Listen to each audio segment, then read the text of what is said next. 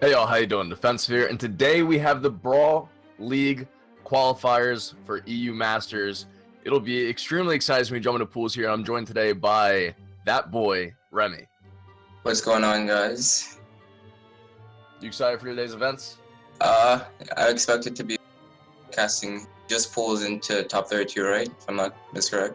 I think we are just doing pools, and we're getting replaced by Duke and Sparky, I believe, at top 32.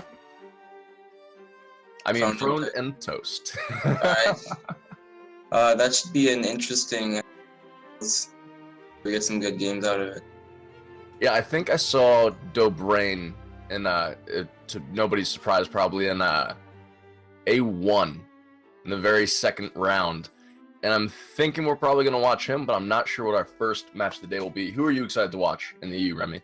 I really want to see some Sparky from Underworld. Eramm from Eason. Eramm's my boy. Addymestic is also from Eason, but that's not important to me. TB and Eramm games. I really want to see it. All right, those are the boys. All right. Tommy Boy, yeah, he's a cool guy. I hung out with him at Dreamland. That was a lot of fun. I'm hoping he's going to Shine this year. Hang out with him again. Are you going to Shine, Remy? Yeah, maybe. I did get second in the Trial of Legends, so.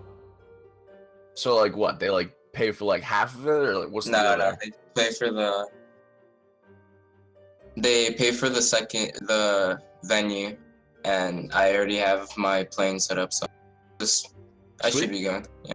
Sweet, that's pretty cool. Seems like the very first round we have here is going to be VuSu and his opponent. If we can find him quickly in the bracket, we can predict who he's jumping in against. Where is he? Yeah, I'm mostly excited to see Dobrain, honestly. I mean, just end the story. Like, Dobrain's pretty good at the game. You know, I enjoy watching him play. Dobrain's not, like, home. He's not home?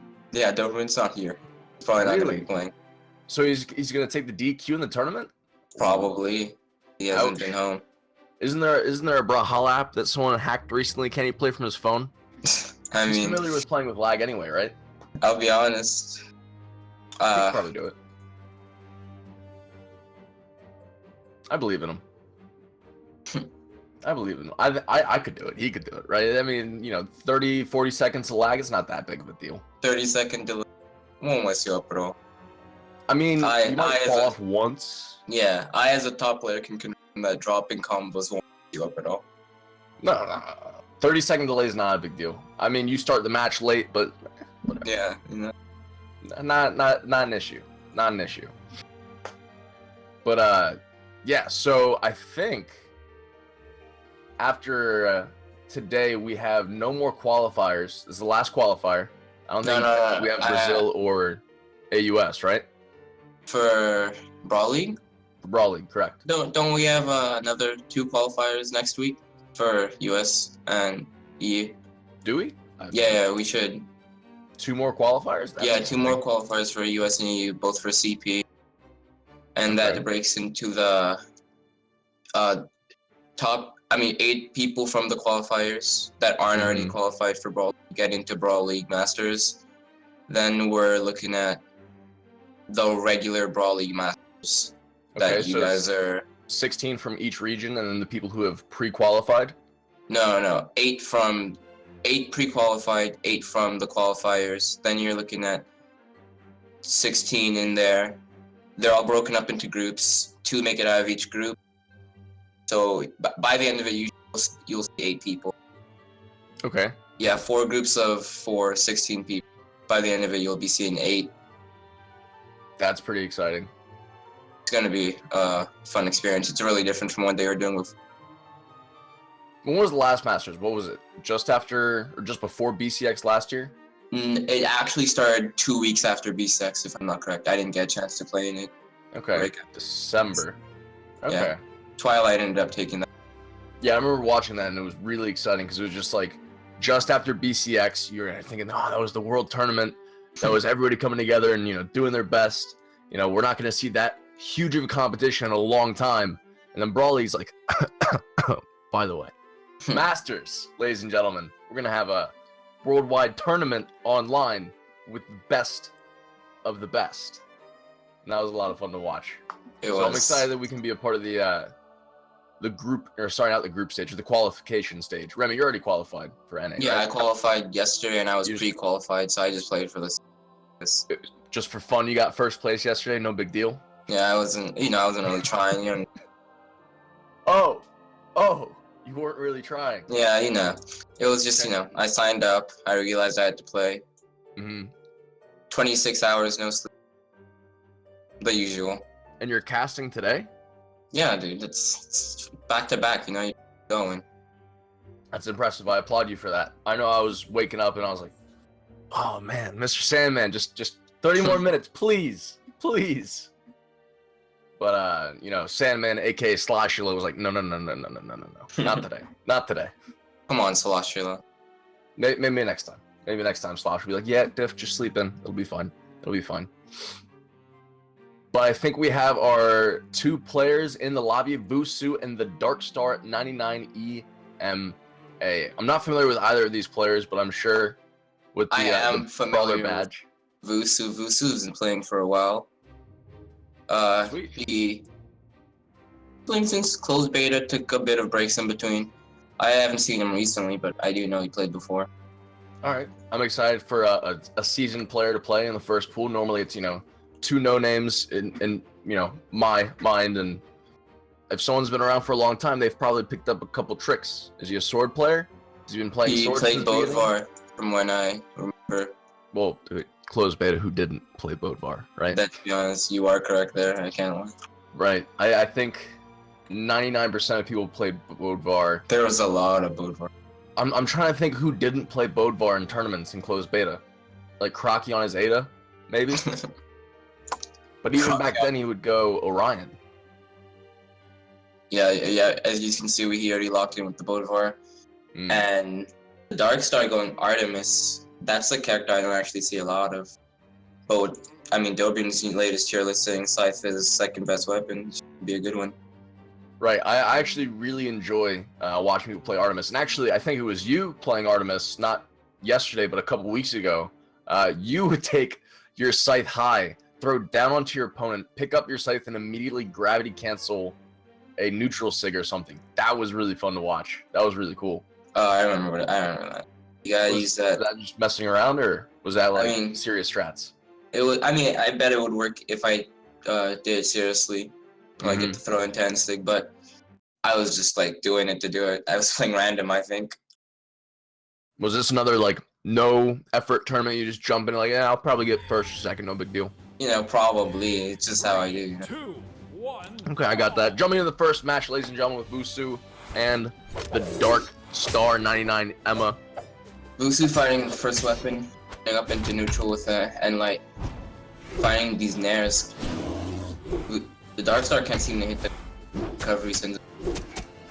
No, and VuSu very quickly getting the Darkstar into not only orange but red before taking hardly any damage himself. Darkstar getting a little bit of damage now.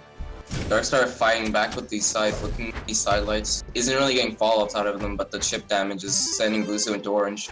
Yikes, that side sig from Darkstar not really doing too much for him. It leads ultimately to a Z on his behalf. We say skins to win a lot, but it doesn't look like Darkstar is getting his skin, his dark heart advantage here.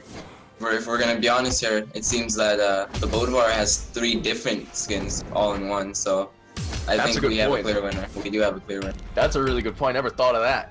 Skins. Hammer strings coming out of VuSu, hitting the recoveries, sending the Darkstar back to the ground, back to back. VuSu dodging that down sig from Darkstar. Darkstar has to make up a lot of damage now as VuSu's almost getting his second stock off here. But VuSu hasn't even been knocked out once. He's getting a ton of free damage. Still on his first dodge. Cancels the side sig from VuSu, sending him off. Another end sig from the Darkstar. Darkstar seriously has to think about how he needs to change his playstyle in the next match if he's really going to be any competition for VuSu. VuSu Zing there after going deep to confirm a kill against the EMA, the Enigma, the Darkstar himself. VuSu, some sword combos off the side of the map. Approaching onto the Darkstar.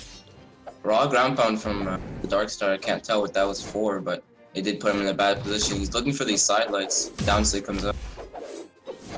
I think it was just for pure intimidation, honestly, Remy. This is a fear tactic. When's the last time you saw a ground pound that didn't scare you, you know? That is true. He's going for Scythelight and 10 sigs, but it's kind of weird because it's not a true combo. You're getting these much more consistent damage from a Scythelight Sarah, Scythelight Nair, Scythelight Recovery. Hopefully you can change that up in the second game as we have. VuSu sticking in the Bodvar. If it ain't broke, don't fix it, right? I wonder if the DenXar here is going to change up his champion select. Just because of his name, I don't think he will, you know? You got to play Dark Card if you're DenXar, right? He sticks with Artemis, level 25. I can see why he's still playing it. He's got the defense stance on. Did he pick up defense last go? I played random. I can't tell you what I picked up, but I can tell you that defense is not a bad stance. 7 speed? Yeah, 7 speed is not bad at all. I think that's Bryn's default stat spread, isn't it? Yeah. Right now it becomes Bryn. Yeah, I think Bryn's got a great set of stats, and I think emulating that here on Artemis is not a bad look at all. But VuSu again with the first weapon, getting damage easily onto the DenXar here. DenXar really needs to fire back, grab a weapon, and DenXar seems to be trying to get in with this unarmed kit. Finds the lance, can't seem to find anything out of it but a Sarah. VuSu showing off his own unarmed. Sidelight into another N-Sig. Doesn't manage to hit. It seems like the DenXar is really fishing for those neutral sigs. I don't think he's hit a single one yet, but you know, maybe that's a master plan. Maybe it's a bait. Maybe it's a conditioning. You know, he's getting VuSu familiar with the neutral sig, and he's gonna, you know, grab out some side sigs later. The frame gap in between that sideline and neutral sig is just way too long for the rate that the DenXar is going for it. To wait to see if VuSu has no dodge if he's gonna go for the signature. The other true combos are much more. So what should he be hitting out of side light? Recoveries? He's gonna go for the side lights. Yeah, side air would probably do the most damage. What's the frame gap? The frame gap for side light intensity, I have no clue, but it's large enough for him to dodge really easily. And 6 spam coming out of VuSu. One of them finally hits, sends the dark side off the left. DenXar trying to go for a breakdance, but VuSu's like, no, you're not gonna hit me with that errant move. It's not gonna happen. I'm just gonna dance around you, get some unarmed hits in, get my sword, get it there, get in there, get another in there. No big deal. I'm still in my first stock. I can chill. I can do whatever. You're red in your last stock almost. Oh. I thought so much sword pressure coming out of VuSu. The N-Sig hits the throat, close off the stock. That's a 3 stock from VuSu. The snipe to close out the set. Remy, did you expect that? I know you said you know VuSu. I can't lie. I did expect VuSu taking, maybe not that convincingly because I don't know about the DenXar, but I saw him taking the. All right, I had hopes for the DenXar level 25 on Artemis. You got to put a lot of work in to get a character to level 25, right? Yeah, grind up for the black color scheme, grind up for the appeal. A lot of playing. What is it like? I think it's 14 hours to get level 25, if I'm not mistaken. I'm thinking back to like Mordex release. Someone ground out Mordex to black color scheme like within a day. And so it took me 14 hours to do this. Granted, I think they used a botting system, but that's, you know, besides the point. I mean, there used to be people that would get it in a day without the botting system. That's crazy. I think Sparky said yesterday he needs to grind up his Vrax to a higher level because he's loafing. Doesn't have the highest level Vrax in the game. I think Sparky still does have the highest level Vrax in the game. I think Sparky's lacking late. I don't know if he'll be able to take it back from Duke in BCX 2018. The run back at BCX? The run back? Yeah, I don't know if he'll be able to like run it back. I wonder if that's on YouTube anywhere. That excerpt, that event. The specific money match. Yeah, I know I saw a lot of stuff on Twitter. I don't know if the full chunk of it is on YouTube. I know I recorded a bit, but like I didn't post the full thing. I wonder if Sparky knows if it's posted anywhere in full. But ladies and gentlemen, into our next match, we have TomW space _. Very important. Catch that space. and DenXar, another two names I'm not familiar with. However, EU is full of surprises. I think EU is the most volatile region in Brawlhalla. Brazil's consistent, Australia's consistent, Southeast Asia's consistent, NA's. We have a consistent top, what did you say, like 10, 15? Yeah. Top 4. Honestly, I can't tell you. Noel, Boomy, LDZ? That's not 4, but sure. You, Noel, Boomy, LDZ, that's not 4? Oh, wait. Me, Noel, I throw, LDZ. Yeah, I throw's pretty up there. He gets top 3 a lot of the time. Anyway, we're ending in the game. We got Scarlet versus Bolivar. Weapon matchup wise, I would give this one to Scarlet, but we'll see what happens. Well, depending on how Den can react to Tom's lance play, if he can get him with the sword or get him with his hammer, he can get a lot of damage in really quickly against Scarlet. But we'll have to see here because Tom's going off with his hammer. Both these players obviously going confident in their legends. Black on Tom, Skyforged on Den here. Colors that aren't easy to come by. Gold forward Scythe, you know that's a lot of ranked play right there. That it is, but he's off on edge here. Den's edge guarding, but Tom's able to get back. Tries to go for the neutral stick, doesn't quite get it. Back on the edge, another side air to enter and nares to keep pressure on the Den on the platform. You're seeing these dodge-ins dodge up from DenXar, trying to get above that lance. Look for Ceres. He goes for the ground pound edge guard, can't find another ground pound, takes him down at the bottom. Risky plays from Tom trying to Sarah into the platform there. If he didn't time it perfectly, he was prone to get hit, and he did indeed get hit. TomW down by a stock now, but DenXar deep in the red. Finding these sword nares. There's so much pressure from the sidelights and nares. Already got Tom into the orange. Tom finds a nair to get the weapon, though. Will it be enough to reduce the stock? Tom going for these errant sigs, none of them making contact. He needs to hone in. He needs to focus up. These signatures aren't working for him. The ground pound missing just by a hair as DenXar is able to use a little bit of movement to get away from TomW with the throw. DenXar actually saving Tom there. He had no options after that recovery. Oh, that's always a pain to save your opponent in ranked, especially if you get stock knocked immediately afterwards. Oh man. Lance builds up a lot of fast damage. He drops his sidelight combo, dodges into that ends the stock. The bear.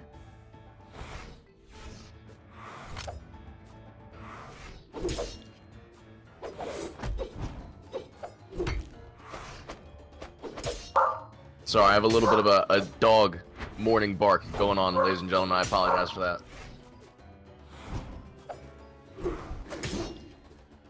A raw side stick coming out to punch. Side air from Tom. Tom in the orange. Another sidelight hits him. Gravity cancel down stick to get that edge play. Dodges into the off stage. Can Den get the end guard here? Goes for the gravity cancel down stick. Does not connect. Back in the new. A nair from Den will send Tom up. Tom in the red has stock down. Den, he needs to end this stock if he has any chance. Side stick misses. And the ground pound ends the stock. DenXar able to take the first match convincingly, a 2-stock over TomW. Do you think TomW is going to go in with a different character, maybe a different Lance character here in the second match? I mean, his clan says Scarlet Boys. I would not be surprised. Scarlet. Do you think Kostelix was a part of that clan at any point? I mean, it's an EU clan, so probably not. Hey man, clans can break the borders of regions, man. Come on. That is true. There is hope. There is. I mean, Qatar now, I'm pretty sure, got over to EU. I know Boo was EU and NA. Come on. Yeah, there's the JV4.EU blocking in between clans for a region. There are a lot. I'm gonna go see what's up with my dog. Maybe she sees a leaf outside that she's barking. I'll be right back, Remy.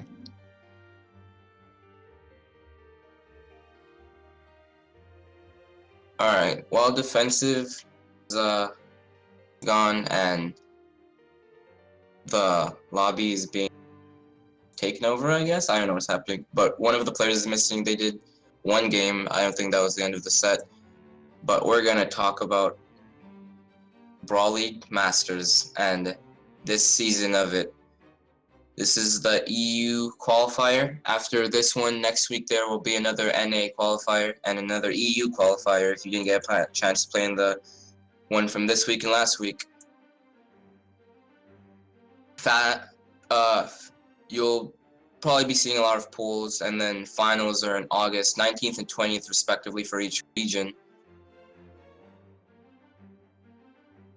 What we're looking at this season is 16 man, 8 qualified from CP, 8 qualified from these tournaments, broken up into 8 making out of groups, 4 groups of 4, 2 from each group. They go out, they fight in the invitational, and I think if that goes back to last year, that'll be a round robin into double elimination bracket. And yeah, I'm getting confirmed that it's a round robin, double elimination. Round robin, double elimination. That's a lot of matches, isn't it? Yeah, that's gonna be a lot of games. I have to play in that. That's gonna be. You have to play in it. Oh no, man. What a task to play in one of the most hyped tournaments of the year. No. It's gonna be a real task, dude. I'm not sure if I can do it. I mean, you got some stiff competition in Masters, yeah, but that makes it all the more fun, right? Yeah, I'm actually in Noel's group, so it's gonna be an interesting one. It should be interesting. Sorry, close range dog bark there. I don't know what's up with her this morning, but ladies and gentlemen, I think TomW is back in the lobby and ready to show off his Scarlet one more time here. DenXar picking up the Bodvar again, confident in that pick. He got the 2 stock in the last match. Let's see if he's able to bring that same momentum. And at the second, Vrax pick. A Vrax pick. Sparky, I know you're happy, smiling from ear to ear somewhere. Community color Vrax coming out of TomW instead of that Scarlet. Still a Lance, level 17. Let's not get counted out yet. No, you can't count on anybody, especially with the Vrax pick. Vrax is a good character, as much as it pains me to say. Lance kit's amazing, especially the signature kit on it. Dude. I've had some bad experiences against Vraxes. I've had my fair share of bad experiences against Vrax in ranked. Pickled potatoes, Sparky, one of the best Vrax I've ever seen. Anyways, we go in. We ended up banning to Twilight Grove. Twilight Grove, a map that we don't see too often in tournaments. Mostly we just see a ton of Mammoth and some Blackguard. Rarely we ever deviate from that. I'm excited to see this map. It's thematically pretty nice. Like it. Give it a 7.8 out of 10. Not a bad map. The wall can be annoying sometimes. Let's see if these players can use the wall in their favor, save some stocks here and there. Well, without using the wall at all, seemingly, DenXar again in the lead over TomW. Tom getting a little bit of damage on the Den, but it's just not comparable. He's deep in the red already. I mean, Tom, just his stock was ended there, but he was able to get Den to light orange before it was ended. I mean, he was in red or white, so that's some stock efficiency. Yeah, it was more damage than he was able to output his first stock in the last match. So hopefully he can continue that trend of doing more damage every stock. Den with DenXar hammer and like pushing him back. A hammer at 22 damage raw right there. Another one, 44 damage. It seems like TomW's been susceptible to a lot of nairs. We saw in the last match how DenXar was able to get nair after nair after nair on his sword. A nair into reading the dodge down Sair. What he's doing is honestly really well planned. He's waiting for Tom to put on a move. He punished it with the falling nair. That's a lot of damage for one move. So it's a lot of chip damage. It's nearly like a 1/7 of the way to red, isn't it? Or a 1/7 of the way to knockout potential. 150. Four of those will probably get you halfway there. Yeah. Wow, that's a ton of damage. DenXar playing very smart against Tom here. Not quite losing his off the island. Not gonna kill. A little bit of wall of life there, ladies and gentlemen. Can DenXar pull off the 3 stock? Can he get some more damage on a TomW here? Tom keeps on trying to hit these knockout moves, these signature kits that he's using from his guns. It's just not hit, but a recovery picked up just like Boomy. Yeah, that was very Boomy-esque recovery right from the ground. Picked him off, sent him up. Quick and simple. I've been trying to hit those for so long. I can't hit a gun recovery on the ground. I don't get it. It's just perfect timing, dude. You're about to hit the ground. Right when you're about to touch the ground, that's when you go for the recovery. it doesn't compute, man. It doesn't compute. My Brawlhalla skills are just too lackluster. But DenXar popping off here with his own Brawlhalla skills, going above Tom with a dare, trying to find another one. Tom recovering, canceling it out, but Den with a Sair gets Tom over edge. This could be the end of the set, ladies and gentlemen. Den get a good dare here. But Tom is able to make it back, gets Sair back off to the stage. Another recovery saves his life, just barely. Side air fails, recovery takes him off the top. DenXar, ladies and gentlemen, taking the set 2-0 over TomW. The Vrax pick just wasn't enough to bring it back for him. Remy, we've seen 2 Bodvars. We have seen 2 Bodvars. I think this is a new meta of incomplete. And for mini who, this is the Bodvar meta right now. Are we gonna see more Bodvar? I like that, man. I've never seen a tournament played with Bodvars. It's exciting. It's a new feeling. You know, it reminds me of actually the Olympics last year. Not the big important ones. The huge, most important one. The Gravy Olympics last year. The Gravy Olympics. I have to agree. Those were so fun, man. I played with a silver and a silver. I played with Jelly and Arkosh, and those are really exciting players. So it was actually really enjoying. They tried to get me in, said, "Yo, let's practice some 3v3 combos." I said no to that. We still got 4th place, so it was a really fun experience. That's awesome. How many 1v1s did you guys get relegated to? Did you just 2-0 everybody, or did you actually have to do like some 2 We did a wins? couple 1v1s. I played for them. We ended up winning all of them except the last few. So it was fun. We got 4th behind some pretty good teams. Yeah, that was a huge prize pool, if I remember too. Yeah, like $16 million or something like that. Crazy. But apart from that, ladies and gentlemen, we're going into our next set with xcshett and NJF. These are more common EU names. I personally don't know anything about them because I don't watch EU tournaments except for finals. But yeah, you just cast them, you know. But we see Mirage into Val here.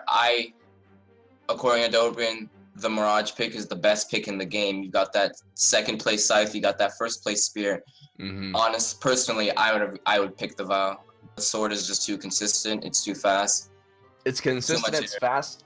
I agree with you, except if NJF can utilize the spacing of the downlight of the Scythe. Yeah, and just the raw spacing of the Spear every single move. Yeah, jump, float back a little bit, Sair towards your opponent. Yeah.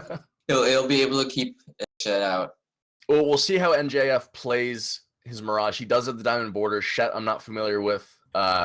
Doesn't have a border on, but that could just be he doesn't want to use the border. We'll see how it plays out here in this match as we're getting the brawl on screen right now. NJF missing the first weapon, missing the recovery. Xcshett is actually the one to pick up gauntlets. What he does with them is important here. He's denying NJF the weapon. NJF trying to get in without his unarmed kit. Finally getting a Sair, not opting to pick up the weapon there. NJF not willing to invest himself too much in this weapon spawn. You can see him going in slowly, looking for this chip damage with an arm. And it is a lot of it. Those raw siders are doing 20+ damage each. NJF finally picking himself up a Scythe. Can he finally get in some damage here? Can he outspace xcshett with this weapon with a long range, not only aerially, but grounded as well? xcshett's dying off edge. It should not be able to follow up, just going for Sair after Sair.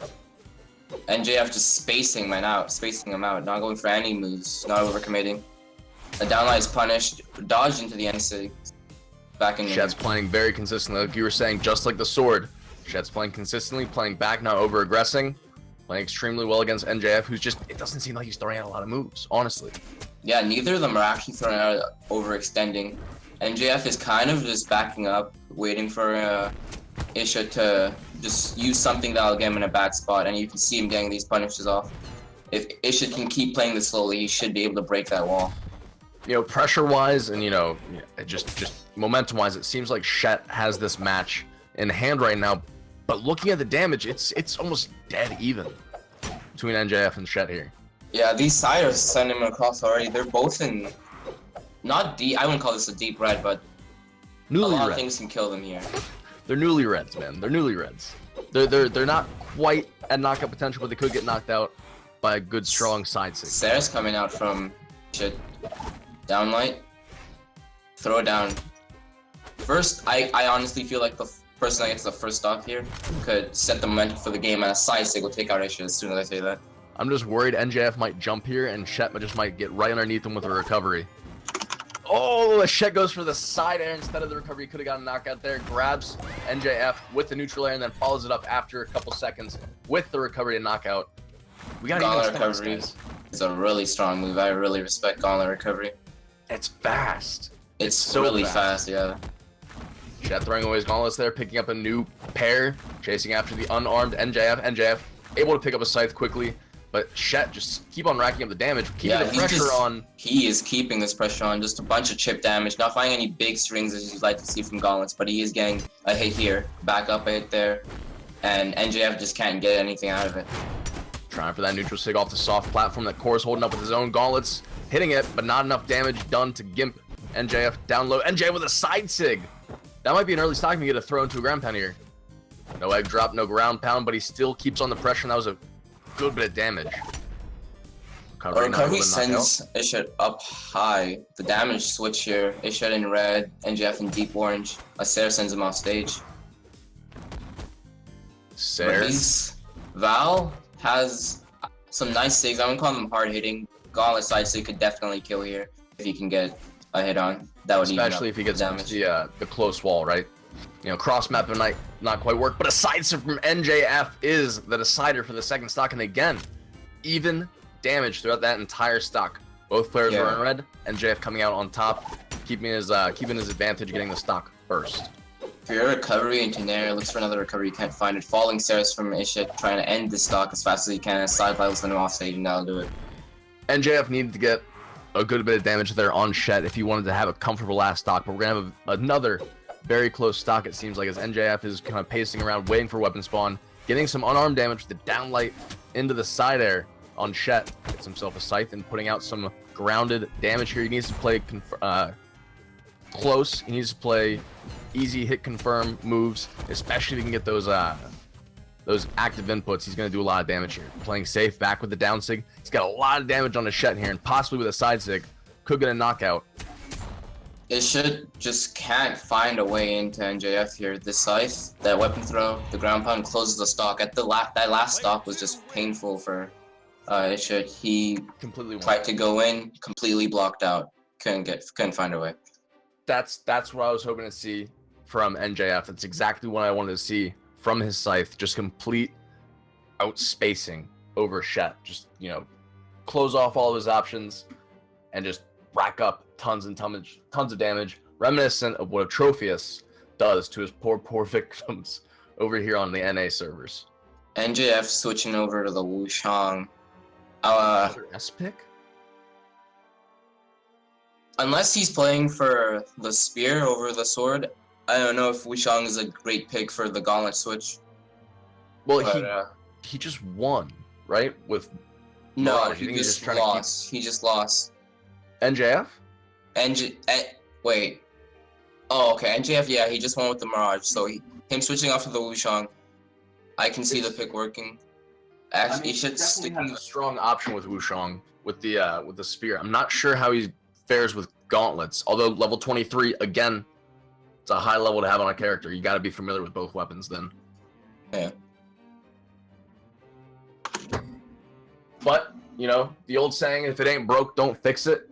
You know, he's not fixing it, he's just switching it up. He's keeping xcshett on his toes. You know, it's another great pick. Wushang's character that a lot of people have been picking up recently in ranked. Afro Pig playing extremely well with him in the past, and Dobrain just putting both Mirage and Wushang on a pedestal, saying, hey, these characters, they're better than the other ones. They're just way better. NJF, not quite sure what he's up to. He just dropped out of the lobby. Maybe he's trying to get a client reset.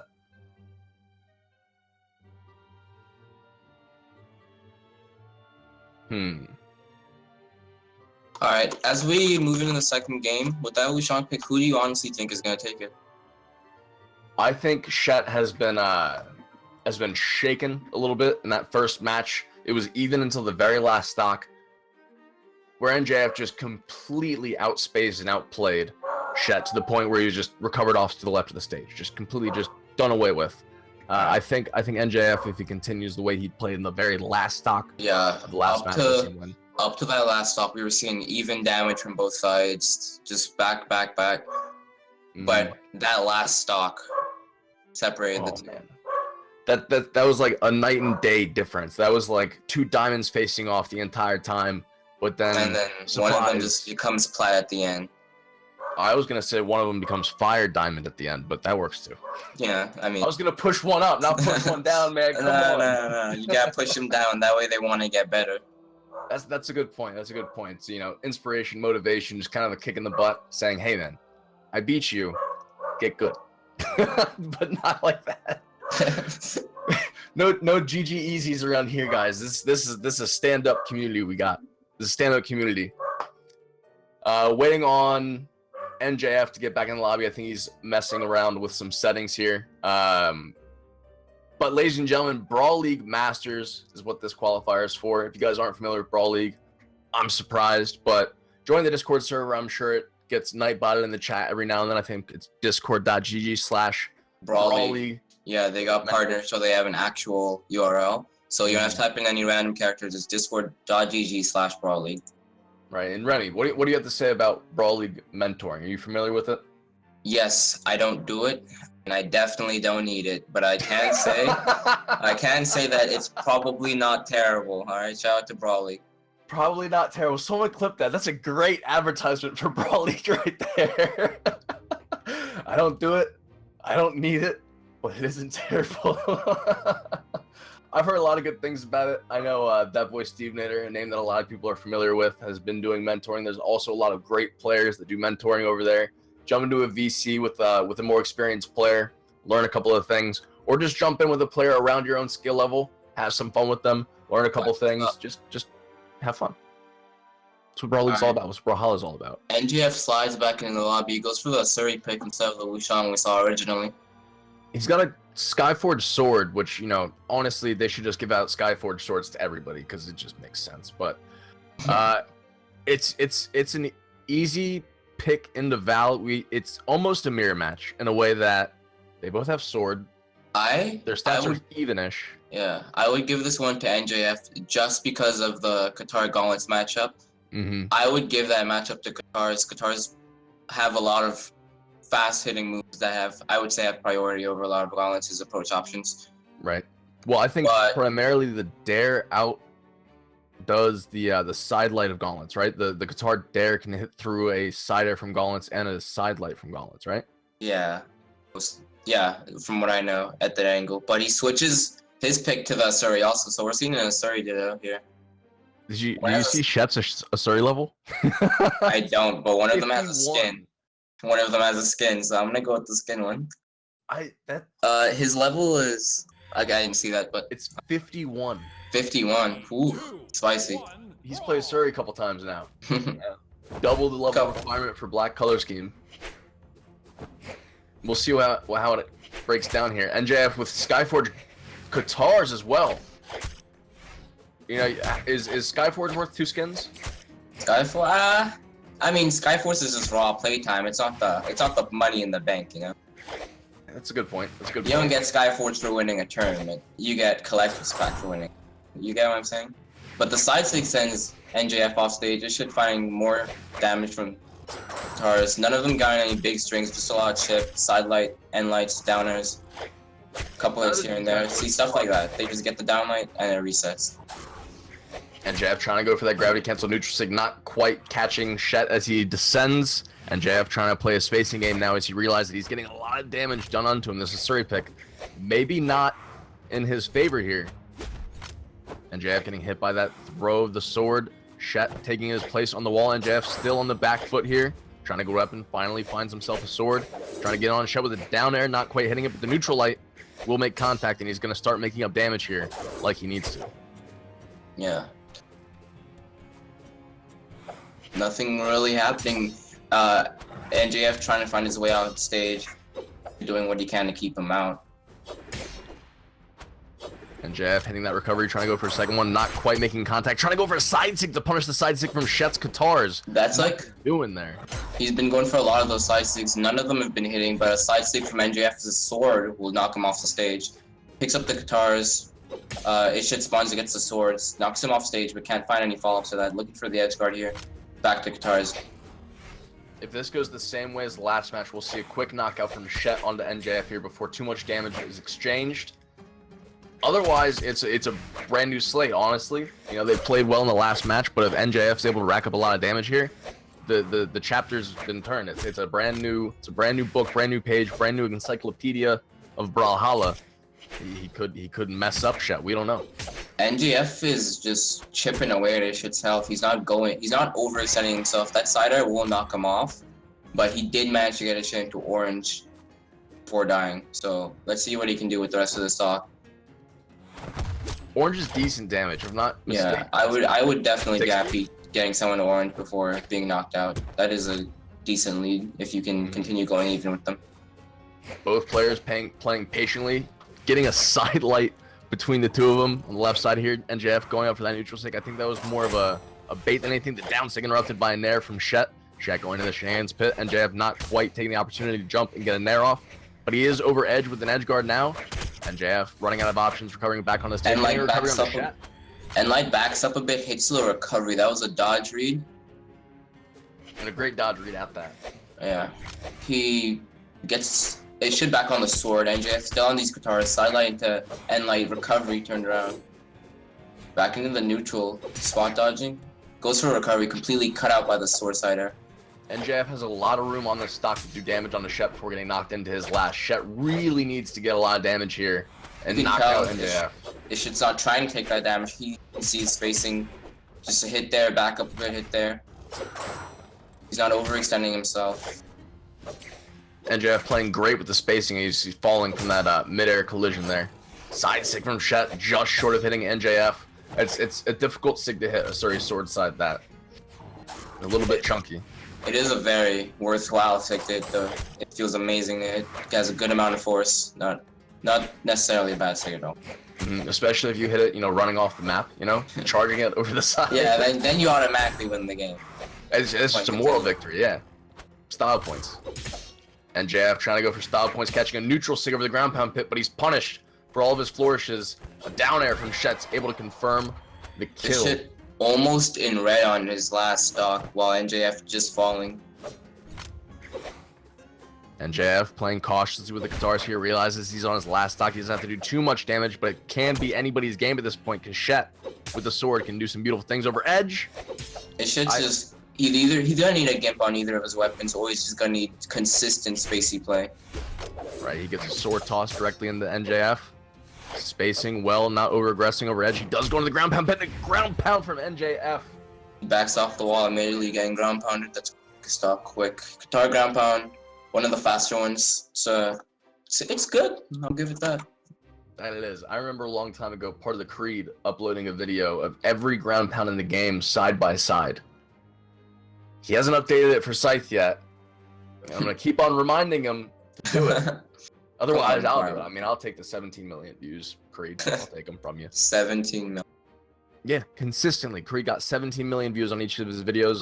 I need that kind of attention on my YouTube channel. Wait, Defensive, you have a YouTube channel? Oh, yeah. Speaking of YouTube, yeah, Remy, yeah, I do have a YouTube channel. YouTube.com/c/defensive. We don't need to say anything more about that. NJF played great in the last set, ladies and gentlemen, taking it over Shett. I was surprised in the second match. With a level 51 Asur, you think he'd win the mirror match, right? Honestly. When it comes down to it, level is just playtime. That's true. Would you not argue that playtime is important? I mean, Daiku with, 4,000 hours. Well, I mean, Daiku's bad, so I can't say anything about that. But playtime is useful. If you have a lot of playtime, you know a lot. Playtime's not really that important. I'm kind of terrible at the game with like 3,000 hours almost. So what can you do about it? Goldforge Bow here on Kuron, ladies and gentlemen. He's gonna be matched up against ZephyrSaix. That's on matchups alone here, I would give this game to ZephyrSaix. I don't know either of these players that much. I think I've heard of Kuron from somewhere, but the Scarlet pick both those weapons would definitely be able to take on Diana. Maybe Guns versus Lance would be in his favor, but I'm gonna give this one to Scarlet. I think Scarlet has a good shake at this matchup, but again, you know, just grounded spacing, Kuron does have the advantage of the bow, especially if Zephyr doesn't take aggressive stances on approach, right? You know, if it's down to a spacing game on the ground, which I don't think we'll see out of Hammer or Lance, I'll give it to Kuron. Disagree here, but I don't know about the speed stance on Diana. It's a little bit peculiar. I mean, Kuron's plat last season. We haven't seen ZephyrSaix's Lance. I mean, his border. He turned it off, but just on that alone, I don't know. I don't know where this could go. Maybe that's tournament pools meta, man. Maybe we're out of the loop. Maybe getting the Brawl insignia on and no border. Maybe that's the meta to throw off your opponent, and then you bring out something like a Gold Forge, you know, bow. But we do see aerial gameplay off the start, ladies and gentlemen. Zephyr with the hammer, Kuron with the bow, and again the grounded gameplay from Kuron is going to be where he shines, I think, here. Trying to go for a side sig, punished by Zephyr's move in, Nair. Going for a double end stick. The first one hits, can't find the second one, blocked off by the hammer sider. ZephyrSaix switches to Lance, getting a lot of damage out of it. Recovery sends Kuron back off stage. Another recovery sends him back on stage. Going for the third one, misses. Kuron throwing out a ton of signatures against Zephyr here. Zephyr hitting that Nair, sending Kuron high, very high actually. Kuron trying to get a smooth move with the gun throw up, but Zephyr's like, no, not today, not today. Have a Scythelight recovery. Back into the stocks are, I don't know. If Kuron can get an edge guard with bow here, he can end this stock pretty fast, but he's already in light orange from the bow. I mean, from the Lance. Early taunt. Zeph might not be dead here. Oh, he threw away his Lance. I feel like if he dodged first, he could have gotten his dodge back by the time he was up there. Right, and also gotten a couple Sares in it with a little bit more of a height advantage after that dodge. Yeah. Well, that just comes down to experience with edge guarding, especially far off stage. Maybe Zephyr doesn't have that. And tournament nerves. Remy, in your first tournament, how'd you feel? Nervous? Not nervous? I mean, there's only two options, really.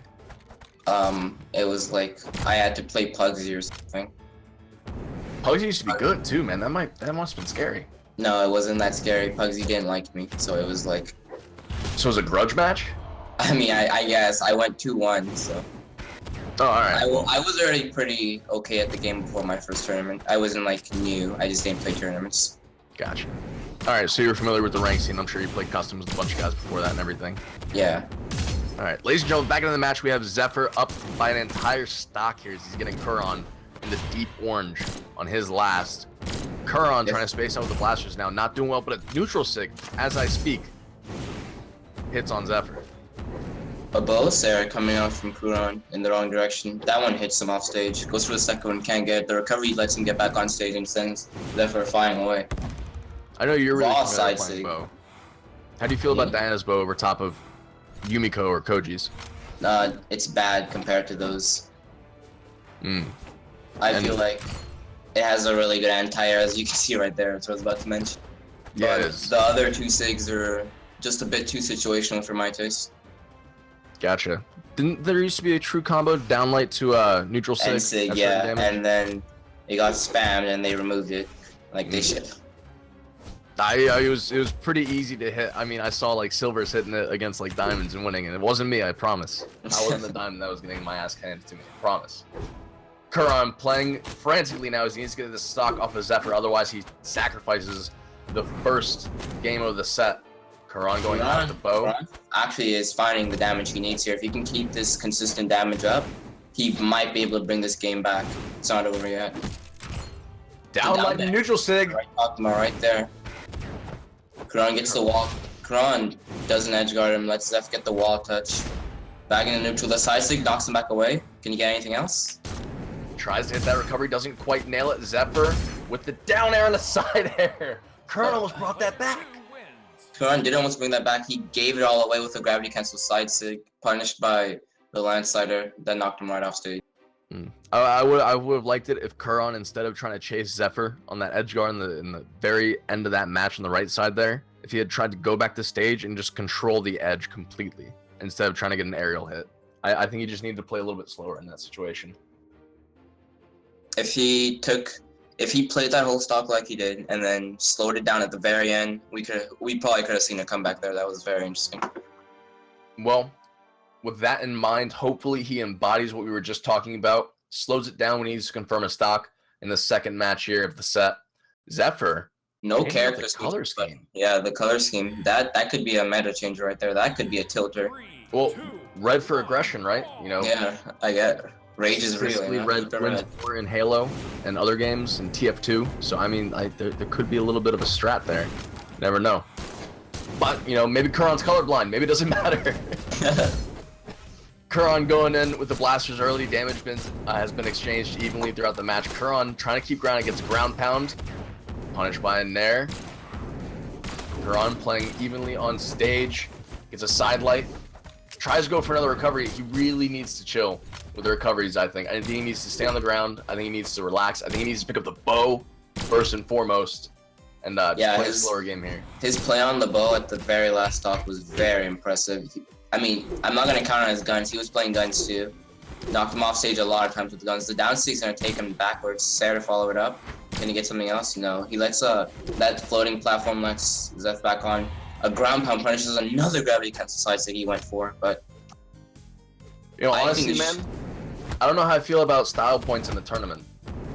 You know? I mean, you go for the style points when you know you can get them. If you have your player down, your enemy down, the style points aren't a bad idea. But right here, I think he's just going for them to go for them. Like, I've seen Boomy go for those gravity cancel out side sticks, and they take his opponent off stage. But right here, I wouldn't be going for them. Right. I mean, hitting it really early is a great kill option, especially if your opponent's in orange. It just has so much force behind it, and you can whip your opponent directly off stage. But I mean, it just seems like he's always a little bit too far, and Zephyr's just not even moving towards him when he hits him. But going into the second stock, we have things even up here again, and Kuro now with the bow trying that D-light into a neutral sig, not quite hitting it, trying to go for a down sig and another down sig, both. He's getting a lot of side lights and to down lights. Like that's a good amount of damage. He could be getting more with an end light after, but he's going for end sig a couple of times. I think if he went for the end light, even though it's not true either, it would be hitting more consistently, I feel. Zephyr almost hitting that round pound's gonna send him straight down. There's no way he makes it back from that. Kuron, man, he's got some confidence, it looks like. You know, I hope it's just, you know, not arrogant, you know, hubris, but he's been throwing out a lot of these taunts here. He's down by a match. I don't know how I feel about that, man. A barrage of Lance moves coming out. Gotta turn my sound volume down. UMG, please, Lance, again, tune it down. Kuron, more SIGs coming out from on the soft platform. Not making contact, but he's able to survive the move from Zephyr. He gets back on the stage with a side heavy, not quite hitting. Zephyr catches him with the neutral A on hammer, but Kuron will not go down on a second stock quite yet. Zephyr chasing with the down air, not making contact. We have a little bit of Fusies on edge. Sarah will do it though. Zephyr evens up the stocks, even though he's at a deficit of damage, about like 70, maybe 80. Kuron needs to get back on stage with the bow here if he has any chance in this matchup. Zephyr trying to hit a side sig, not quite making contact. Zephyr playing kind of like Kuron did that last stock, almost bringing it back, but Sarah. That down air actually took out the ground pound, but the ground pound... the third time Kuron's gone for a throw like that. Have you noticed? I mean, they aren't really working, no. but it's leaving him without a weapon, so I would... These hammer stars are just knocking Kuron back off the stage. If he can get another Sarrier on either of the weapons, I could see him dying. The gravity cancel side stick to get the re-dodge down, and that'll end the stock. Great move. Zeph taking it 2-0, bringing it back just like Kuron did that first game. You know, man, I think Kuron was actually just going for clips for his montage or something, man. Like, everything he was trying to do was style-oriented, man. Like, he's trying to throw up, get a ground pound over edge to get Zephyr with a stylish, you know, bounce into a throw, into a not... I don't know, man. I respect him for trying to get the style points, but you lost, man. It was some interesting stuff. That it was. Zephyr played well. We thought Zephyr was going to lose out in the first match there, but he was able to bring it back and then won convincingly in the second, taking the set. Coming in is Hermisen, a name that I'm familiar with, part of the Breakfast Club. Who is Hermisen playing against? I think I saw Zeloxory in here, but I haven't seen him. JANKING, So seems like. Okay, he's playing it. I know who Hermisen is, but I do not actually know who JANKING is. So Yeah, I'm right with you on that. I have no idea who JANKING is, but Hermisen's a name I'm very familiar with, just because he plays well in tournaments. I don't think I've met him in a LAN though. yeah, I don't think of him. Maybe he'll be at Shine. I'm looking at Twitch chat and people just keep telling me to dab, and I don't know if what I'm supposed to do here. I don't think dab's against the rules. I'm not gonna dab. I can't dab. I I have a contract with Twitch. I'm not allowed to dab. It's not part of my contract. Are you contracted with Twitch? You could do it maybe. I don't know about all that, but Well, maybe it's just an aerial spot dodge with Spear later on. But ladies and gentlemen, we have Hermisen jumping in with Bryn and Val pick coming out from JANKING. They're waiting on us to go. I think it's about time to send them off. Hermisen rocking a Valentine's skin, a Brawlhalla skin, ladies and gents. If you're jealous of that Cupid Bryn, wait until February of next year. Save up your shekel. Save up your mammoth coins. It's worth. Alright. So the matchup here, I wouldn't call it. Did you just dab off camera? No, I didn't. Saw that. No, I saw that. There's a fly. I'm literally looking at a fly. Did you dab at the fly? Did you scare it away? That was my plan. I could just kill it right now. But anyway, Dare the fly, man. Dare the fly. the matchup here is necessarily not in either's favor. Axe versus sword is good for sword, but spear versus sword is pretty bad for sword. I give this to Bryn 100%, man. Bryn's just a solid pick. I mean, the stance. We've seen 2 players pick up a stance on their legends that emulate Bryn's default stance, which is just like a great spread of stats. I think it's what 5 all around and then a 7 on speed. It's just great. It's just everything's even. You get a little bit of boost on speed, almost to max, and it's hard to deal with. And with an axe and a spear, you're both dominating weapons. I don't know how JANKING's gonna fare here. Hermisen seems to be staying down, went for 2 downlights in a row. If JANKING can't get in from anywhere besides the air, those downlights are going to be a lot of coverage for him. Yeah, if Hermisen keeps on playing the way he's playing, he has this match in the bag already with JANKING in the red, taking yellow damage himself immediately as he lights on the ground, hits a downlight. Chase dodges and charges up an N-Sig, can't really kill with it. Throw up with the spear, another recovery. That's spear, so that was all bait. He knew what he wanted. He knew he wanted that recovery. I think he did. He hit 2 in a row. A throw into nothing. JANKING with the ice Koreem. I think he knows. I think he knows the results of this match, ladies and gents. Almost with a down throw into a ground pound. Hermisen barely getting his jumps back ground there. Pound. Goes for the next ground pound. A downer cuts off his recovery. I think he's dead here. Nope. Barely able to get back to the stage. JANKING holding on to his second stock. Frantically trying to go for a side kick. Connects. Hermisen with a side air puts JANKING off the map. JANKING unable to get his sword back. Hermisen has a spear, goes for the recovery. JANKING dodging just above it and catching a recovery of his own. Hermisen with the neutral sig. Not hitting. JANKING with a side sig. Punished by a side air from Hermisen. Spear ground pound takes him off the left side. If he can follow up, I think he's dead here. Even if he can't follow up, he's dead here. He didn't need to follow up. It was an unfollow-upable ground pound. That's how good it was.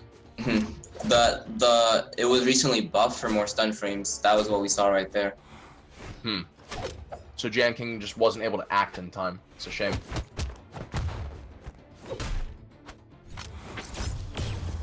JANKING trying to get a stock of a Hermisen. You know, no 3 stocks here, ladies and gentlemen, except for maybe 5 or 6, you know? JANKING with another of these down sigs. Side sig. Nothing quite doing for him. Knockout potential still there, but Hermisen! Hermisen giving away a 3 stock, recovering under the stage, dodges back up to right into a gauntlet ground pound. Throwing out those taunts, he knows he's gonna bring this back, obviously, right? It's a reverse red in stock, man. That's what you gotta do. You're in red on your last stock and you reverse it. Easy peasy. No problem here. JANKING has it in the bag. It was scripted all along. Hermisen, don't go off script, man. Come on. Hermisen just hitting these dares back to back. JANKING sent to the top. He's just preparing his comeback. As you can see, the side sig, the end sig hits. That end sig doesn't actually hit on the ground, but Hermisen, he did it, and JANKING barely jumped. He was like on the recovery frames of that side sig as he jumped. Jumping's dangerous, man. Against the Bryn.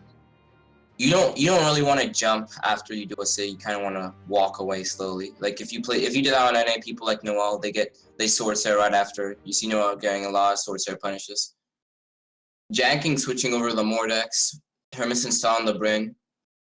That's not Mordex. That is Mirage. That was my bad. No, that's not Mordex. I just sworn that little hair flick was Mordex's. Huh. That was human cross-gender Mordex. Ladies and gentlemen, jumping into the second match, we have Hermisen starting off with the bulk of the damage in the first 10 seconds. We're just completely denying Janking a weapon, going low with, dude, Axe Dair, man, Axe Dairs. Makes me feel that certain kind of way. Dair gets the recovery to cut off his recovery, and he's just dead, clean stock. 100. Ladies and gentlemen, coming out from Hermisen here. Even that Swedish flag. Shout out to my boy Eramm. I thought Eramm was from Morocco. Nope, that's Stimpy. That's Stimpy. Alright.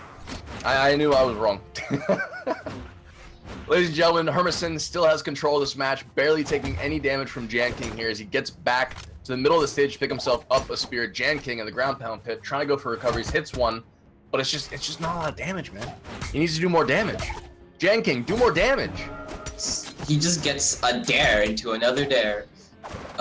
JANKING gets us downlight, but wrong way for the stare. I don't know. Another dare from Hermisen. How many is that? We'll just say about 17. It's a good even number right there. 17. Throw into spear in air, into another spear in air, third spear in air. It's nothing. Hermisen trying to go low after a down throw, doesn't quite get anything. I think he was trying to go for an unarmed nair, but you know, maybe he was trying to go for something fancier that just doesn't compute in my mind. Hermisen with the downlight ground pound dare. He's just styling now. He's just styling. Do you think we can get a 3-stock here, or is it gonna look like last game where he like kills himself at the end? I think JANKING might have just sealed his own fate. Nope, he's able to get back to the middle. I think it will be a 3-stock. As long as JANKING plays the same way he's been playing. JANKING just is actually running away from Hermisen at this point. Says, I want nothing to do with this. The down arrow, take him to the bottom. I don't think he can get back from that. JANKING could have made it a 2-stock there at the very end with his dying rattle. He could have gotten ground pound or a dare there. Didn't quite go for it. Hermisen with the 3-stock in match 2. I think JANKING, you know, kind of realized what was going on and tried to have a little bit of fun in that second match there. I had fun watching it. That was fun. The ending was interesting. Eh? I like seeing a little bit of a cleanup. You know what I mean? A 3-stock. It's good stuff. It's good stuff. Ladies and gentlemen, when's the last time you 3-stocked someone? Let us know in the chat. Tweet at Brawl League. Yesterday. It was yesterday. You got 3-stock yesterday? Do you remember who it was against, Remy? Nope. Not at all. Just some random and strikeout or something? No, it was in a tournament, but... Man. Just one of those 3-stocks I got in the tournament yesterday. No big deal. Just one of the ones you get, you know. You got a couple of reverse 3-stocks against Noel, right? No. No? Noel went even the whole time. We were like 5 damage apart every game. Wow. On Hattori picks, right? Yeah. I felt like I could have done better, but my color wasn't close to his. Like, we had the same yellow jumpsuit, but my lines were orange instead of black. It was just so... it was just not a good day. Wrong hue. I get that. Yeah. How many characters have you played in tournaments recently? Nash, Hattori, Yumiko, Bodvar. I played Sentinel up until like I played random and then if I lost to one random game I played Sentinel up until like top 8 yesterday. Alright. Sentinel's a strong pick, man. Sentinel's a really strong pick. I like Sentinel. At the time of BCX last year, Sentinel had the highest ranked 1v1 win percentage out of any other legend in the game. I don't know what those stats are like today, but that's impressive. And Sentinel has been changed a lot weapon-wise since then, but he's still a solid pick. Guitars are... I can't call Sentinel a bad character. He has some excellent SIGs, a really good hammer. Hammer's really high up on my tier list, so I can't say Sentinel's bad at all. And that President skin recently, that's... Alright, now that I don't want to talk about. I hate that. You don't like that skin, That's not my favorite skin in the game, I won't say that. Alright, well, instead of talking about skins, how about we talk about Zeloxory? Zeloxory been he's been there a while. Zeloxory, That's Combo Breaker 2016 champion, right? You don't want to mess with that title, right? No, you don't. And you don't want to mess with a burrito either. Reppin' Burrito Esports, Zeloxory, ladies and gentlemen. One of the golden boys of EU. I'm extremely excited to watch him play against NK here. Zeloxory has been playing for so long. I remember back when I was in tier, my first clan, Zeloxory was in there with me. And he's been playing for December just as long. When Ember came out, he said, yo, I know what I'm going to do. I'm going to pick up December. He's been playing it till now. A little Koji in between, but mainly the Ember. Well, when he loses in tournaments, he normally picks up Roland, right? I wouldn't call it when he loses. I just say the Roland's like a pocket pick, a matchup thing. Remy, I don't know if you noticed this as we're jumping in the match. There's a combined character level of 150 going in here. That, you know, it happens, you know, whatever, you know. At this level, I guess you're right. But on Wushang, that's really impressive. I think it was 59. He had that's crazy. Zeloxory dealing most of the damage here as he has NKS deep in the orange, but he's weaponless. And they trade unarmed Simbo, unarmed. NKS finding a bit of damage. A side stick coming for Zeloxory. Going for these spaced out down sticks. A Sair. Another Sair. That was beautiful. He waited patiently for that sider approach to the stage, holds that down sig, and gets them spiked straight down to the mist. Honestly, I see that signature thrown out a lot on edge. I don't see it hit very often. That punish that NKS is going for is a really interesting one. He's hitting a sidelight, and Zeloxory is dodging down, so he goes for the second sidelight. Now, I'm not going to say he should be hitting it, but I'm going to say he can be. After that second sidelight, he gets gimped, by the way. After that second sidelight, he could be going for a downlight to another downlight Sair. That's a lot of damage on Spear for that punish. Yeah, you definitely don't. Honestly, there's not a lot of situations where you want to dodge down after getting hit. There are very few weapons that can't punish you for that. So and the punish on Spear so damaging. NKS finally picking up a stock there against Zeloxory, but is it too little too late, you think, Remy? If he can get, he's playing Gauntlets. There's a lot of power in Gauntlets' game potential, and if you want to bring up the Spear, there's a lot of damage in combo potential. So he has two weapons made for comebacks, but Zeloxory is a really strong player. You can see him getting these bowstrings out.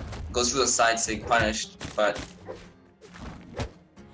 I don't know. Zeloxory is just playing a little too consistent to let him come back. The dare right there, that could be the end.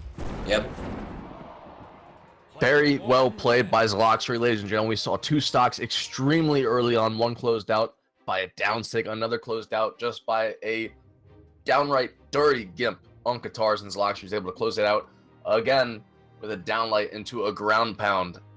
And Cass needs to bring it back a little bit, ladies and gents.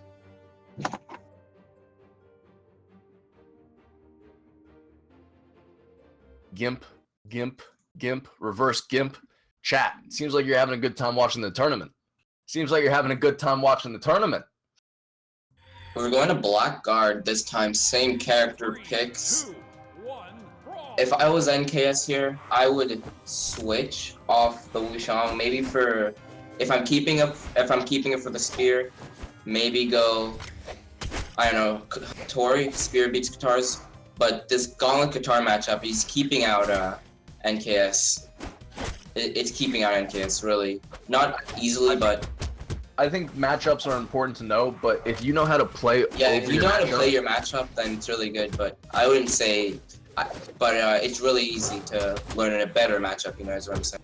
Yeah, you're right. Definitely true. Zelo, the ground pound there, getting a lot of damage on the NKS. NKS already in red in that first stock. Yeah, within 40 seconds. A lot of damage coming out from Zelo's Katars here. Bow is a very pressuring weapon, especially the way Zeloxory plays it. You see a lot of NA bow players, or people like Flamethrower, I don't know. They go for chip damage. They go one hit, break, back away, another Sair, back away, sidelight, downlight, endlight, back away. Zelo's going for a lot of flashy stuff, going for a ground pound reads, sending him into red really fast. But Zelo does lose his stock first, gets a side layer read after that downlight. Yeah, I know what you're talking about there with the bow damage on NA. Zelo with the down stick for the knockout. It seems like a lot of bow players like to put their opponent in a box, you know, and you could call it a box of chips, right? You keep them in a box and you chip damage the entire match. Sair, there, downlight, move away, do something else. It's really frustrating to play against, honestly. Yeah, I think Noel and LDZ are the guys that do it the best, or did it the best when they did play Bo. And Remy, you were okay with it, I guess, too. I mean, yeah, your Nash is okay too, I guess. I inspired your Nash for 2v2s, right? I wouldn't say all that. I'd say I was giving you lessons in tournament, but sure. I don't need lessons, man. Come on. I've got 3,000 hours in this game. NKS closing out the stock with a ground pound. The Gauntlet games from NKS are really strong. A lot of N-Lights pushing him. Zelo gets just completely destroyed that stock. Zelo had a full head of steam going in this match, and it just seems like NKS has poured a cold pot of on his head because Zelo's just cooled off. NKS is like, I was talking about the matchup, but NKS has really just found his way through. He's getting these side lights, perfect reads. Zeloxory's done for. That's off the bottom. The long ground pound game, the mile-long ground pound gets to the last knockout in that match for NKS. 1-1. Have we seen a match or a game 3 yet? I'm not sure. I think, ladies and gentlemen, this might be our first game 3. That was so one-sided in NKS's favor here. Just like the first match was one-sided in Zeloxory's favor. I'm hoping that both people realize what they need to do in this last match to make it down to the last moment, down to red, one stock apiece, just complete, no domination, just complete even match all the way through. Zeloxory recoveries through the weapon he thought NKS was going for. First weapon in NKS's hand, sidelights coming out from the spear. Zeloxory dodging in, able to get some damage on NKS, picks himself up some guitars. NKS playing very patiently, skyward, trying to avoid the damage that Zelo eventually brings out onto him. N-Light into a recovery, dodge punish. Zelo still clean on his first stock, goes for the side stick, that's gonna be punished by his side light. N-Light to punish the down air, the side light, no follow up. Zelo going for a lot of these side sticks, and I can't blame him, that is a really powerful Sigma number.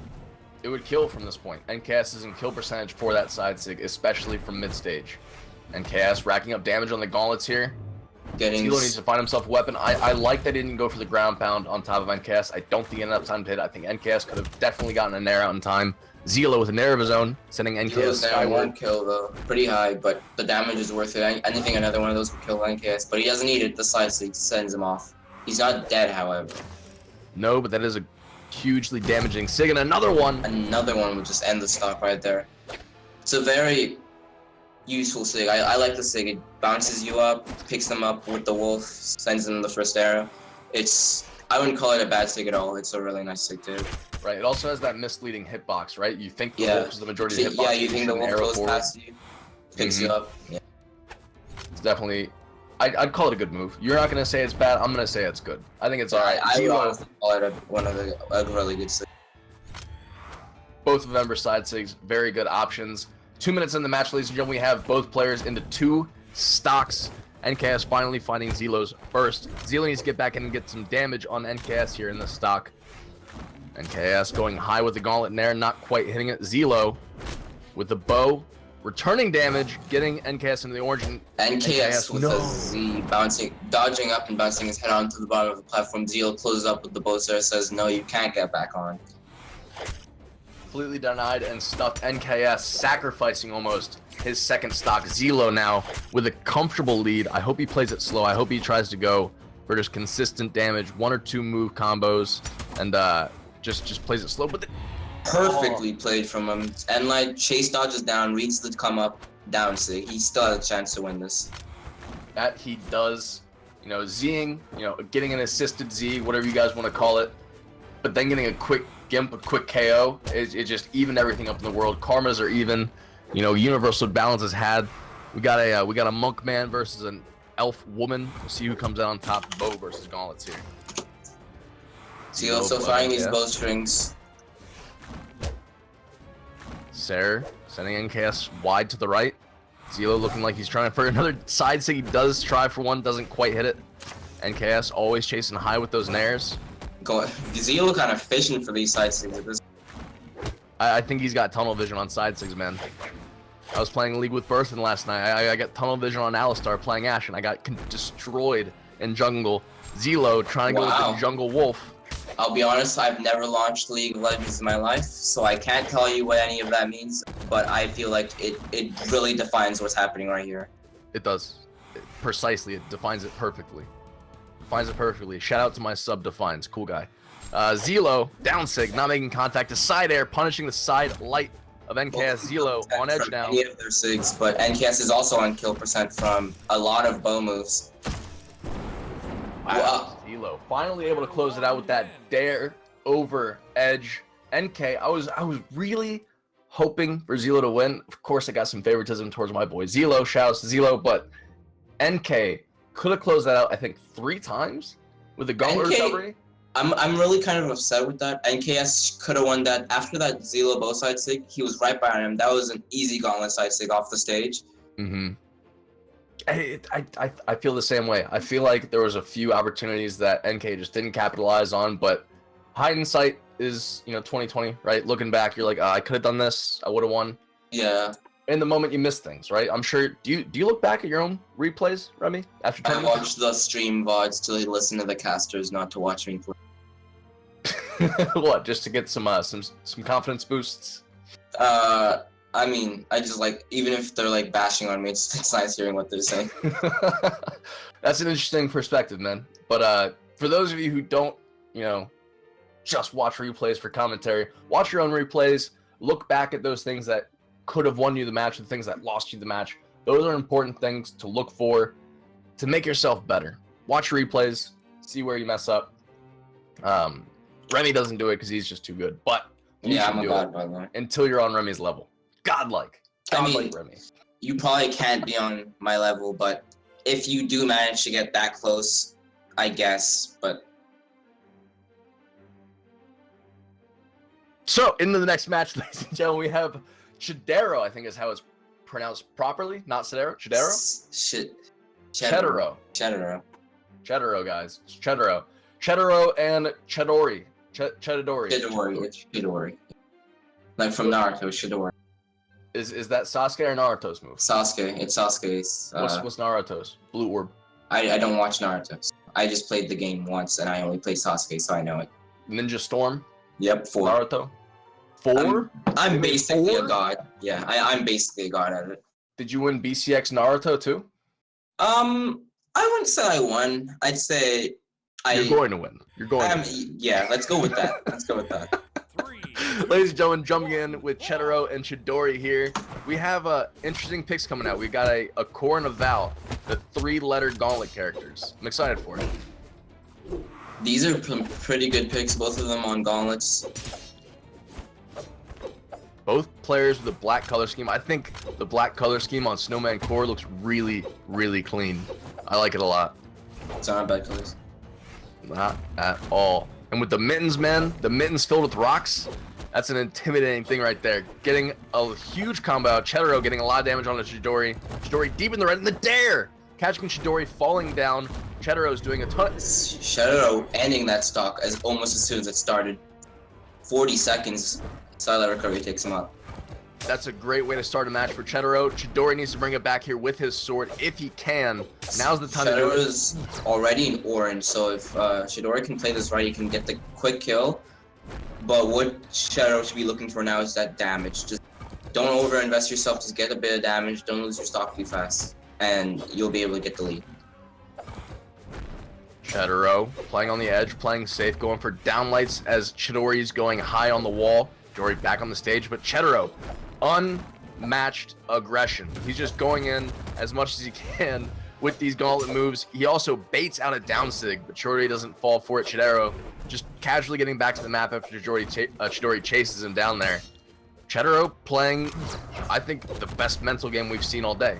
I think he's spacing extremely well. Cedero just chasing with these gauntlet recoveries, one into the next one.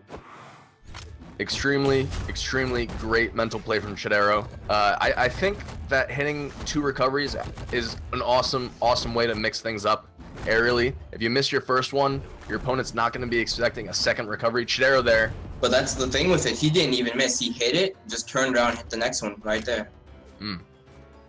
I think it hits that most often with the with unarmed. And that just nobody likes that. Nobody likes getting hit by 2 unarmed recoveries back to back, especially if the second one knocks him off the top. Chidori finally racking up damage on the Cedero's second stock here. It took him a while to get Cedero into his second stock, but he's finally there. Chidori, however, knocks Cedero off the map. He gets back on, but just to get knocked off again with an Unlight. He had no dodge there. He could have gone for the sideline recovery, but Chidori kind of just walks out of it. Chidori trying to use ground pounds over edge to pressure Cedero to do something ill-advised, but Chedero's too heady. Gets a neutral light. Gets hit by a side. Sig just standing there. Chidori hasn't been on stage for very long. The sider sends him off stage really quick. As soon as he touched the ground again, he got hit by that Sair. Remy, it's almost like he cursed him with it. He hasn't touched the stage in a while. Touches the stage, gets Sair, gets knocked out. Yikes. Oh, we're talking about cheese in chat. What's your guys' favorite kind of cheese? I wouldn't say cheddar is my favorite. Maybe Havarti. Maybe Havarti. Remy, how do you like your cheese? I don't like cheese. You don't like cheese, man? I mean, if I'm gonna get cheese, it's gonna be like American on my cheeseburger or something. I don't particularly go around looking for types of cheeses. Oh man, I went on a cheese hunt yesterday, man. It was a ton of fun. You should try a cheese hunt. They're fun. Find yourself some cheese, man. Okay, but ladies and gentlemen, into the second match, we have Chidori switching to Ember. Another character he has with the black color scheme, and again, we see another Skyforged bow. Personally, I mean, I play on NA, so I do get my fair share of cheese on NA. That's true. And I mean, it goes great because there's a bunch of meatheads on it. You just put a little bit of cheese on top, they get a little steamy, and they melt. Oh, dude. Perfection. Perfection. Chidori switched over the Ember. This is the Qatar Gala match I'm talking about. Maybe this is what he's looking for, but Cedero still has the stock lead here. Just gets a quick skill with that very spacey Tyrant Aceman like side sig. Tyrant Aceman, I haven't seen him in a while, man. Is he still running ranked in like top 15, top 20 NA? I don't even know. I actually haven't seen him in a while. Right now, the person destroying all those leaderboards is the boy Vaxum. That boy Vaxum. Is he in the tournament today? This is an EU tournament, so no. Vaxum's not EU? Nope. I could have sworn he was EU. I could have sworn he was from Morocco too. Yeah. But back in the match, we have Chidori getting knocked down by Cedero consistently. Already red on his second stock. Cedero barely on red on his first stock. Cedero nair catching Chidori off that soft platform and a ground pound to follow it up. Cedero. This game looking very close to last game's 2 stocks on Chidero's name. Chidori has to, I don't know what he can do to bring this back. He has to end this stock, get another Gimp, and then they're even. But I doubt Chidero's gonna let that happen. No, I don't think Chidero's gonna get. I almost spoke too soon. I think Chedero's gonna get the 3 stock. I don't think Chidori's gonna let him though. That side sig almost sealing Cedero's 3 stock fate.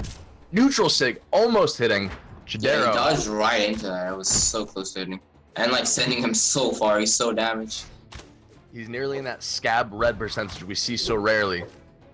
Recovery should be enough. Core off the top of the map, Cedero. No 3 stock today, bud.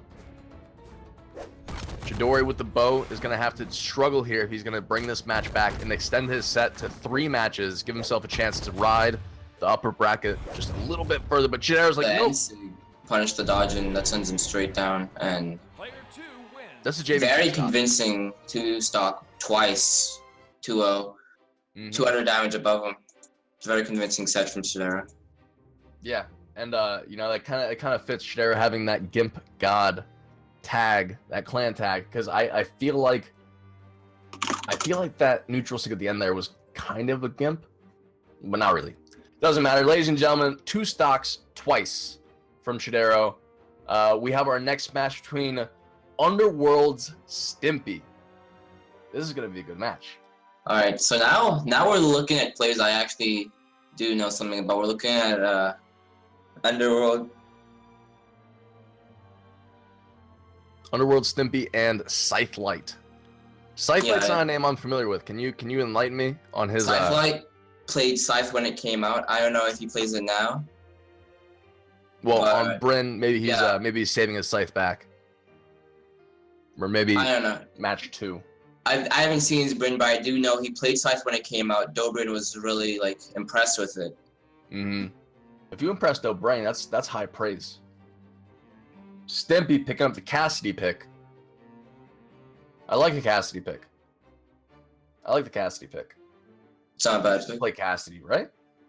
If Scythelight plays a very floaty Axe, that Cassidy's pick's gonna be really good. Because of the going anti-airs. with I think Cedero on blasters and hammer has further range than Axe Sidelight or Cedero, right?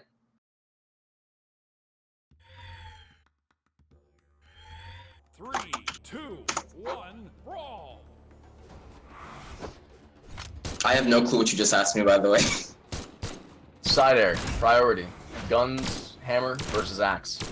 I think Axe would beat out guns, but if you can get the correct angle, I mean Axe would beat out hammer, but if you can get the correct angle for guns, it'll probably beat it out.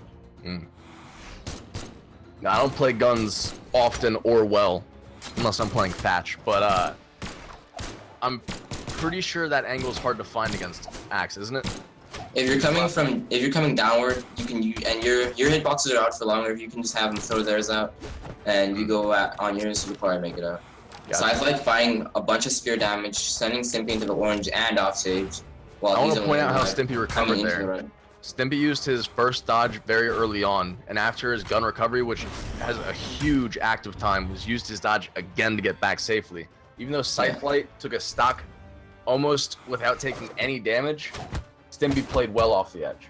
I just want to let you guys know that's how recoveries really look in the upper tier of things. Stimpy did, however, go for a very risky hammer down to easily punish the moves, and Scythelight does that to end his stock. Scythelight in a bad situation here gets ground pounded by Stimpy. And gun ground pound is so fast, so strong, sends him right down. Especially if you cancel it early, you still get a huge hitbox afterwards. Yeah. You get that last blast, and Scythelight apparently on Team Rocket got blasted off again. Let's see if Stimpy's able to keep up the aggression that he got on his very, very first minute of his second stock. Scythelight with the axe, dealing out a ton of damage. Nairs, recoveries, weapon throws, Stimpy finding little damage against Scythelight here, but as Scythelight is unarmed, Stimpy takes his guns and takes Scythelight into orange. Stimpy kind of bringing this back. Scythelight did have a bit of a damage lead, but Stimpy's doing a great job of evening it, using the Dobrian guns Cassidy loadout. Stimpy playing very safe with his blasters, spacing out Scythelight on the weapon until Scythelight's finally able to get in and pick it up. Scythelight with a side sig, easily punished by a side sig from Stimpy. Stimpy's going for an edge guard here on guns. The down arrow will send him pretty far down, but the ground pound will probably just kill him right. Switches back to the hammer. Doesn't. There is knockout potential on a Sarah or a Nair from Stimpy here. See if he goes down for throw it. into Nairs. Cedero sends him off stage, goes for the up throw. Stimpy over edge, trying to go for a gravity cancel Scythelight, not making contact on Scythelight.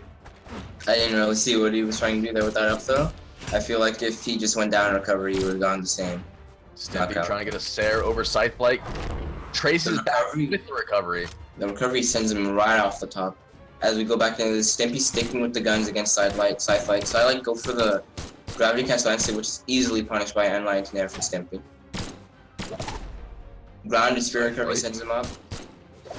Scythelight needs the stock here and quick. Stimpy can rack up a lot of damage quickly with the guns, and he's doing it. Scythelight needs to get the second stock off. A Sarah coming over the top of the platform, not quite enough. Ground pound sends Stimpy off stage. Doesn't manage to kill. The recovery won't hit. Stimpy playing very well already here. in the orange. Oh, Stimpy trying to go for that down sig. Not the best option. The spear toss, catching Stimpy off guard, followed up by a side air. By down air in the wrong direction. Gets Stimpy killed, but he got Scythelight into the orange before he died. If he can keep up that kind of damage build, Scythelight will be dead within the minute. Stimpy absolutely dominating with his blasters in this match. Scythelight already in red. The Cassidy side sends him off. Not gonna kill just yet. Wrong side of the map. Stimpy playing safely with his blasters now. Gets hit over edge. Scythelight trying to follow with a down air, not quite good enough. Trying to recover back onto the stage. Another side sig takes him right off. Underworld's a name that we're familiar with, and Stimpy's the resurrection of the Underworld in the Brawl scene, right? Yes, Underworld first picked up Dobrian after Dobrian left a couple months ago. They were just kind of dormant. Now they pick up two members. Stimpy, and Mantrak, who is an NA player. Okay.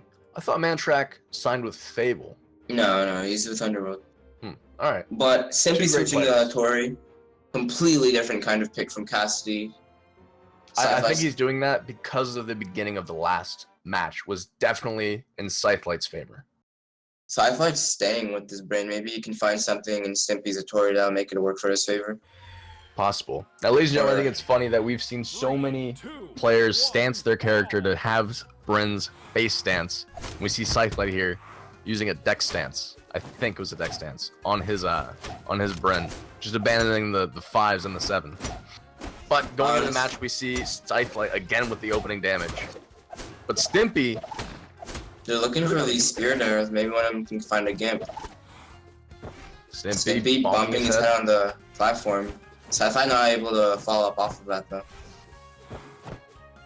Both players unarmed here. Stimpy on the other side of the island. Scythelight picking up an axe, spacing out Stimpy on the weapon. Stimpy able to get the sword down light on a GC into a Sair. Down air afterwards. Scythelight just had a bunch of damage done into him by Stimpy's sword here. I think Stimpy was just going for speed in this matchup. I think he just wanted brute speed. He went from, I think, 4 speed on Cassidy. Yeah, he's using the speed and it's keeping insane pressure on Scythelight. Scythelight off stage with the swords from a sword side lane. Scythelight going for that easy recovery to the stage with the axe, trying to catch Stimpy with it. It's honestly just a side benefit.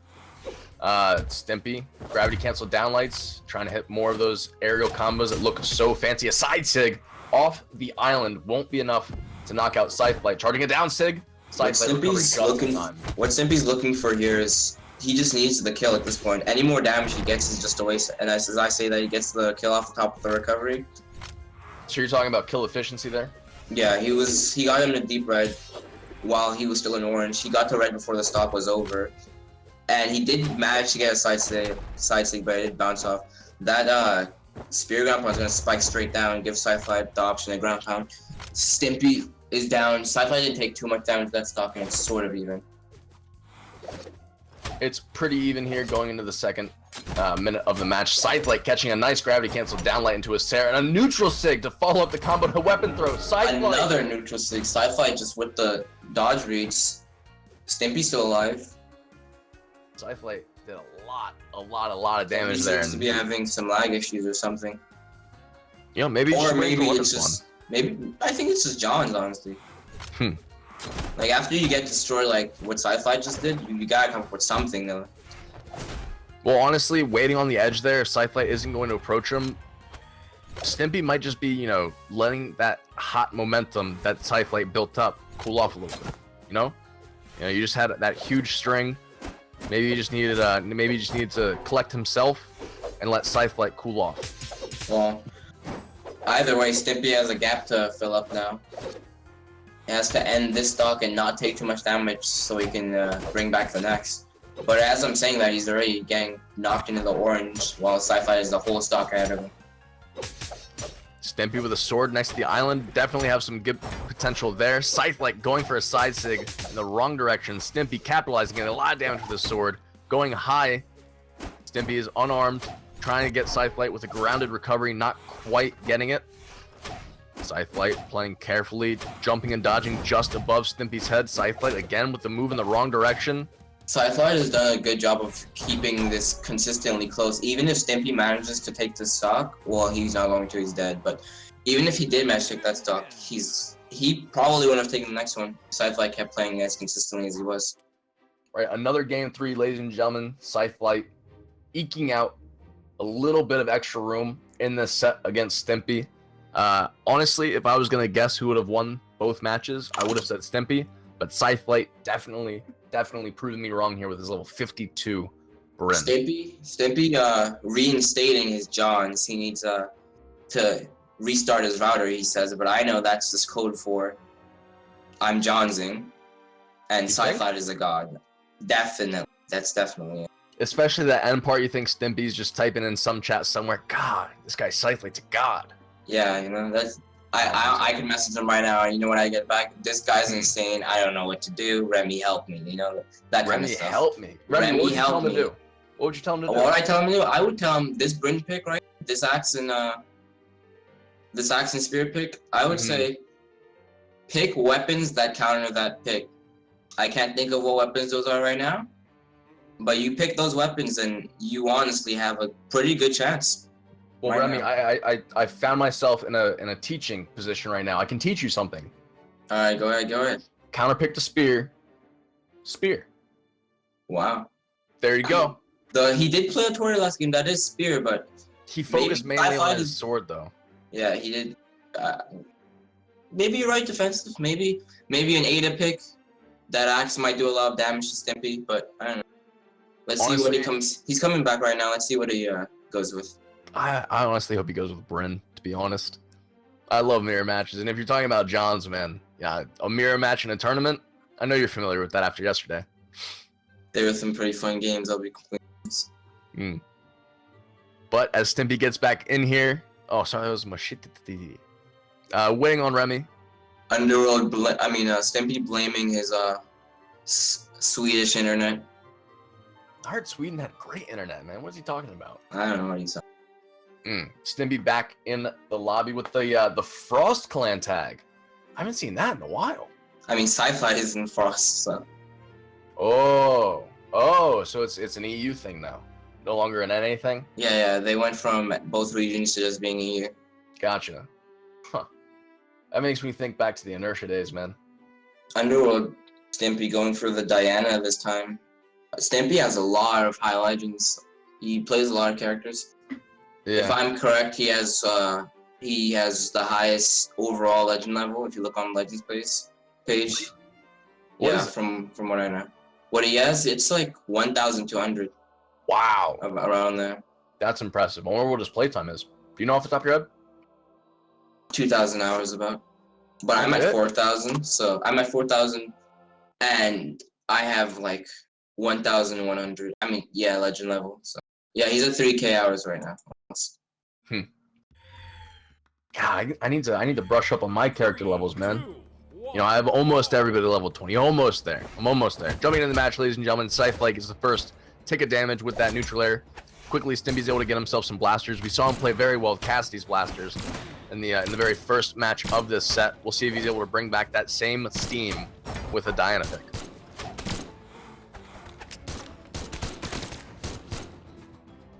All right, so these Stimpy's guns, they were pretty strong on the Cassidy, so we're hoping he can bring that same fire back for this game.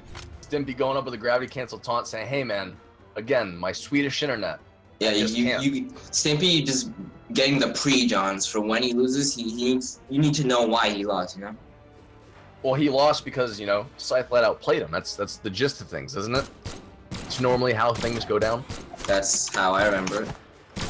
But then again, I mean, it could just be the Swedish internet. Stimpy trying to follow with an inward side air. It looked like he was trying to read a dodge on Scythelight there. Not a default follow-up after a down lay. I would more expect an X pivot nair or even a recovery after a dodge in. Stimpy knocking him below, and as he dodges up, he bumps his head. That'll take his stock pretty early. My phone's pretty loud. Sorry, guys.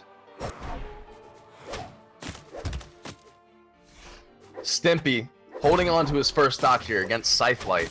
Scythelight needing to just shoot back. He needs to fire back. Again with the side two that he's counted on so much on Bryn. Scythelight already in the orange. This is the gap that you don't want to be built. When you get gaps like this, it leads to things like that. Stimpy's ahead by 2 stocks now.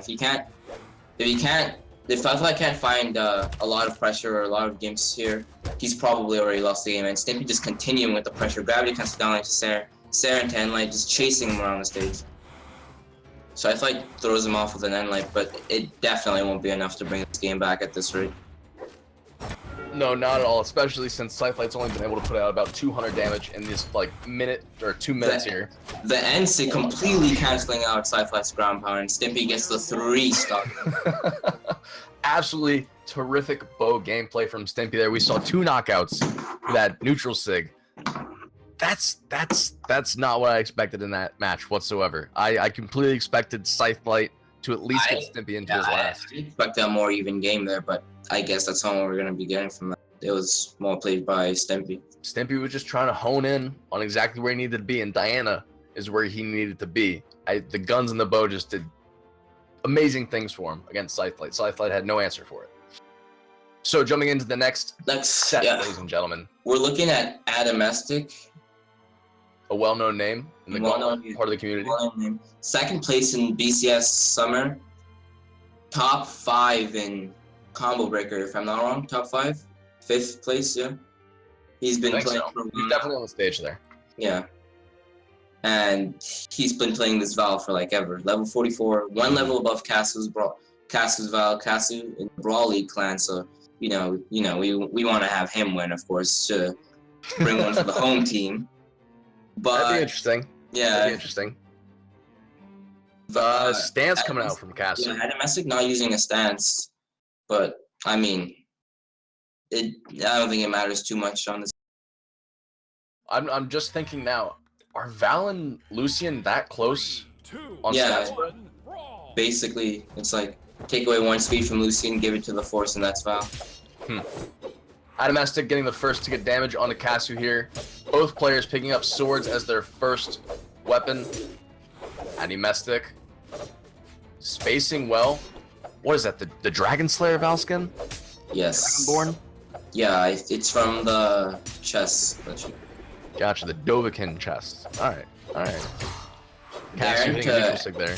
Sig from Casuu. Casuu trying to edge guard. Addymestic looking for a way in with the sword. He switches to the gauntlets. We start seeing these ground pounds come out. Addymestic's pretty well known for.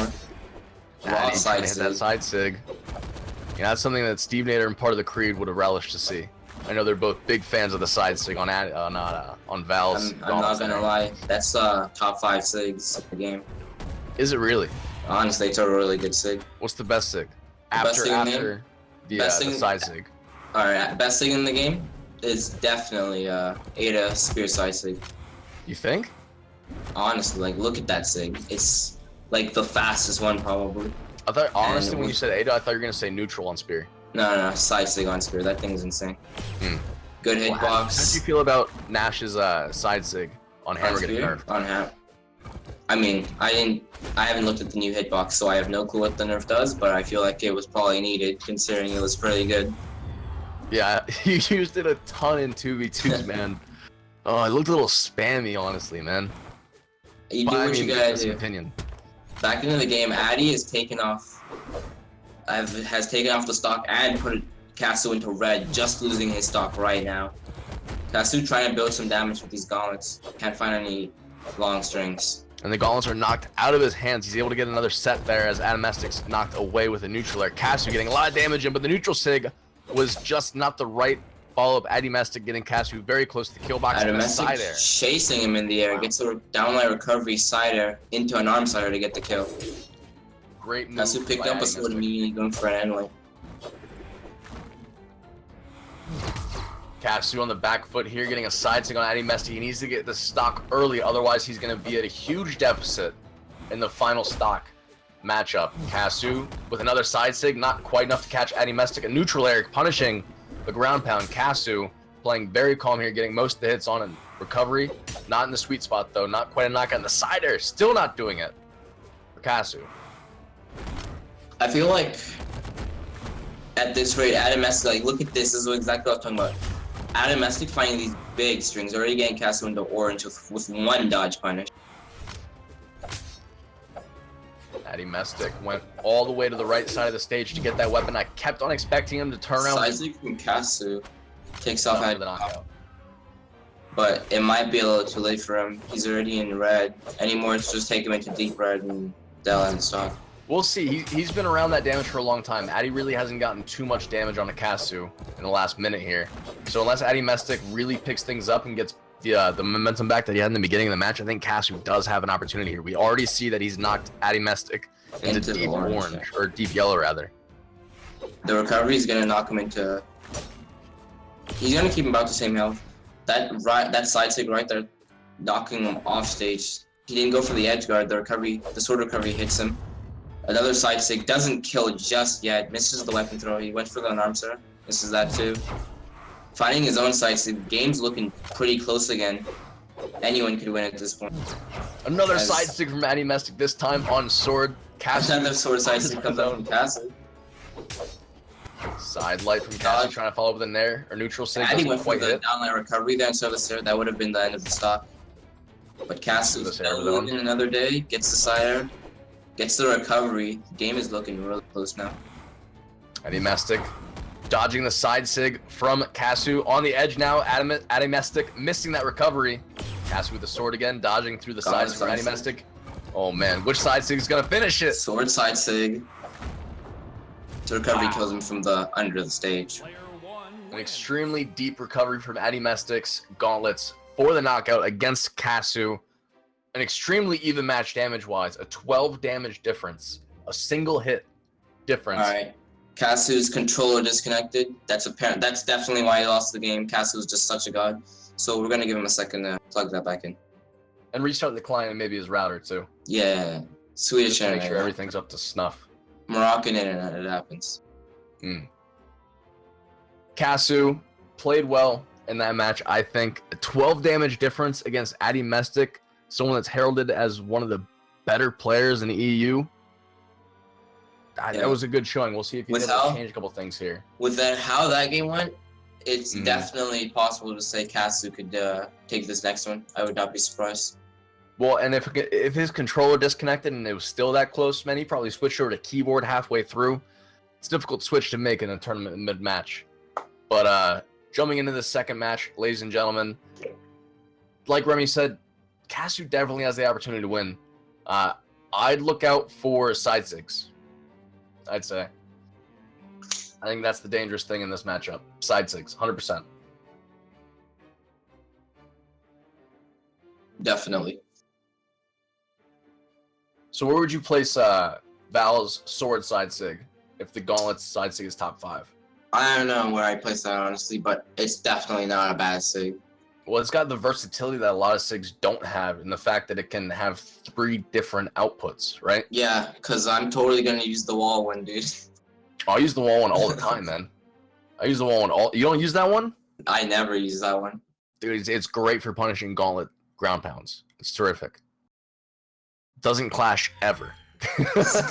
maybe some all the time, but never. 100% of the time, none of the time, right? That's the way I see it. As we move back into this, Addy gets the first weapon spawn, it's a sword. Casuu just backing away till he gets his. Gets a sword too. Finds the downline, no follow-up. Down air from Addy, end life from Casuu. There's trading back and forth. Both in the light yellow. Addy knocked in the light orange already.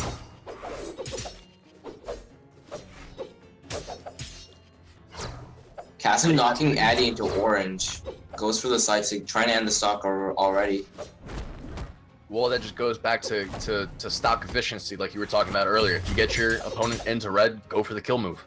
You know, I mean, I wouldn't always say a sig is the correct kill move. As you can see, Addy got pretty good punish off of that signature.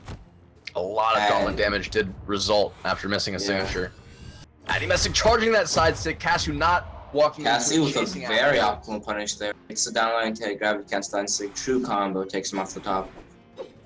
Very well played by Casuu to give himself the stock lead. We'll see if Addymestic's able to even things up here quickly, as Casuu is in kill percentage. 2 nairs back to back, 1 in the clash.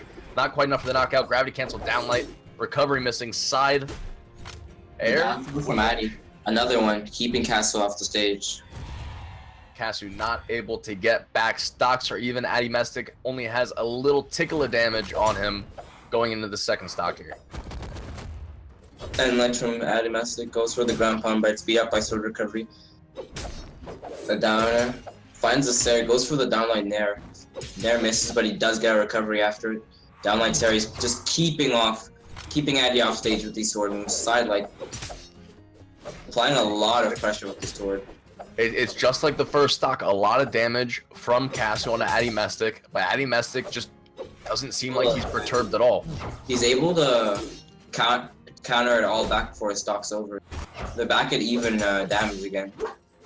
If the current sway of this continues, if Casuu can get the first stock, then we might be looking at a game where Casuu can win. The side sig won't kill just yet. He has to avoid the weapon throw. Maneuvering around it costs him a lot of options. Addymestic sending Casuu high with that recovery. A side air. Again, Casuu far off the right side. Addymestic missing his punish, though. And the weapon throw renders him unarmed as Casuu charges up a side sig on Gauntlets. Another one. But Addymestic is there trying to get the Addymestic gets his own side sig.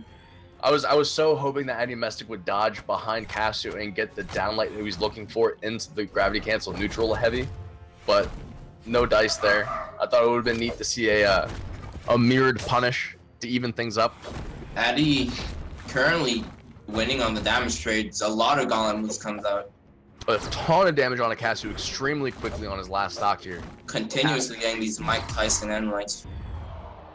A sword side sig comes out from Casuu, but it might be too late. He's already in the orange. If he can find that sword damage he was getting in the first and second stock, the quick damage, he might be able to bring this back. Addy sends him off stage, goes for weapon throw, misses. He's back on stage. Both on stage. Addy goes for a side sig. Casuu punishes with a down air to end like. It might be too little too late though. Casuu deep in the red. Addymestic barely yellow on his stock. Addy hitting the side air grounded on Gauntlets. A recovery sending Casuu high. Addymestic. Another one of those recoveries will most likely kill, but Casuu does find a small Gauntlet string, bring Addy into the orange. Sair. Another Sair. Casuu needs to find the correct positioning for a signature right now. That's not what I was talking about at all. That sends him to the bottom. That might be the end of the stock. Yes, it is. Addymestic taking the set 2-0, ladies and gentlemen. Casuu fought hard, but it wasn't quite enough to keep him in the upper bracket. At the very end there, it looked like Casuu had the opportunity to take it, but Addymestic just edged him out in damage. He got the gauntlet combos. Back to back. I think that's the end of pools. Everyone's in top 32 now. I think you're right. We see Ice Pingo, the man, the myth, the legend, taking the spot on the podium. Remy. Yeah? What's up? Who's your favorite matchup today? Who'd you enjoy watching? Who did I really enjoy watching?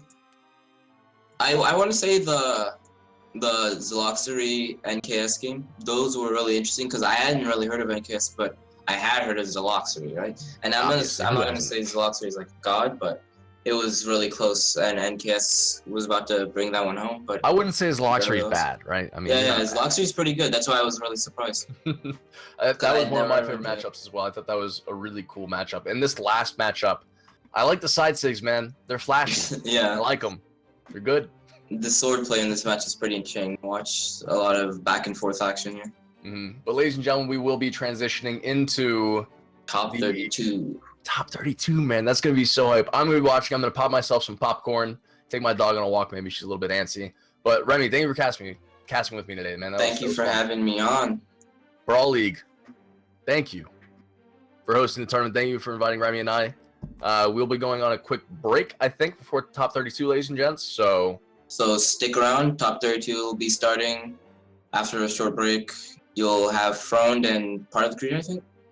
I think it's Froned and Toast. Oh, Froned and Toast will be the legend Toast. The god. Taza 2.0.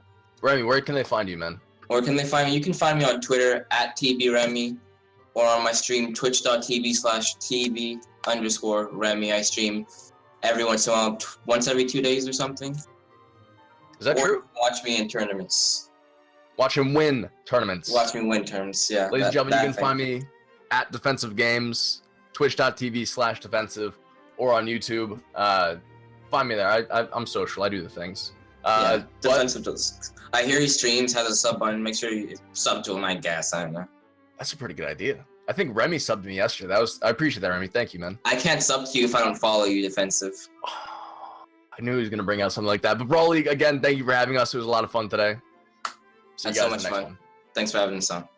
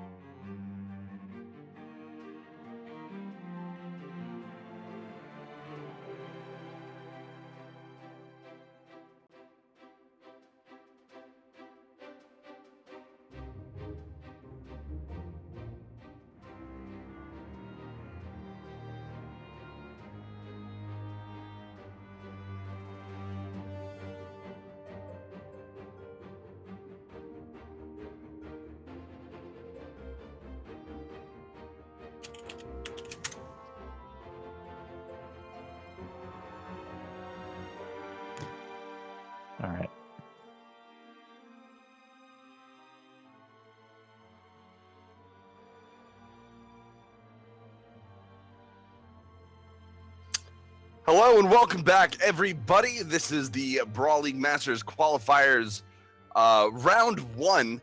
So, thank you to Remy and Defensive for starting off the original cast for the pools. They did a fantastic job. I'm Yugon Frone for anyone who doesn't know, and I'm here with my man Toast.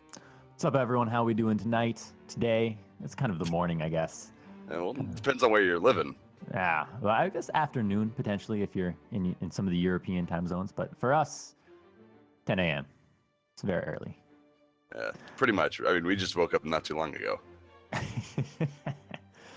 But yeah, welcome. This is our European qualifiers number 1. This is the top 32, and we're quite excited to be here. There were already quite a lot of fun and exciting games in those pools, so I hope you guys caught some of those. And if you didn't, don't worry too much, because you can go back, you can look at that VOD, or you can catch some of those players right now in the top 32. Oh yeah, but we're about to see a few of these players coming up in just a moment. But before we get into that, I don't know, do we want to talk about the schedule coming up? I mean, we're right now in the qualifiers number 1, so we've got going ahead of schedule. We've got the Masters qualifiers 2 for NA on July 22nd, followed up by the second qualifiers for EU as well, going on to the 23rd. That's Saturday and Sunday next weekend. And then we have the Masters pools right after for NA and EU in the second weekend of August, August 12th and August 13th at 12 p.m. for NA and 2 p.m. CEST for European time. Yes. And then finally going into the Masters, August 19th and August 20th for NA and EU, same times every weekend. Well, almost every weekend. I mean, that's pretty exciting. That means you have not 1 but 2 days of tournaments, of good tournaments, almost every week until the end of August. And that's pretty exciting. I like that. It's definitely going to be a lot of fun. There's a lot of good stuff coming up. We're going to see, I hope, some new names qualify. I mean, the way that this whole thing is going to work is that it's all these qualifier rounds heading up into the Brawl League Masters Grand Master Finals tournament, where it's going to be the top 16 facing off, and it's going to be incredibly exciting, because it's what it's going to be essentially is it's going to be, the top 8 circuit points players, the highest ranked players on the circuit ladder right now being invited into the Brawl League Masters, and everyone else trying to qualify into that Brawl League Masters top 16 tournament for the big prize. Keep in mind. Oh, sorry. Oh, no, continue. I was going to say, keep in mind, there are only 8 spots that are open to qualify into. You take that across 2 months, across all of the people who are playing, that's a fierce amount of competition. Oh, yeah. I mean, it's going to be the best of the best. No matter how you look at it, you're either the top of the circuit board, or you've worked hard, fought your way into the finals in your qualifying round, and you're going to be fighting alongside some of the best. So it should be a super exciting time once we get around to the Masters stage. But right now we're only in the first group stage. We've got qualifiers 1 coming up. We got the top 32 for you, ready to go for you guys, and we got the first game for this top 32 pretty much ready to go. Yeah, what can you tell us about these 2 players? Would you happen to know anything about them? Well, actually, European players are an area where I don't have a lot of experience. I'll go out there, I'll admit that. But I was watching earlier today, and I have seen in the past a little Rio, or is that Rise Zero? I'm not sure. And Machèèèté as well. Although, I don't know exactly the nuances of their playstyle. I'm sure this is going to be a great first match. It should be a lot of fun. I mean, right off the bat, we're seeing their character picks, or what I'm assuming their character picks are. We've got who I think the name is Machèèèté. Machèèèté is on Nash, and he's going to be going up against Rio on Scarlet. So we got already 2 high-strength characters, 2 hammers as well, 1 spear, 1 lance, and some vastly different signature moves.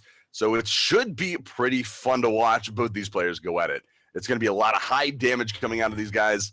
A lot of side sigs, I think, as well. 3, 2, 1, Yeah, I'm interested to see how that's going to play out. We did see Machèèèté on that deck stance as well. So, see how that's going to come in and play out. The deck stance on Nash is definitely an interesting one, because Nash is one of the few 3 Dex characters, and Dex, it's a lot less powerful than it used to be in the last competitive season before BCX, and now since then, Nash on 3 Dex, it doesn't matter as much, but him taking the Dex stance, you gotta think that there's something there that he can take advantage of with those that at least 1 extra frame on some of those hammer moves, lance moves, in order to take the advantage against Rio. But right now, Rio he's got Machèèèté in the red already, and with the force of a Scarlet, he's got to be looking for a kill soon. Landing the there it ground is. pound for that kill that you were just mentioning right there puts Machèèèté down to 2 stocks. Rio here taking a little bit of a lead and guarding against this weapon pickup from Machèèèté. Machèèèté able to use those dodges, use his movement to get in there, pick it up. We're going to see this kind of hammer versus hammer battle that so often we see here. And Machèèèté looking for this hit, but Rio not really allowing it to happen. That stomp into Scythelight and then bringing it out here onto the edge. But Machèèèté landing that ground pound, gonna push Rio further into that kill zone. It was an interesting situation, when you've got hammer versus hammer, and Machèèèté gonna be fighting that hammer or the spear throw kill, spiking Rio off the bottom. But it's a very interesting situation. We've got a hammer versus hammer matchup, and they're both one's on the edge and one's on the wall. The hammer character on the wall, he's gotta be looking for those baits, trying to get his opponent down so he can get some recoveries, then into like recovering the ground pound, some kills like that. But the person on the ledge, hammer's got great edge guard. Ooh. Nice sig right there out from Rio to knock Machèèèté down to his final stock, and Rio in a really good position right now, not taking a lot of damage, but Machèèèté here really working on trying to turn this around. That ground pound, Rio does not have the movement to get back to that wall, to get the wall touch. The complete reset of the match basically here. 1-to-1 stocks at the moment, very fresh, very new, and Machèèèté keeping a very strong control not only over the central platform but over the weapon spawn as well. Rio only just now managing to get that hammer. Ooh, the hammer recovery. He's got Rio on the wall. He's got a lot of pressure, but Rio now getting that edge guard spacing, getting the cider, just stuffing him, getting the ground pound as well. Machèèèté, trying to go for the ground pound, but he is going to whiff it, and Rio taking that opportunity to get back to stage, picking up that lance, now taking advantage of the lance's range to get in on Machèèèté. And the side sig coming out to confirm the kill as well. That's the first game of the top 32 going to Rio. Very close game though, but we did see that when Rio got the initiative, when Rio got that forward momentum, Rio really could take it and carry away with it. I will say that looking at chat, it seems like Machèèèté might be the chat fan favorite right now. But either way, I'm loving both of these play styles that we're seeing from these 2 players. They're definitely very active, and it makes for a lot of fun to watch. Machèèèté, though, playing very well. You could see it in that game. Both players still pretty even overall in terms of no player was really able to get a substantial lead over the other throughout that entire match. But both of these players playing very, very cleanly, if you ask me. Very cleanly. A lot of good edge play. Yeah, for sure. And I mean, the hammer play from both of them has been on point. Rio, especially over on that lance, though, got a really, really nice string towards the end of that first game.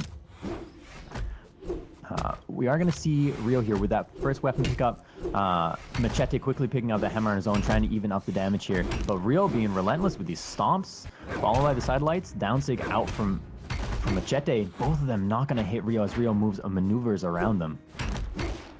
I mean, that stomp into Sidelight is like almost a bread and butter damage build-up device. You get that stomp off, you get a guaranteed Sidelight, depending on what health. Oh, he gets the recovery. Can he get back? Ooh, just barely. He had the recovery himself. Rio managing to get back, tap that wall.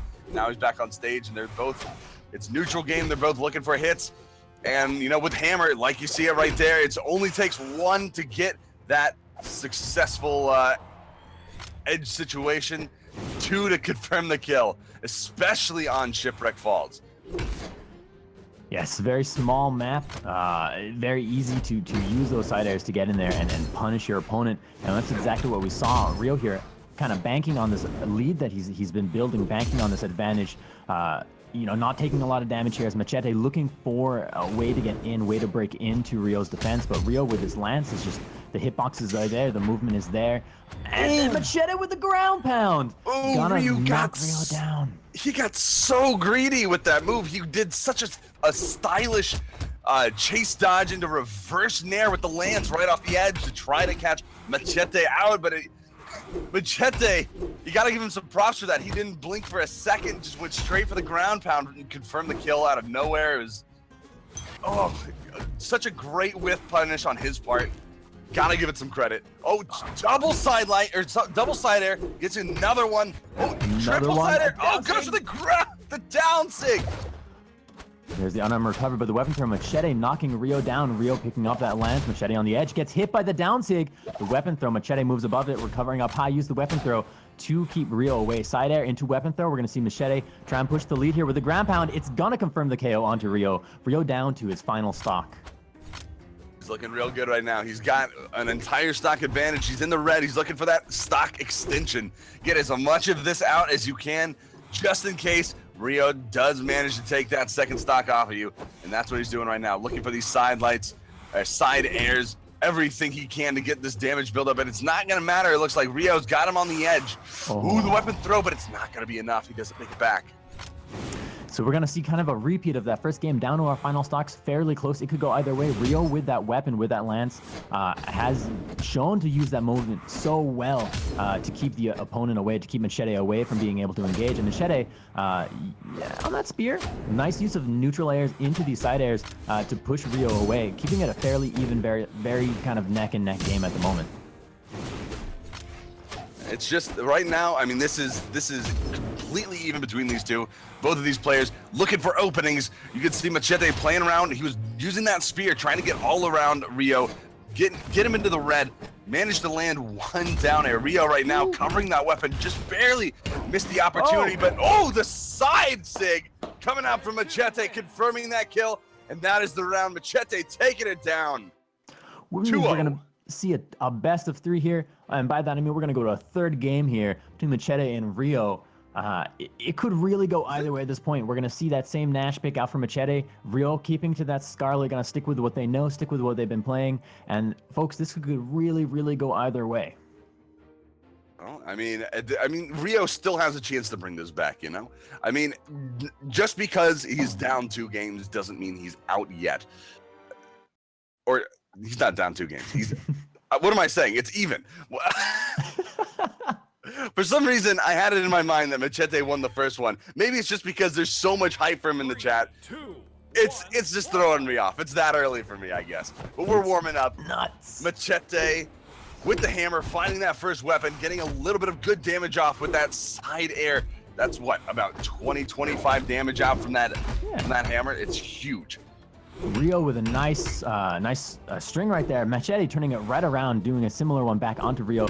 Damage is actually, if you look at those colors, it's neck and neck. I'm sure number-wise they'd be exactly the same, but there's the recovery onto Rio. Rio does not have the jumps, and Machèèèté gets the first KO very early on, has a very fresh stock at the moment, and Rio here it's his game to come back in. I mean, he's definitely making the attempt right now. He's down a stock already, so it doesn't look too good. But Machèèèté right now, working that hammer. Rio finding a hammer again. And if he can make this work, all he really needs is a side air. Oh, man. The SIGs out from Machèèèté are on point. They've been, I mean, fast and furious, but so close. Rio gets ground pounded right there.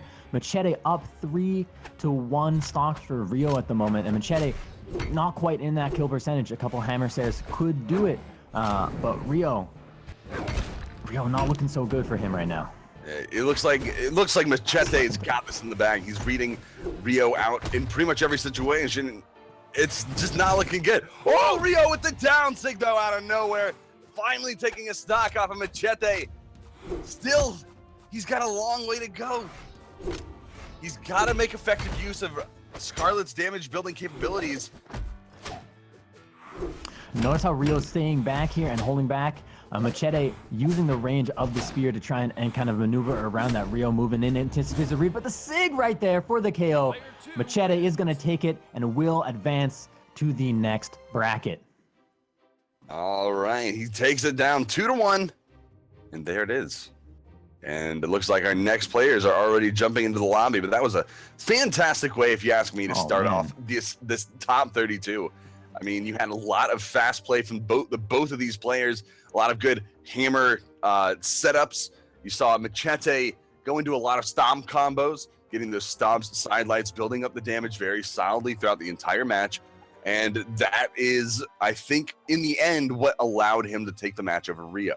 All that, you know, just solid damage building, the spacing in order to get that stomp off.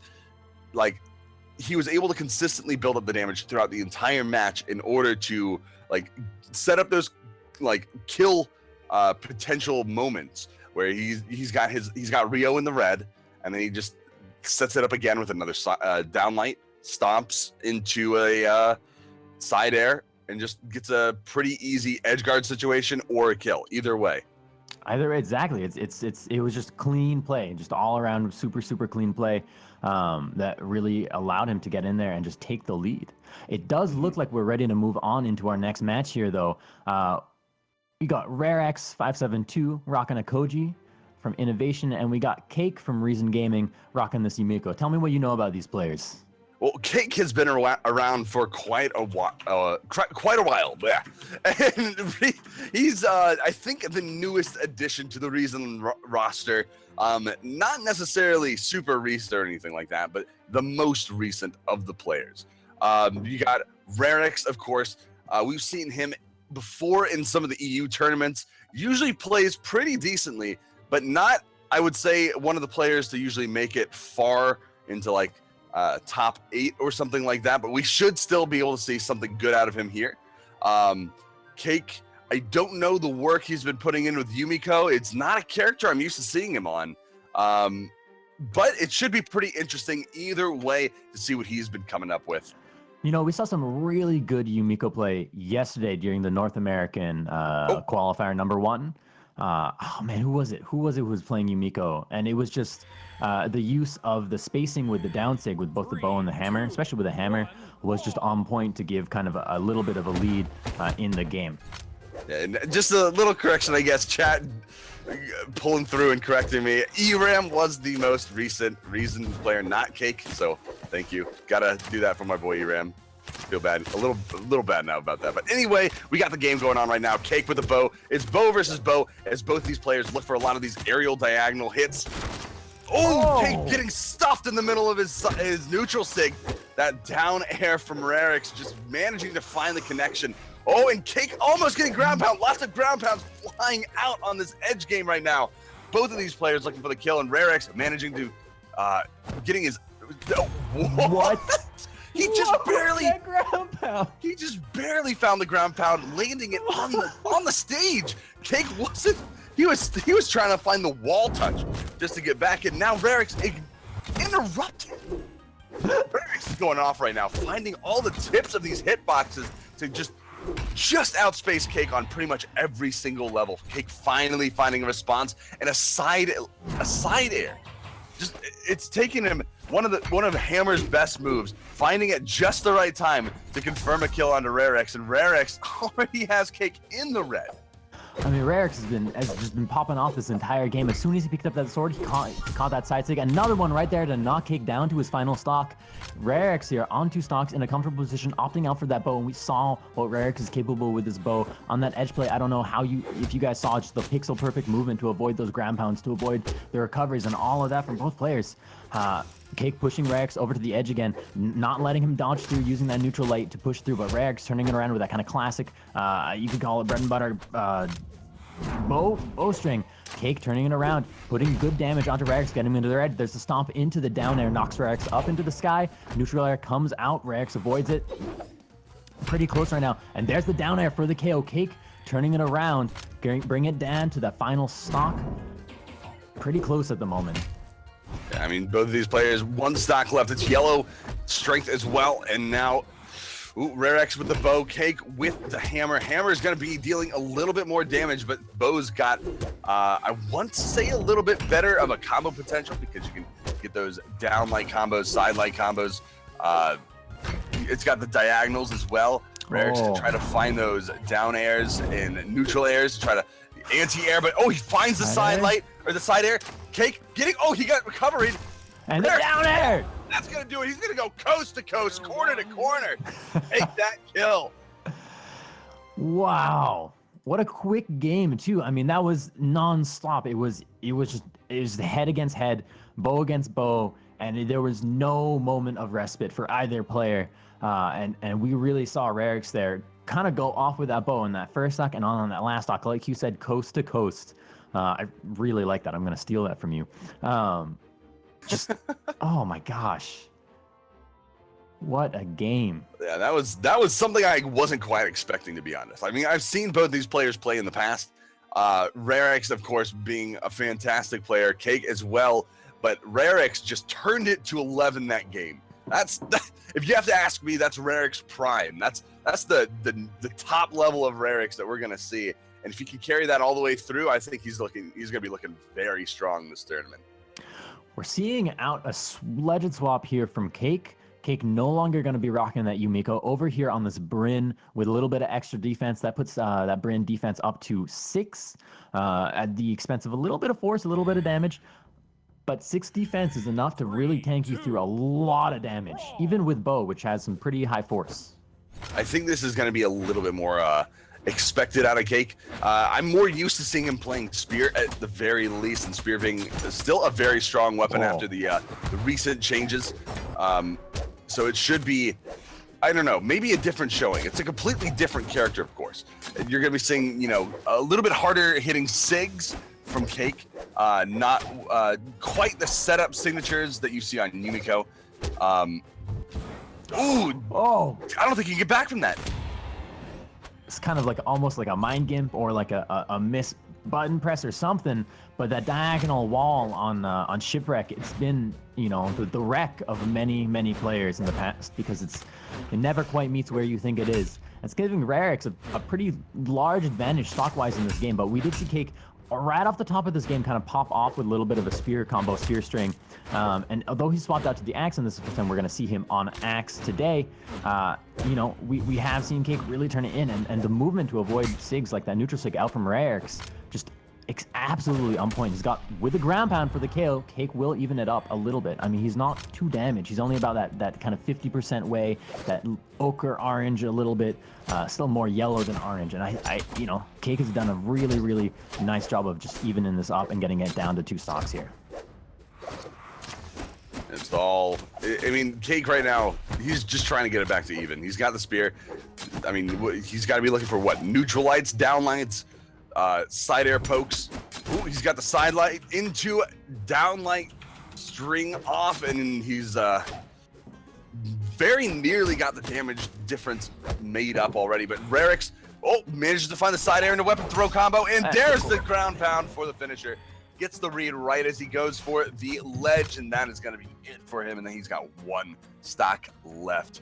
And he looks like he's in. He's good. Waiting a little bit there, letting that vulnerability go through. Hits that side sig right out of nowhere. Knocks RareX out. Goes for the ground pound. RareX jumps above. RareX goes for a side sig of his own. But Cake here, being aggressive with those side airs. That down air denying RareX right into another side air, pushing RareX off to the side. We're going to see another side air. RareX moves in the side sig for the KO.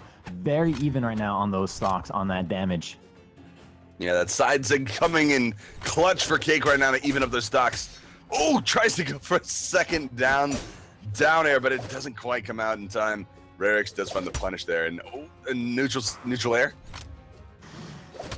Cake with another neutral air, just trying to build damage up. Doing a very solid job of it. Nice. Yeah. Neutral light's coming out too. Such a quick move out from the spear. Neutral air, again, pushing RareX away. RareX looking for a way to break Cake's defense right now, but Cake is having none of it.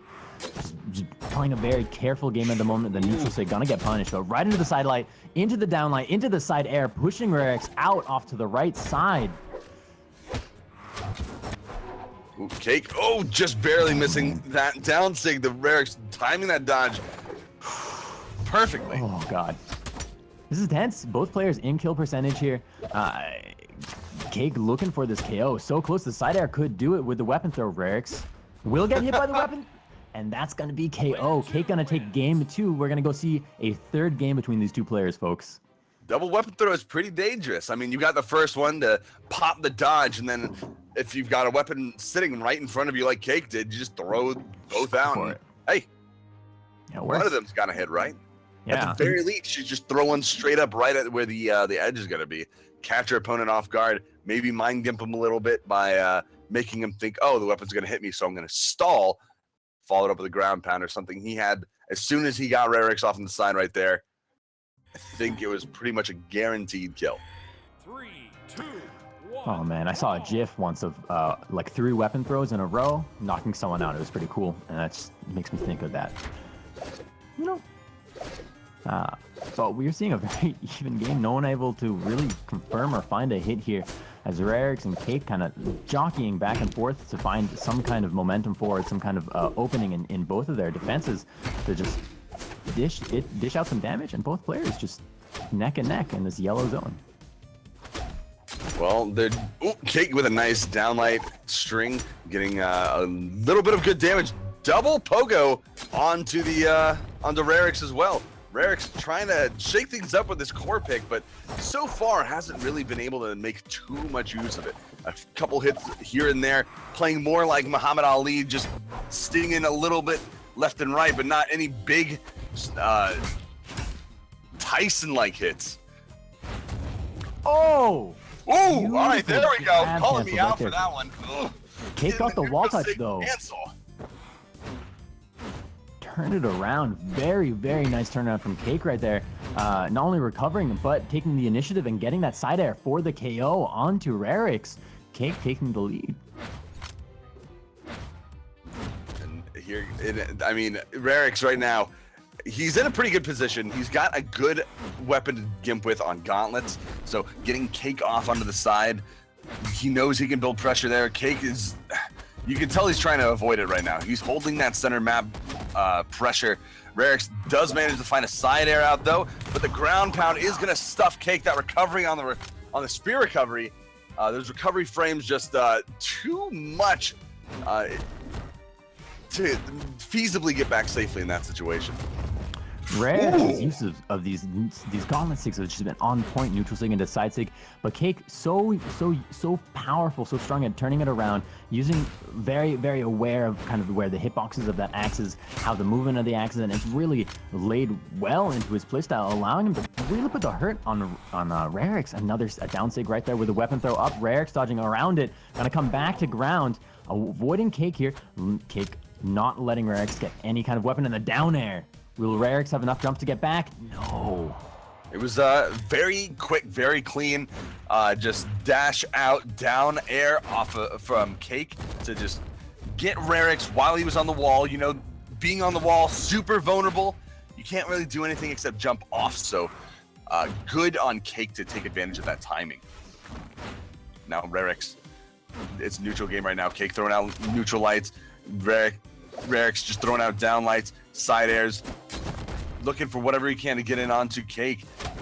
He's got Cake in the red, so it doesn't take too much. Maybe just a side sig to confirm the kill, but Cake is playing so well right now, finding confirms, getting damage off onto Rarix, extending the stock to just fantastic points. He is caught without a weapon right now, though. And I got that axe, and at this point, axe can dish out so much damage, can push Rarix into the kill percentage so quickly, and there we're seeing it right now. Rarix moves above the sig, hits the side air for the KO onto Cake. Cake and Rarix down to 1 stock either way, but Rarix got a lot of ground to build up back here. Cake looks like he's gonna be. Yeah, he's just gonna deny that weapon outright. All right, well, I guess he should have stuck with the other gauntlets because apparently those had very little left on him. I mean, you take 150 units of force or 150 units of damage, and you're going to be dropping that, or anything else in between, and it's gone. Those were at their limit. But anyway, the neutral light, that's going to confirm it. Cake going to be taking it down 2-1 against Rarix.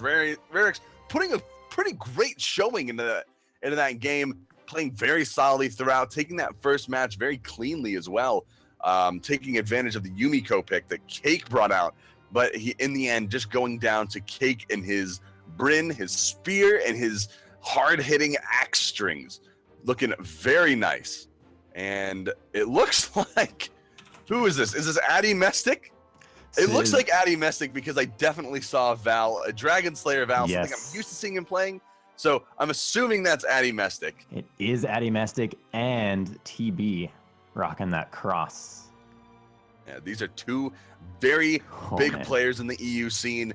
Addymestic, of course, I think it was being talked about a little earlier during the pools where Addymestic played in Combo Breaker just recently, managed to take about 5th and made a very great showing. I mean, I know he killed me in the pools, like just absolutely destroyed me. I think I took 1 stock off of him with Queen Nai. Hey, but that was about it. You feel good about that, though. Yeah, I felt fantastic. That was my win. That was my moral win. But either way, we got Addymestic and TV. TV, of course, also showed up to CEO Dreamland, and where he also did, I want to say, pretty decently. I think he went into top 8 in the twos tournament, but only managed to take 17th in the 1v1, unfortunately. But I guess bringing it back to EU, he's gotten some time. We've seen him play a lot of cross. We know Addymestic is a beast on the gauntlets, especially on Val. That gauntlet side sig, easily one of the best sigs in the game. It's going to be a terror to deal with.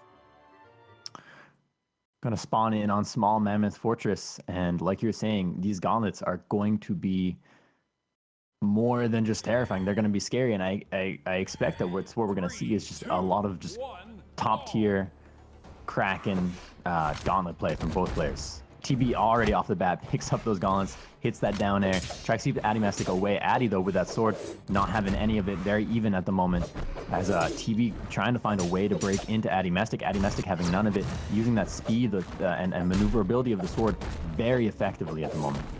Got to give credence to TB's ability to completely utilize the Gauntlet's movement kit outside of just moving himself. Like, you saw him recover back on the stage, only using moves because you can use the displacement from your own attacks to catch your opponent off guard without really having to use any movement options yourself. Oh man, TB got the wall touch for Addymestic right there to catch that jump off the wall with the down air and then get that first KO.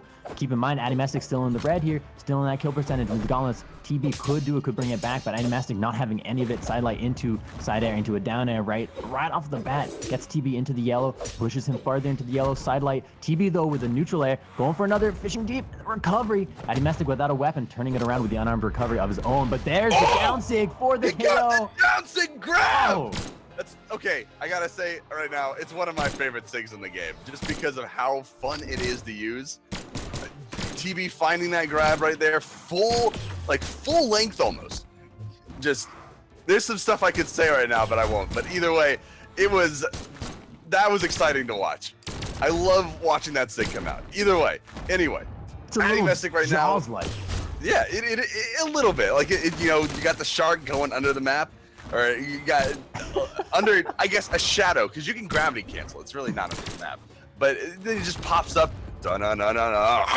just grabs him right out. It's fun. Either way, TB looking for the side sig, it's not going to connect. Addymestic getting downlight sared off stage, but finding the recovery in that neutral air as he pops up. And he gets TB off to the side, gets the side air, and confirms the kill.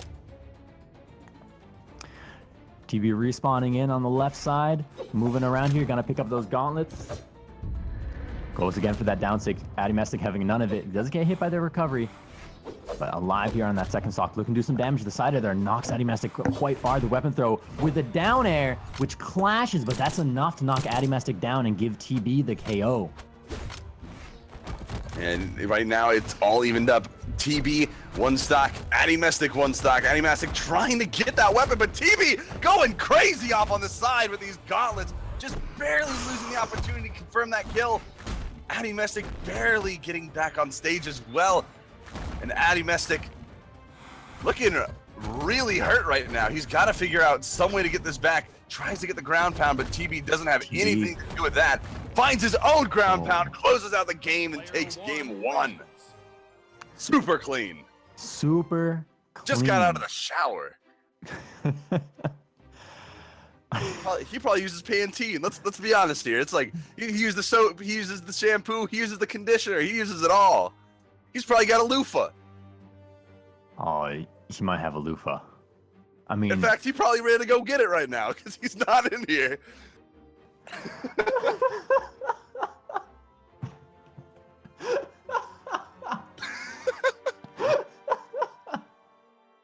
All right, but they're going into game 2 right now. It's going to be bans. We got Addymestic banning out the first 4 maps. Looks like he's going to be leaving. I don't know what his 4th ban is. I guess he's going to be considering that right now, but it's going to be Mammoth Fortress. So the most popular maps pretty much out of the running. So we got Great Hall, King's Pass, and Twilight's Grove. Gotta assume it's going to be going Twilight's Grove, as we don't usually see a Great Hall or a King's Pass. At least from what I remember in EU, mostly those are relegated to more Qatar maps, but it looks like they're just going to be proving me wrong in every sense right now. All right. Jumping into game 2. I mean, that game was really close. Came down to that final stock, and it came down to that clean gauntlet play. 3-2-1 brawl. Let's see how it starts, how it goes. All right, so right now, off the bat, Addymestic, if he can take advantage of these ledge cancels, he can definitely get a lot of damage built up onto TB. Of course, that does activate the, Brawlhalla DI. But, I mean, I don't know. We haven't really seen any ledge cancel combos in such a long time, maybe because they don't really exist anymore on this map, but... Ooh, that recovery is the only thing that kept Addymestic from dropping. He had exhausted every other recovery option in that situation. Both TB and Addymestic going crazy on the cover. But, the weapon throw combo from TB pretty cleanly getting a good amount of damage onto Addymestic as well. And the ground pound! With the ground pound! Turning it around, getting that KO right there. Just in the right place at the right time with the right move. Gauntlets for both players right now as that neutral light comes out from Addymestic going for the ground pound. TB moving up, saying, I'm having none of it. I'm damaged here. You come a little bit more to me and I'll dish out the damage, punish that side stick out from you. But Addymestic saying, no, I'm going to come in with that neutral air. I'm going to come in with that side light, side air, and put the punish and the ground pound right there for the KO. Right back at you, Addymestic. Down to 2 stocks both ways. I gotta say, did TB just walk up? Did he just walk up and punch Addymestic in the face while he tried to do a side stick? He did. He just casually, boom. He just walked up. TB though, he's on the edge right now. He's got guns, trying to find a way back on stage. Guns being a little bit better. Oh, the attempt from Addymestic almost successful, finding the ground pound, but TB still a little bit too fresh in the stock for that to be a kill just yet. Trying to find that side save, but TB finds the punish, the whiff punish. Good stuff out of TB as he just barely gets that whiff punish. Addymestic now, finding the gravity cancel side save. Woo! And that's going to bring TB down to his final stock here. Addymestic comfortable in that yellow, in that area where you don't have to worry about being killed at all. A lot more damage has got to be pushed out, and Addymestic immediately pushing TB almost into that same zone. Addymestic recovers over to the left side, going for the ground pound. A lot of edge play right now, which is typical what you see with Gauntlets. The side sig out from TB doing good damage out onto Addymestic, but Addymestic having none of this with the neutral air. Pushes TB down. TB catches his own neutral air. There's the weapon throw with the down air. We're going to see a ground pound. TB doesn't have the jump anyways, and Addymestic will take it. I think he thought Addymestic was just going to go straight back to the wall, but unfortunately for him, he tried to confirm that kill as well, because I don't think Addymestic even thought he had that confirmed.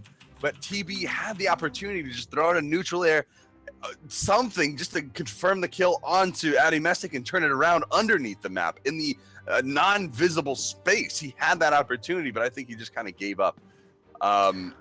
Oh man. Oh my God. That was unfortunate. Or very fortunate for us, the viewers, to see a game 3. Well, I mean, if this game is going to be just as hype as we've seen in the past 2 games, I think we're in for a wild ride. Back on the especially same with map. a character change too. Oh, 2 of Varax. TV here rocking those guns still on that Vrax. Should be interesting to see what happens. I mean, Vrax is a totally different kit, and always interesting to see how that lance play plays into with every Vrax player. Addymestic though doing a really nice job of just outspacing TB a little bit here as TB picks up that recovery on the right side. Very, very close damage-wise as they're kind of, I think, feeling each other out again, you know, with this legend swap. TB knows how Addymestic plays. Addymestic, though, has something to, you know, relearn a little bit about TB on this Vrax pick. Well, yeah, I mean, it's going to be a little bit different of a match. I mean, especially the lands, of course, you know, being a very strong gauntlet counter. A lot of those moving hitboxes able to catch out a lot of what gauntlets have to offer. But on the other side, you also have TV, you know, he's a big, catches that neutral sig.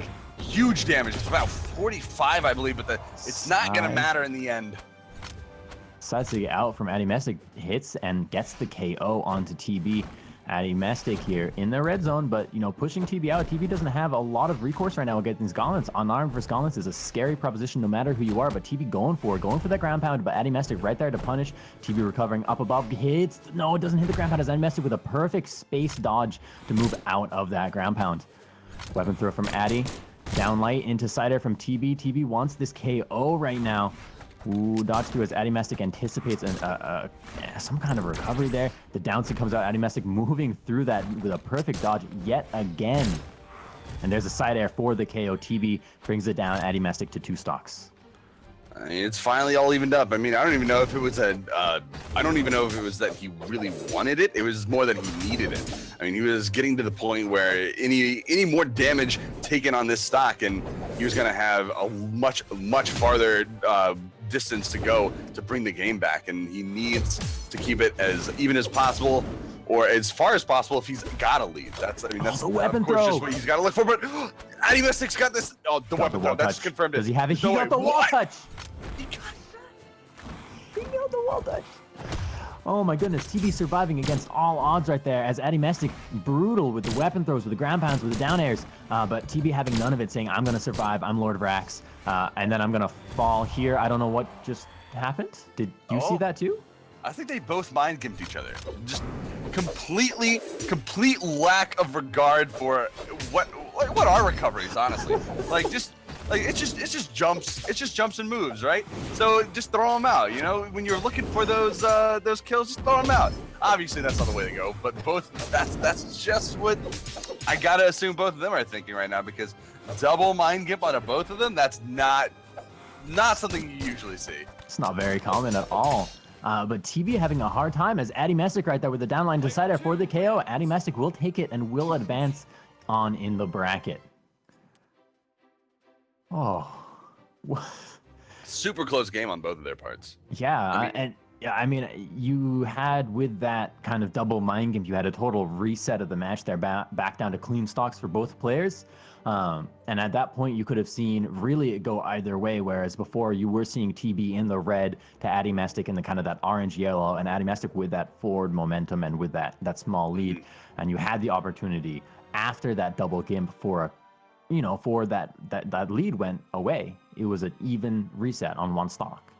Unfortunately for TB, though, Addymestic did pull through. He had a great showing of just damage buildup. Took advantage of a lot of the sig options that Vrax throws out. They're very specific hitboxes on a lot of those moves. So dodge-ins for those guns, getting the punish on the cardinal directions, you know, coming from straight above against the lance. I mean, he took advantage of all of those things, kept TB off onto the side as well, like hugging the wall most of the game, and that just gave Addymestic the advantage, especially with that sword. But anyway, we got the next 2 players up and ready. We've got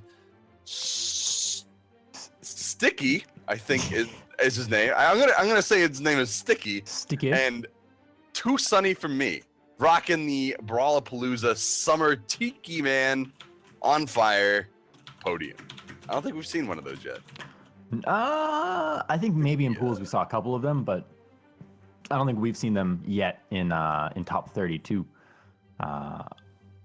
But looks like we're going to be seeing the Bryn pick out from Sticky, which I agree with. Sticky is a good way of calling it. Rocking that innovation tag as well, off of Innovation Gaming. And Too Sunny for me with that Gimp clan. Is it clan, yeah? I think so. I'm not. Okay. I don't believe it is an esports organization. I could be wrong, but I know Gimp is a big. It's a big competitive clan in the EU Brawlverse, if that's a thing. I don't even know if that's a word. I just made it up. So Brawlverse, yeah, there you go. Anyway, Stikieuh starting off with the axe right now against Too Sunny for me's gauntlets, and Too Sunny doesn't really look like he's gotten really anything yet. He's looking for neutral airs and side lights, but really he's only connected a single, okay, now 2 recoveries. It's not really much damage. It really isn't, and I mean, Sticky is really being aggressive. He's pushing the envelope here with both the axe and with the spear. I mean, he's getting in there and trying to do damage, and his movement is just, he's kind of moving circles right now over Too Sunny for you, Too Sunny for me, Too Sunny for me, and right there with the down sig, the sweep for the KO onto Too Sunny. Sticky's in a really good position to just kind of take this momentum and run with it. I mean, he's got the weapon guard right now. Sunny is going to be finding that sword, but right now Sticky has the edge guard, and he's not afraid to just look for these whiff punishes. Right now, he's been whiff punishing Sunny almost this entire game. That's been his damage build-up philosophy, so to speak. Especially sitting with this axe. I mean, you've got high damage on a lot of these aerial moves as well. Side air being a huge proponent of kills and damage buildup. I mean, it's not going to lead to a lot of combos or strings, but the recovery coming out as well. Fantastic play from Stikieuh to just take it. I want to point out that Sticky went for the chase dodge, waited a little bit for Too Sunny to react to the chase dodge, and then went in for the attack. Just a little bit of just like thought and calculation right there to guarantee him that recovery to hit and get that KO. It's a really nice little string all the way through. This could be a 3-stock right now. I mean, Stikieuh, he's got the black hole. Oh, tries to get it. Yeah, he had that black hole, only really possible on this map. And it was close. It was super close. He tries to read the dodge in, but it's not going to connect. And finally gets the recovery, and that is going to be a 3-stock. Sticky taking down Too Sunny in this first game and just looking. I mean, he just brushed off his shoulders right now. He's that's just more clean gameplay. Yeah, just a kind of a casual 3-stock right there. We're gonna move over to Twilight Grove here. Barraza pick out from Too Sunny for me this time, kind of a swap away from those gauntlets. And we'll see if this axe gun is gonna give Too Sunny for me what they need to kind of get in there and turn this around. I mean, at the very least, it's gonna give Sunny just enough defense this time around to survive some more of these hits. A much better start for Sunny this time around too, finding the unarmed combo. And gravity cancels. He's finally building damage up a lot better this time around. Sticky going above, hitting that side air, hits the down air. Too Sunny though with the neutral light of his own, pushing Sticky out in the clash. I don't know that Sticky has what he needs. He does not have a jump or a dodge to get back to that wall. And Too Sunny using his just using that clash to his advantage very, very well to get this KO. Oh, I mean, if there's any time for Sunny to start coming back, it's now. Sunny on Barraza, he's got the defense, he's got a lot of force behind that axe as well, and he's got the damage building capabilities of guns, especially the gun recovery, a very strong move overall. But the side sig coming out from Sticky, finding the weapon throw as well to follow up, and that's the first kill onto Sunny. This is looking a lot more even than we saw in the last game. I mean. This time, Sticky moves back as Sunny's approaching, just patiently moving all the way back like he's winding up, and then lets loose with that side sig, and then knows immediately how he needs to follow it up with that weapon throw to get that KO. Just all around pretty cool. Both of these players are playing a lot better this time. Well, I don't know about Sticky maybe. Sticky was playing pretty fantastic in that first game, but the recovery coming out, that fantastic kill option, getting a lot of damage and force behind it in order to confirm the kill, of course. Sticky now trying to follow up with a little bit of a nice little unarmed combo. Sunny trying to get a little bit of damage in as well. Start off Sticky's fresh stock right here. Too Still sunny, got to be a though. little careful, though. Doing a really nice job this game, turning it around with this stock lead. You know, took that early stock off of on Sticky and has been maximizing that lead the entire game. Nice side air right there. Switching out to the axe, hits the down light. Sticky losing the weapon, but hits the unarmed recoveries. Too Sunny gonna keep the weapon away from Sticky, who's ready with these unarmed strings, with these unarmed recoveries. And Too Sunny with those guns, looking for a side air, looking for a recovery, looking for a sig, looking for a hit confirm to get this KO because Sticky is in that kill zone. Although Too Sunny gets knocked down, there's the dare, but the weapon throw gonna bounce off and kind of deny Sticky. It gives Sunny a little bit of space to recover onto the platform, and the side air out from Sticky right there for the KO. Sticky's got some ground to pull up, but has been playing really strong on this final stock in the red. Too Sunny here waiting for Sticky to move above. Gonna go ahead, pick up that axe. The side light was gonna come out, but Sticky hit the side air first, down side light into downlight right there as well, and they're pushing them out. It's close. I mean, Sunny's just letting Sticky get back because he knows. Look at that. He just fade away side air and almost confirm the kill. There's another one, and that's gonna be it. Bouncing him right off the island, and now we're 1-1. Sunny looking a lot better this time around, looking a lot more comfortable on that Brawlhalla pick. That extra damage, that extra defense is really coming in clutch this time. It really feels this time like we've had, you know, best of threes that go to a third game almost every single time, every single matchup in the top 32. That is true, actually. I mean, we've been seeing almost every game go into that. I think did the first game actually go into best of, if it didn't go in the best of three, or if it didn't go into game three, not best of three, then that would have been, I think, the only one that we've seen that didn't go into game three, but I think it may have.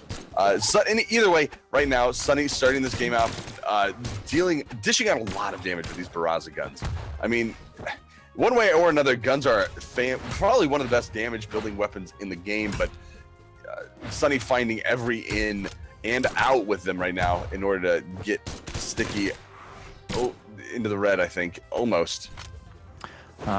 Sticky, though, did get a lot of early damage onto Sunny, and is kind of pushing that advantage right now. While Sticky in that orange, that ochre area, Sunny is just kind of trying to get in there and even this out. Sunny right now in the red. Sticky with that axe has the kill moves, has the kill potential here for the KO. Goes for the side light, neutral light type of deal. And there's the side air for the KO onto Sunny. Puts Sticky in a stock lead at the moment. And, you know, I really would have trouble with both game one and game two, looking at those both, knowing who I think could take this. I think the players are evenly matched in play style. I mean, at this point, you gotta wonder if Sticky was having like internet issues in that first game because Sunny had internet issues in that first game because Sticky took it so cleanly. Sunny, though, right now trying to find the kill, finds the recovery, and that is going to lead to the kill. That's the first kill on Sticky in this game 3, and Sunny, he's sticking to his guns, literally as well as figuratively, of course. Sticky right now with the axe. It's just looking for a lot of these like down airs, inside airs for Sticky at the moment. I mean, what more do you down air? Side air, but Sunny ready with that neutral light, ready to go into those neutral airs. Sticky knocking the guns out of Sunny's hands though, and this is not looking so good for Sunny, who does get hit by that down air. Neutral air comes out, goes for the neutral sig. Sunny moves around it, maneuvering around that neutral sig. Side air comes out, Sunny not right there, and the recovery. It lands the recovery, but to Sunny, not damaged enough to get KO, and does survive the weapon throw, keeping Sunny away.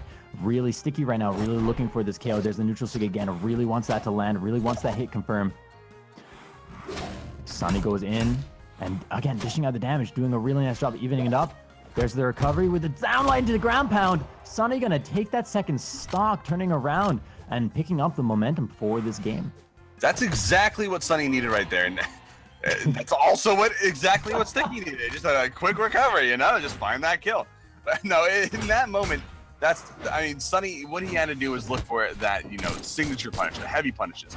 the whiffs from Sticky to try to confirm that kill, and that's exactly what he did, punishing that spear recovery off into the side to confirm his own kill. But either way, it's one stock to one stock, even damage right now. Sticky just looking for a lot of these axe aerials. You know, the aerial kit from Axe allowing these players, that swinging hitbox, hitting all over the place, managing to catch Sunny out on the bottom of the hitbox as well. A huge deal getting caught off stage with that as well. It's a tense game. Sunny knocking Sticky up. I mean, these Axe players both really looking for an in to the other's defense. The side air knocking the Axe out of Sticky. Sticky goes under the platform. He didn't get the down air, but he will get the wall touch as Sunny switches over to the guns, shooting in for those dares. A down air would be enough with the force now to knock it off, but Sticky picks up that Axe, goes for the recovery, hits the sidelight, hits neutral light, then hits that sidelight right afterwards. This is very close to downlight, gonna knock Sunny up. Damage is in kill zone for both players at the moment, as they both know it. Kind of tense. You gotta imagine what it's like to be too Sunny or to be too Sticky, because this is game 3. This is the one that matters. The recovery not gonna hit the side air into the weapon throw, but the dodge out from Sunny and the side air to secure his recovery back to Twilight Grove. That weapon throw would have confirmed a kill if it connected, but fortunately for Sunny, he's still in the game as he got the dodge at the right time, at the right moment, in the right position, but it's not gonna matter. It looks like Sunny, just does get back, barely tries to throw out the side air to confirm the kill, but doesn't connect. Sticky finding his own side air on the Axe right after the pickup to confirm the kill and the match and to take it down and move on to the next round. Sunny dropping down. And there he goes. That's going to be it for that set. Stikieuh moving on to the next round in a 2-1 set. Very close game. Very tense game. Completely different. I mean, that was 100% like as tense as it gets, you know. I mean, they were down in the red. That's the type of game where you leave it and your hands are shaking. That's like sweaty and shaking together. I'm sorry, combining my words today. And like your heart is pumping and you just don't really know what's gonna happen. I mean, that was really tense. It was a really fantastic match between those two players. But right now we do have Eramm and Addymestic getting ready to go. We saw both of these players face off against some opponents earlier on, and this is, you know, top 16 getting ready to go into top 8, I believe. Unless we're already in top 8. I actually haven't seen the bracket in a while. But Eramm right now getting setting up on his Vrax pick. You know, we saw him earlier on, and we saw him earlier on playing the Vrax pick, of course. Guns and Lance looking pretty hot on that. And we, of course, saw Addymestic as well. On the Val pick, Sword Gauntlet, something we usually see him on nowadays. Not so much on the Wu Shang pick, which would also be a pretty strong pick considering Spear is still a pretty strong weapon. Maybe not necessarily as versatile in some areas as Sword is. But I guess that's for people to debate, not for me really to do right now. Either way, the match is getting underway. Right now, Eramm, Addymestic, Twilight Grove. Back onto the Grove. Like you just said, Eramm picking up those first weapons, those sweet crossbow guns. Addymestic picking up that sword right away. Kind of even right now as both players figure out how to break the armor, how to approach the opponent. You know, this early game, first 15 seconds, 20 seconds in any Brawlhalla match, especially game 1, is a lot of just kind of figuring out. Nice side air against the wedge right for Addymestic onto Eramm. Just still pretty close. Neutral stick comes out from Eramm. Addymestic not going to be in that zone to get hit by it. Well, they're going to be playing around that island to begin with. It looks like Eramm being knocked over there early on in the match. Addymestic now finding a little tipper on the recovery as Eramm now needs to find a response. I mean, he's almost in kill percent right now. He's like 1 hit away. And considering the weapons and the signatures that Addymestic has available to him, I mean, one side stick is going to confirm that kill. We might even see one in just a moment, if I had to guess. Oh, but he might not even need it now. Weapon throw. And, you know, on top of that weapon throw, he picked those gauntlets right back up, giving himself, again, that weapon lead against Eramm, who's unarmed right now, who does pick up those guns. But Addymestic punishing the pickup with a really long string. Eramm right there, turning it around with a recovery of his own, hits the recovery, hits the KO onto Addymestic, brings it down to 2 stocks for both players. I mean, it's these even moments that decide who could take the advantage in these really close matchups. I mean, when someone evens up a match, how much damage someone has. I mean, Eramm has just enough of damage built up onto him that it could make all the difference in the world. If Addymestic finds a kill here and Eramm finds a kill right after that, I mean, it all depends on how much damage he's going into that next stock with, and how much of and how much pressure the other player is going to be putting down on him. It's a beautiful neutral stick out from Eramm right there, following up with a recovery. Addymestic narrowly maneuvers around it. As Eramm has been putting on the pressure with that lance, the side air gonna knock Addymestic down. Addymestic has the recovery up, gets the wall touch. Eramm looking for the KO, throws the lance. Addymestic moves around it with the side stick, gets the KO onto Eramm. 2-1 right now. Addymestic has to take this lead, has to run with it a little bit, and kind of widen this gap, widen this advantage as best he can right now. And that's exactly what you see him doing with that string with those gauntlets. But the side air out from Eramm, not quite enough to get the KO, as Addymestic will recover, does get the wall touch back on the platform. Side air out from Eramm. Very, very close neutral air, pushing Addymestic out. Addy still surviving, still on 2 stocks, but the side stick jumps above it. Oh, man. Ooh, Eramm finding the down air, and that is going to be the kill confirmed, but he's in the orange. I mean, this is a lot of damage built up for your last stock, especially when Addymestic's going into a fresh one. So he's got to figure out, he's got to play around how Addymestic is going to be moving. His jumps, his side airs. If he pulls out gauntlets, he's got to be careful of those ground pounds as well. Even on stage, he's got a lot of work to do to bring this back to even. Oh, man. Eramm here in the red. Addymestic keeping this lead. Down arrow from Eramm. Both players kind of jockeying about, trying to see what happens. Eramm landing that side sig. Just barely on the tipper, too. That was very good spacing on his part to find that confirmed. But Addymestic doing a little short jump down air to catch Eramm and send him off to the side. Oh, Addymestic now trying to dance that island. Oh, both players kind of dance around each other. Ooh, no one finds any confirms. The recovery coming out from Eramm to get back on stage. And Addymestic with the trying to get the side air as well, but it's not going to be confirming. And Addymestic without a weapon is in a pretty rough position against Eramm. Eramm trying to find the signature move, but it's not going to connect either. And Addymestic now finding those gauntlets. He's got the side sig option, and there it is. It's not going to kill it with that bounce off the island. Eramm denying that neutral air with a weapon throw. There it is, the recovery from Addymestic, landing, hitting, and getting the KO onto Eramm. Addymestic will take game 1. Man, a very close game. Eramm put in a lot of work to get that back to even. Managed to take the lead even for a second and almost confirmed the kill at least 3 times there. But Addymestic just he brought it back together. He cleaned it up and he finished it off in a very swift fashion as soon as he picked those gauntlets up. So it's going to be keeping Addymestic away from those gauntlets. You can't take those side sigs. No, and those side sigs are scary, especially Val. There's so much range on it because it hits in front of her body at the end, and that's the part that I think is kind of tricky. And if you're not aware of it, you can get caught by it very, very easily.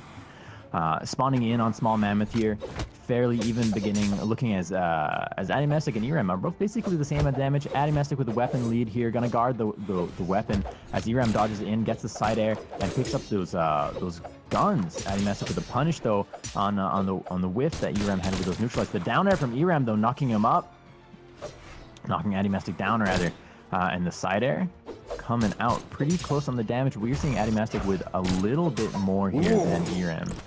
You can see what Addymestic was trying to do there. Slide charging that neutral stick off the side. It didn't work out, and Eramm did find a kill off that recovery, off the coast to coast. But in the end, Addymestic had a very good option there with that slide charge neutral stick, trying to catch Eramm off, but the down dodge that he had, very clean. I just had to point that out. Either way, now on this new stock, Addymestic trying to confirm the kill, finding the recovery, and that's all it's going to take. pretty even game. It's kind of similar to what we were seeing last game with both players trading back and forth, both stocks and damage and hits here, as they are very well matched against each other. Eramm with those guns, trying to find that spacing, as Addymestic using those down airs to get in there, try and start a little bit of an arm strength, try and get through those zones. Addymestic picking up that sword, moving in, moves through that null zone of the neutral light on the sword, allows him to get two or three hits in there on his own, which is really, really nice. Scythelight coming out. Eramm moving up. There's a weapon on the field. Eramm gonna opt it. It's the lance. We're gonna see if Eramm's gonna kind of use the mobility and the horizontality and the motion and the hitbox of this lance to kind of push Addymestic out, going for the neutral area, but Addymestic ready with a ground pound of his own. Double recovery into Eramm. Addymestic taking with a grab cancel neutral stick, pushing Eramm out. Eramm does get the wall touch, will recover, hits the side stick of his own.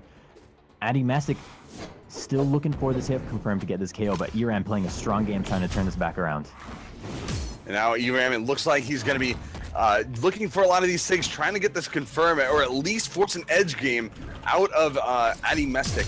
And he gets the side light combo into that side air. Finds a down light as well. Addymestic trying to find the recovery confirmed to get the kill, but is not going to be confirming that anytime soon, as Eramm finds a side sig as well, killing Addymestic off the side and taking the lead. Now Eramm has to extend this stock as much as he can. He's got the sword. Not quite the matchup he's going to be wanting, as Addymestic just finds the downlight side light kill.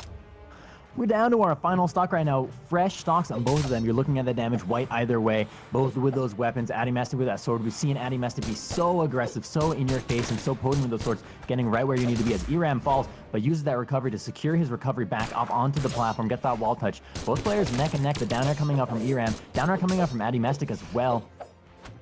There's a weapon throw into lance pickup, into sideline to side air from Eramm. I mean, both of these players right now are just playing so carefully. Eramm with the lance, Addymestic sticking to that sword. I guess he doesn't want the gauntlet lance matchup as much as Eramm probably wants it. I mean, it's that counter play in the in this kind of thing that you want to take advantage of, and Addymestic just knows how to keep that from being the case.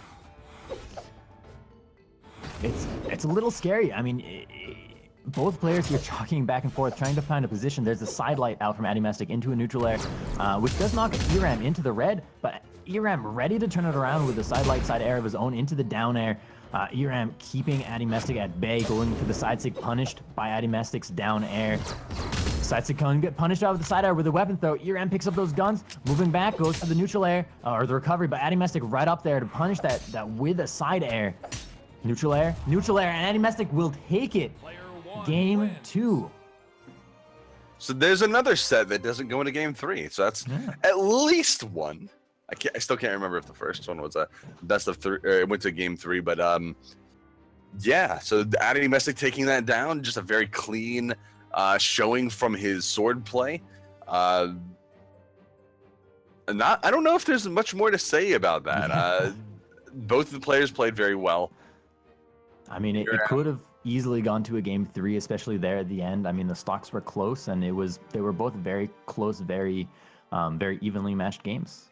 And I would not be surprised to see Eramm make it up out of that losers bracket and kind of make another showing later on today. I guess we'll have to see in that regard, because that's going to come up later. But for now, we've got Frost Yami versus Stikieuh. Stikieuh, of course, we've seen on stream already. Played fantastically against Too Sunny for me. Taking it down 2-1.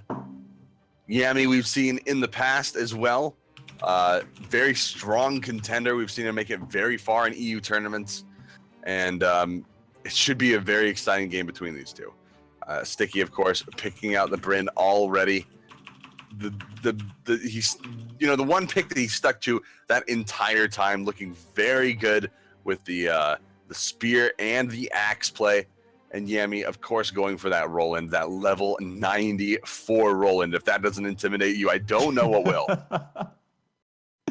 Oh man, that's scary. I gotta say, that's no stance out for that Roland, but we do have that defense stance out for the Bryn.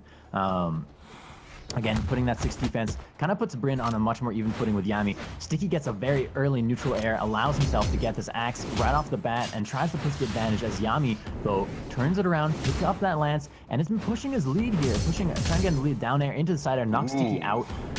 Side air, Sticky still has a recovery left and a dodge. Moves in with a side air, but Yami moves back with a side air of his own, goes for that very, very close ground pound, saying, no, you can't touch that wall. Neutral light coming out from Sticky. Sticky moving back here, trying to get Yami back on the platform, trying to get Yami into a place where he can engage, but Yami right now doing a real nice job of keeping Sticky in the red. I mean, this is what Yami does best. He pulls out that lance, puts pressure on, and just goes in because he's got the defense to handle it. Right now, he's getting the recovery off too, just barely not getting that kill. It just what? How does that work out? Sticky threw out a neutral stick from the spear, and Yami just down aired into it. He didn't give one care because all he did was just stuff the signature, throw him from side to side, and confirm that kill later on. Like, what the heck? Oh my goodness. Very Brawlhalla with the interactions. I love it. You always see new ones every day. It's actually bizarre. But Yami moving in and Sticky anticipating that with a down sig for the KO. It's some insane stuff that we've seen out of Yami recently, and right now is no exception. Yami with that lance again, of course, his favorite weapon if I had to guess. Just throwing out these recoveries, trying to get Sticky on these like reversal positions where Sticky tries to jump over Yami and get behind him to punish out those recoveries or whatever he's trying to do, because a good eye can punish a lance well enough, but man, Yami makes it look so easy when he uses it. Makes me want to play lance. Don't ever say that again. What? That's too scary.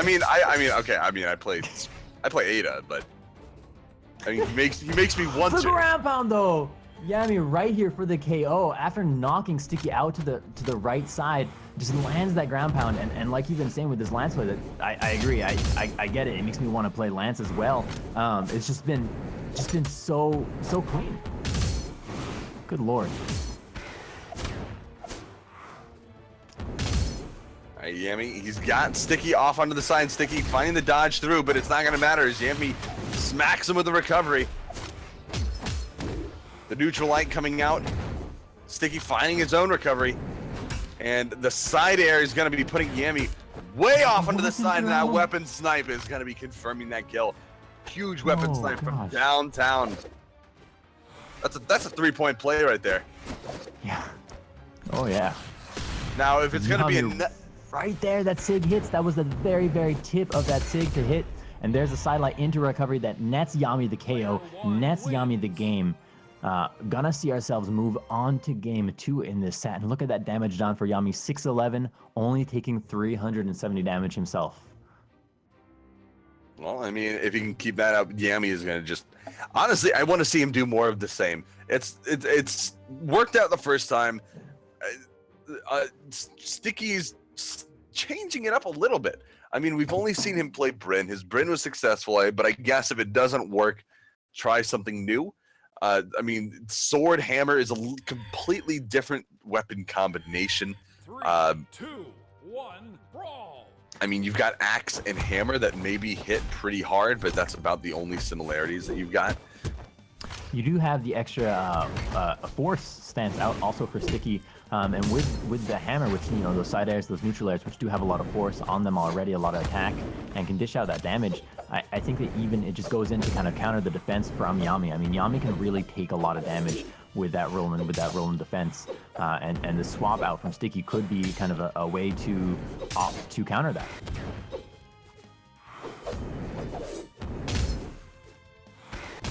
But right now, Yami throwing out these recoveries, throwing out these down airs, just dancing around Sticky right now as Sticky tries to make something work. He's got the edge though.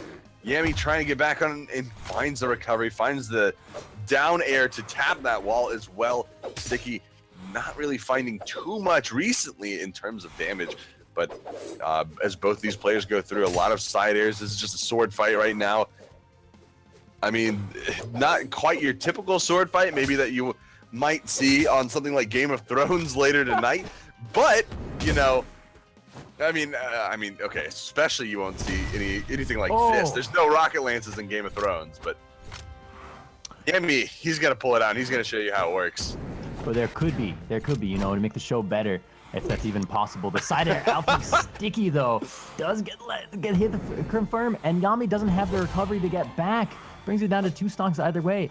Very clean at the moment. Yami not gonna get that weapon as Sticky kind of keeping hold on the weapon and trying to push through Yami. This Bolvar pick for Sticky playing really well with the sword, really being able to get in there and get some damage with those strings off. Although Yami getting 2 side airs in a row, goes for the down air, but the neutral light, or was it a side air? I don't know. Knocks Yami out on that recovery, but the Sig comes out from Yami, pushing Sticky out and the down Sigs, and Yami has just been tossing Sticky back and forth, left and right with the spear, knocking him, bouncing him off that wall, and keeping him away, not giving him a moment of respite, not giving him any time to relax. Has him on the edge, the side air hits. Sticky, still on the platform, still surviving in the red, and really picking up some of these bread and butter combos to go ahead and even up this game, even up the stock. Down in the middle of the down air, confirms the hit, confirms the KO, and gonna put Yami in the lead. I mean, Yami is a stock up, but right there, closer to the end of Sticky's second stock, Sticky did put in a lot of work, managed to get that damage back very closely, and look at this. It's going to take almost only a hammer side air to kill Yami. I mean, it's not going to be enough. That 8 defense is quite a bit, and it's pretty daunting when trying to confirm a kill off on somebody. But, oh, the recovery just missing in the stomp. Also not putting Sticky quite in range to land that side air for the kill. That would have been guaranteed, of course, if connected, but of course there's no confirm on that. Sticky going in unarmed a little while on that lance, and Yami just using that like 7-inch blade to kind of get in there and push through Sticky's fists. Sticky does pick up a sword for a while there, throws it out, opting instead for the hammer, and immediately confirms it into a side air for the KO. Final stock here, Sticky in the red, kind of that orangey red. Yami fresh, Yami with the down air, gonna keep pushing him away with that lance, and that lance has been a scary weapon, and that could be it. Sideline to side air as Sticky recovers, the weapon throw up into the ground pound, into the recovery. Yami saying, Sticky, you're not allowed to recover back to this platform, but Sticky survives, but gets caught in the down air sidelight for the KO. Down like that. I mean, Yami just washed that one away. I mean, it's just super clean, super soapy, and super sudsy as he finished that off, barely taking any damage on his last stock. Probably had a making loop. it look. I mean, he probably stole it from that other guy. Honestly, I mean, just holding onto it, just looking at it. So that where we are now, we pass around the loofah in the Brawlhalla community. There's only one. I mean, there can be only one. Only one person can win at the end of the day, and that person is the holder of the loofah. Yeah, it's the golden loofah. I feel like that's what we need to do at BCX now, is find the loofah, spray paint it gold, and give that as the trophy. I mean, it'll never happen, but maybe it'll be a community thing. Who knows? We are going to take a short 5-minute break here, folks. When we come back, we will have some more bigger, better, can it get better than this? Better games for you all. So stay tuned. We will return shortly.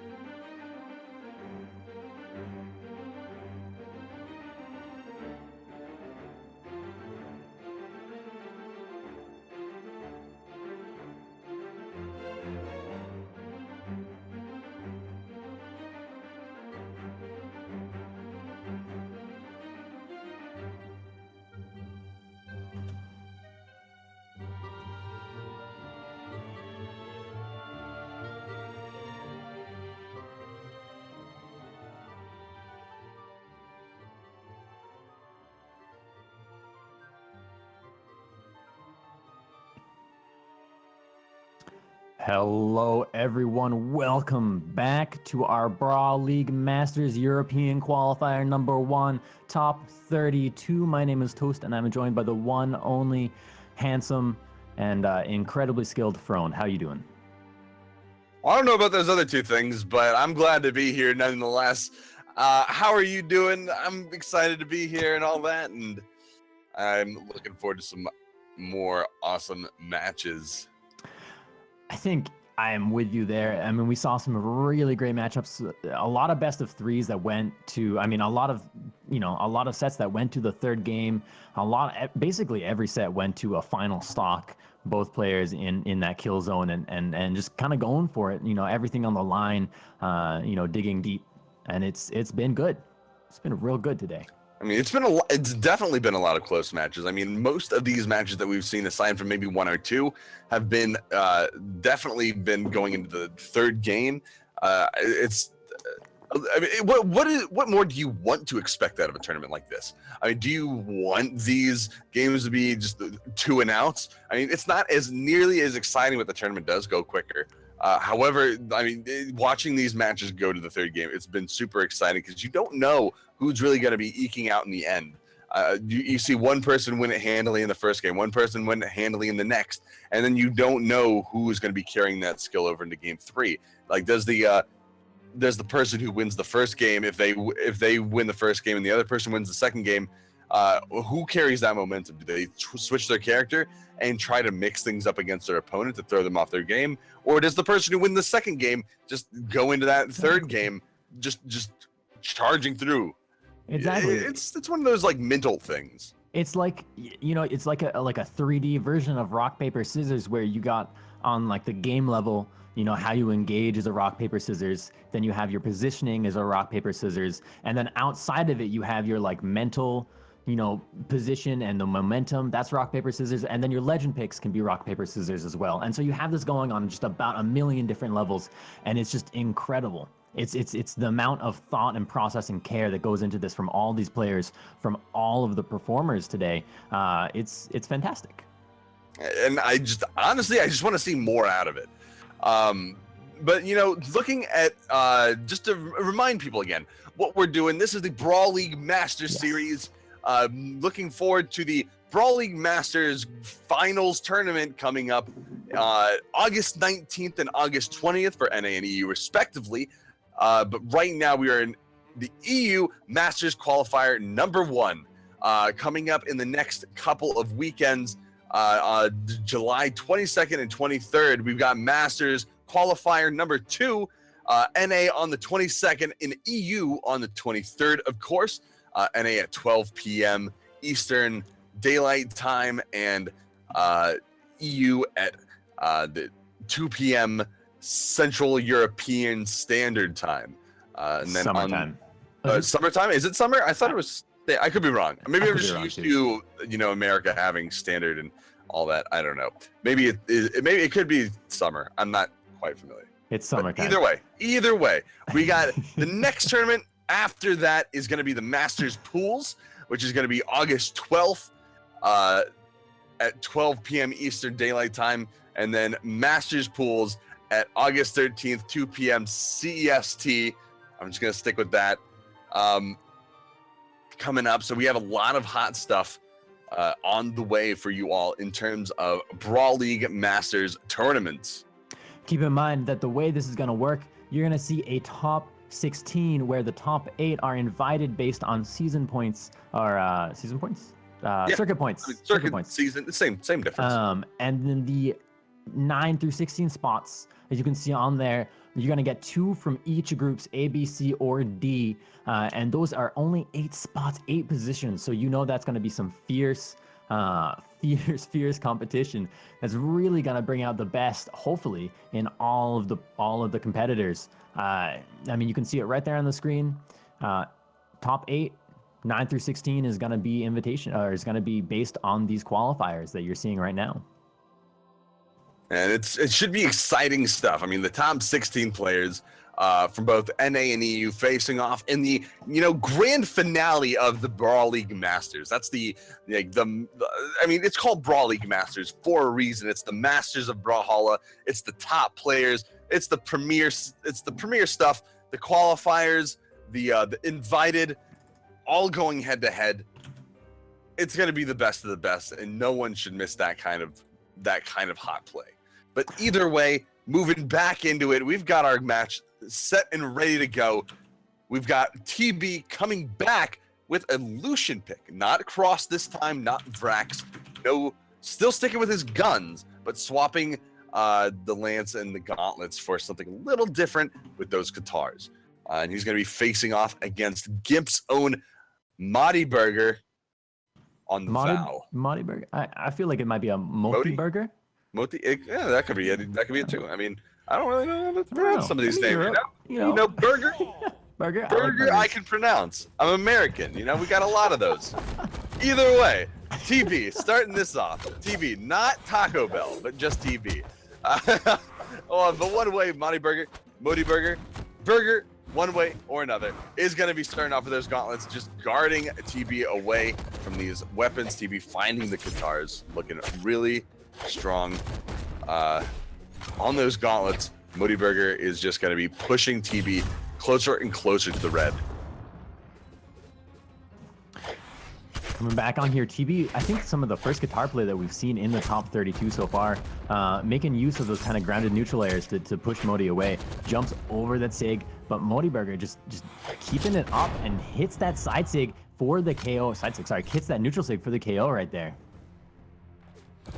And Moti is he wastes no time getting right back into it. TB already responding, throwing out moves, trying to read out TB, throwing out an early move before the iframes are gone, trying to time it out as well by just sticking to him. You can see the aggression in Motiburgeri right now. It's just constant attacks and constant dancing around TB, trying to find the open angles, trying to find his weak spot.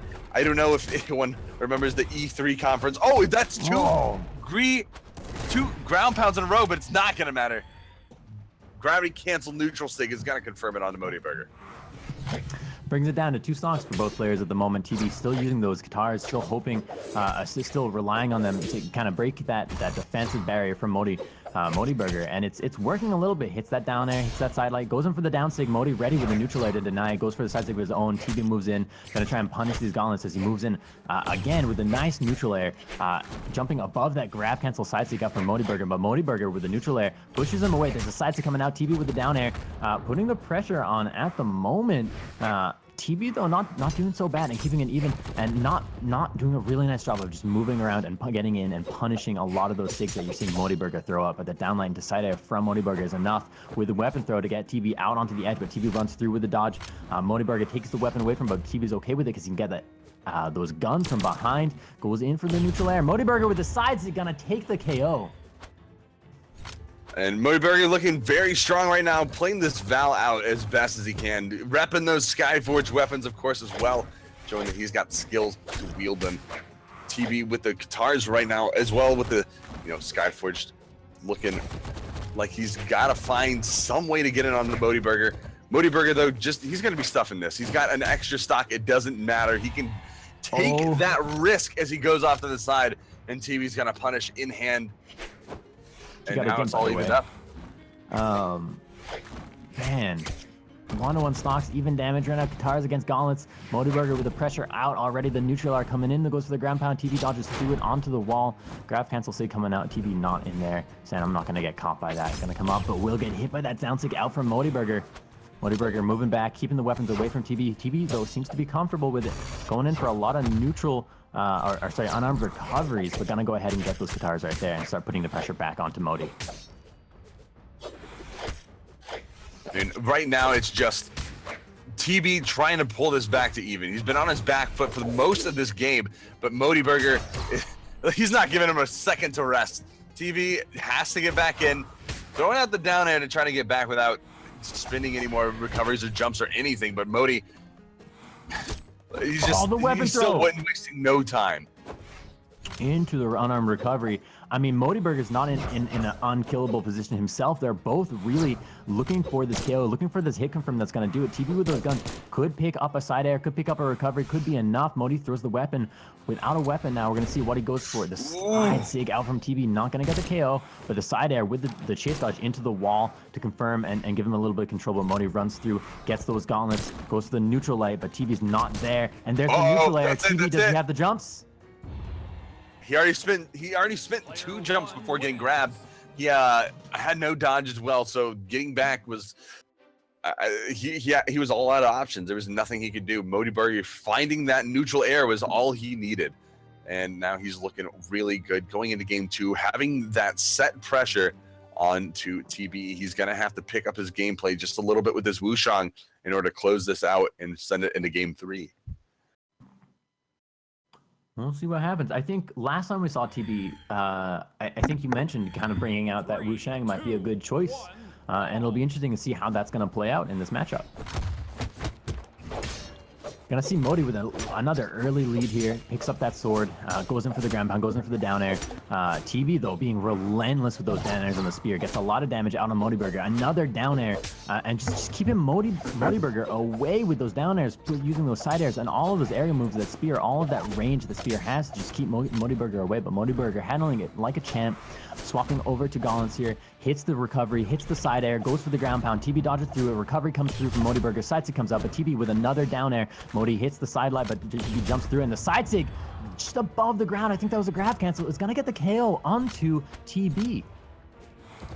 I mean, Motiburger just looking extremely strong right now. TB is having a very difficult time dealing with whatever Motiburger is throwing out. And whatever he's throwing out is quite a bit, actually, considering he's just continuously throwing out pressure on TB. It's attack after attack. Just one move after the other. You can see down air. He goes down air, into side air, into neutral light as soon as he lands. Look, another down air coming right out as soon. If he's in certain proximity to TB, he's throwing out a move. But it doesn't matter right now. TB taking it down, finding that ground pound off onto the left side, confirming his own kill in order to try to even up this pressure a little bit. He's going to need a little bit more, though, in terms of damage buildup. And the timing in which you can find that in order to bring this back to even and even take the lead. TB landing in a down air, using it to start his momentum, using it to start breaking this this kind of damage disparity between the two players that there is right now on the second stock. TB moves back. Motiburger trying to put the pressure on with that sword, going with those down airs for the approach. TB having none of it, jumping above his side lights, moving through his side airs. But the grab cancel sig right there, gonna knock TB out to the right, and the side sig off the wall does not hit TB as TB relaxes and moves below, anticipating that. Gonna recover but get hit by the neutral light. Motiburger here with the down air. TB connects with the neutral light with the weapon throw, goes in the ground pound. Motiburger's not there, he dodges through it. Side sig out. TB with the patience with the side light into a grab cancel side light into a recovery for the KO. Beautifully executed. That was so clean. See, that's the kind of thing that we expect out of TB more often, is those hard reads, those patient the patient read plays like the ones that he just took out Moti's second stock with. You got the side light waited, grab and cancel side light again into recovery, and that time as well, getting the side light in the double down light side air. Not enough to kill, but enough to build up a fair amount of damage. Now Motiburger finding that kill off onto the left side again. TB in a fantastic position this time around to take this game down and send it into game 3. The slide, side sig right there. TB on the edge with Moti, has Moti in the kill percentage, knows he needs to get this. If TB gets this, he's going to go to a third game. There's a clash pushing TB down. Moti on those gauntlets as well. There's the neutral light knocking Motiburger out to the right side.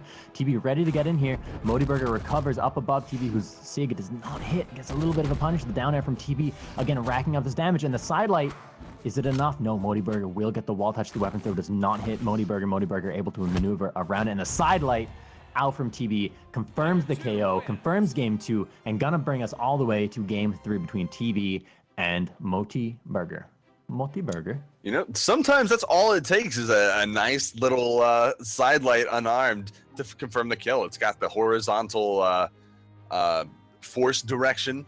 It's got enough force that when they're in a certain damage threshold, it'll just confirm the kill either way. I mean, it's the shortest distance to confirm a kill if they're on the edge of the map. You just get that side light, it just sends them horizontally straight towards the edge, and then, you know, you got to kill. But now we're in Twilight Grove, Game 3. TB against Motiburger. Motiburger, oh, getting stuffed right now. That's 2 ground pounds in a row. TB trying to finish off Motiburger as fast as he can, get that Gimp kill. Oh, and he just interrupts again. It gets an interrupt on one of Motiburger's signature moves. Did the same thing in the last game, just grabbed him out, neutral aired him out of a side sig. This time, it was something a little different, recovery into the neutral sig. But either way, it's just TB, he doesn't even care this time around. He's just going in, no regard for life. And it's working so well for him. Lands that sig, knocks Moti out, goes in for the recovery, anticipating Motiburger to move up, but there's a side air for the KO onto Motiburger, and TB hardly taken a scratch so far in a little bit of a darker yellow zone here, probably, about halfway to being in that red. Motiburger doing some good damage with a very low to the ground pound unarmed, but TB just being relentless, like you were saying. TB is just chasing Motiburger around Twilight Grove right now. And it's not looking so good as TB is taking this momentum and is just really pushing through it, pushing for it. It's Game 3. It's the one that counts for the set. The side sig out from Motiburger, though, very nicely executed to push out TB and kind of start evening up this gap a little bit. But damage on Motiburger so high. TB doing so much on this stock. And there's that downlight into the side air, into the recovery to just kind of keep building this up, building this damage.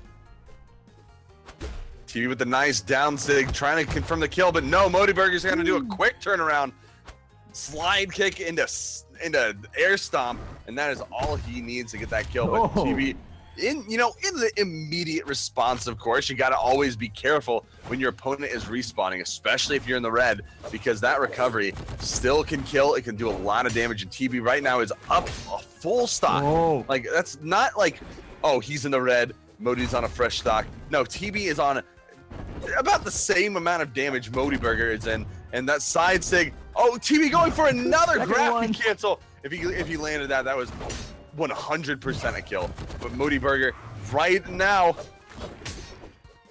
trying to get back on the stage, manages to do so. TB as well, and now it's just back to neutral as both these players try to dance around, find something. TB's just gonna keep pressuring though. He has the stock advantage. And the damage buildup with his gauntlets is so good. He goes in for that down heavy, unarmed down heavy, but Motiburger punishes with a downlight into recovery of his own. TB, though, with those gauntlets again, hits that side air, goes for that sig clash from Motiburger, who dodges through the down sig, which is so scary, so dangerous, but there's the neutral light. Motiburger does not have the jumps to get back, and TB not only takes the match, takes the stock, takes the match, he takes the bracket and is going to move on to the next set. I mean, that's the kind of stuff we expect to see out of TB, that clean, powerful, pressuring gameplay. He just went right in, got right up to Motiburger's face, and just annihilated him in that last game. Just didn't even give him time to breathe.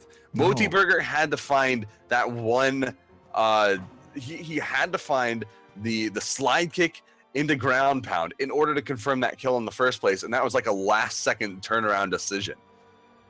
I mean, it was the turnaround from game 1 to game 2 and 3 was wild. And just like you were saying, it's that aggression, that relentless aggression from TB was just brutal. I don't know if you've ever had a greyhound chase after you. Even just like for fun, it's terrifying. Those dogs are fast. And I can't say I have, but I've seen them run before. They're really, really fast. They got those really long legs, and they've got a body built for speed because I think they were bred as hunting dogs. And so chasing down their prey is something they're very good at. That's exactly what we saw TB kind of execute in that last game. But we're gonna see ourselves move into our next game. We're gonna get double. I was going to say double Eramm, but that's not the case. The skins just kind of look similar to me sometimes.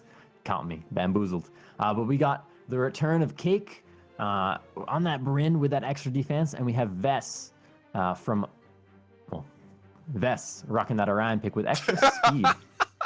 I thought you were gonna say from like The Witcher 3 or something, because that is a character from the Witcher universe. However, you know, not to get the Vesses confused, this Vess is an EU player. I don't want to say an Orion player because I can't say I know too much about Vess. But the other Vess is completely different, and we can't really talk about that because one, it's a completely different game, and two, it leads into some different themes and categories and other things. But anyway, we got this game going down, underway right now. Heading to Mammoth Fortress, Cake versus Vess. Cake on the Bryn pick and Vess on the Orion, of course. And it looks like Vess is from Germany as well. Just a little small detail if that's interesting to anybody. So if you're from Germany, I know a lot of you people are watching right now. You can feel free to root for your statesman. Yeah. Cake being aggressive with that axe, going for these down airs, down air. And he's gonna get it because did the wall touch up for Des? Oh, wait. Des? That's it. Is this it? That's it. No more recovery. No more jumps. No more dodges. That's it. 20-second gimp play from Cake. Looking freaking strong with that axe right now, getting Vess off onto the stage and finding the gimp that quickly. You've got to have you've got to be on nerves right now if you're Vess. That was fantastic. I mean, so early, so much damage, and just getting in there and being relentless and pushing through.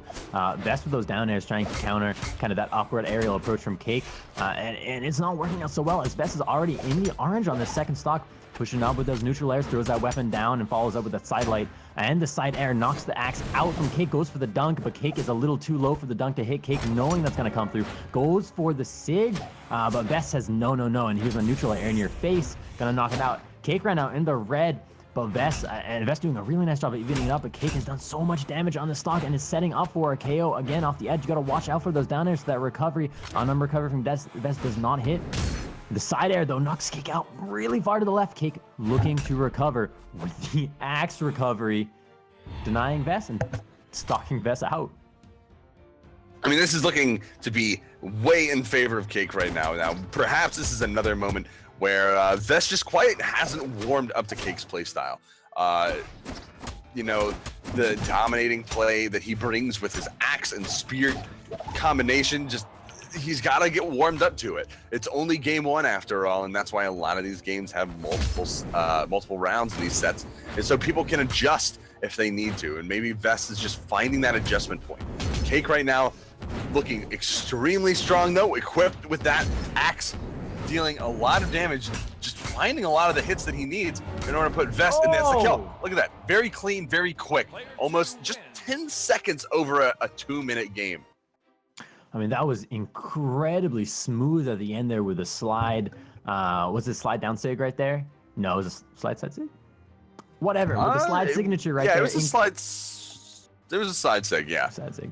Incredibly smooth, just moving right off the bat and just kind of catching the tip at the end to knock Vess out right there. No legend swap from Vess. Gonna stick with the Orion. Gonna stick with that speed. Gonna spawn in on Shipwreck. See how that kind of plays out for you with that extra speed, that extra mobility. All right, but as we get this game started, Cake's going to be finding the first weapon. It's not going to be an axe this time. It's going to be a spear, and he's just going to sidelight Vess all over the stage as they clash with a neutral light.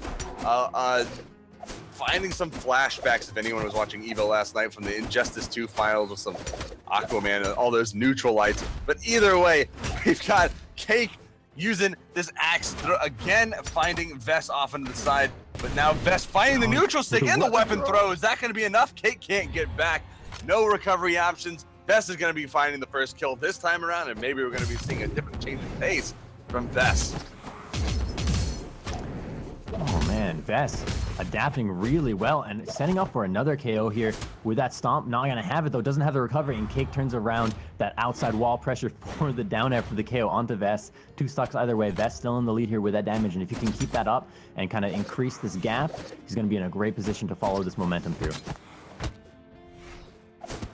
I mean, Cake is looking really, really good right now, but he's got a little bit of ways to bring this back. I mean, he's getting a lot of this damage built back up onto Vess. He found the kill. He's finding some of the damage with this spear right now. But Vess now, just barely missing that neutral stick. Cake dancing right underneath it and finding the whiff punish. Not too big of a whiff punish, but just enough to get a little bit of the momentum back before Vest finds his own sig. And now we're back here, and it looks like Cake finding that axe is just going to be able to get his attack off before Vest can do anything. And Vest getting that recovery, it's just going back and forth. Both of these players are trading blows. Vest with that lead, that advantage that he kind of secured in the beginning, still holding on to it and trying to keep Cake away. But Cake has been really using the mobility and the range of the spear so far to kind of take this lead, or not so much take the lead, but try and even out the lead from Vest. The recovery's coming out, the neutral air with the weapon throw, the axe side air, but Vest with the spot dodge avoids it. Perfectly timed, perfectly anticipated right there. Downsy comes out with a side air. Again, the pressure out on Cake. Is this it? Is this a game? With the lance! Oh my god, he almost brought it back. Oh, he almost took Cake out with a huge lance string on the side. It doesn't matter. His recovery wasn't quite good enough to land on the stage. He managed to find the wall. Cake managed to get back on the stage himself, getting the kill with the ground pound. A little unfortunate after watching Vest just very nearly get that huge lance play off onto the side. That would have also taken the game in his favor, pushing it into game 3, but I guess these things kind of happen. I mean, he pulled that lance out, and he was just like, we're going viral with this one, and it didn't quite make it, but Cake is like, I'm taking this video for myself, and he just took that all in and just cleaned it all up. Oh man, that was incredible. The clash on the side sig might have actually just saved Cake right there. That side sig, if it had hit, potentially could have gotten the KO on the clash, actually knocking them both out. The side air out from Cake, and then another side air. Vest might not have the mobility to get back, uses the down air, uses another down air, no dodge, and Cake takes game 2 after an incredibly strong lead from Vest for the majority of the game. After some incredibly strong plays from Vest, Cake coming in clutch at the end with those side airs for the victory, for the win. Man, after watching Vest start to come back, it's a little unfortunate. I mean, you gotta give props to Cake. He played so well, but Vest, you gotta feel it's a little unfortunate to watch him just kind of fall like that. I mean, he started off super hot, took the first stock, I think as soon as that lance string didn't kill, things just went downhill for him. I mean, it was just. You would have thought that he would have brought that into game 3 after what just happened. Right. I mean, that lance string was incredible. I mean, that was right to left off the side. If he had gotten one more hit to connect, it would have pushed him out into the KO and into the KO zone. It would have been game. But for all that, you got to give him props.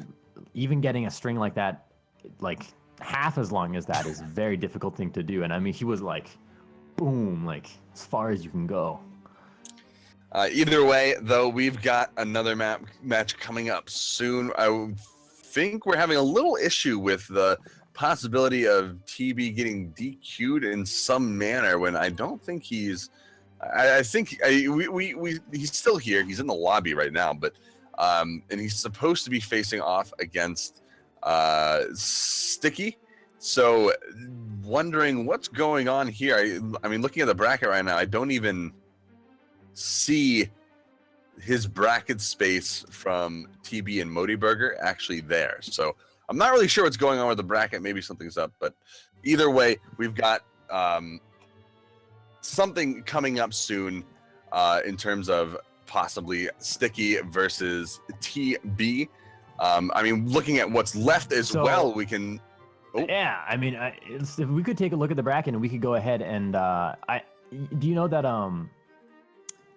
Smash GG has a projected function? Have you ever seen that?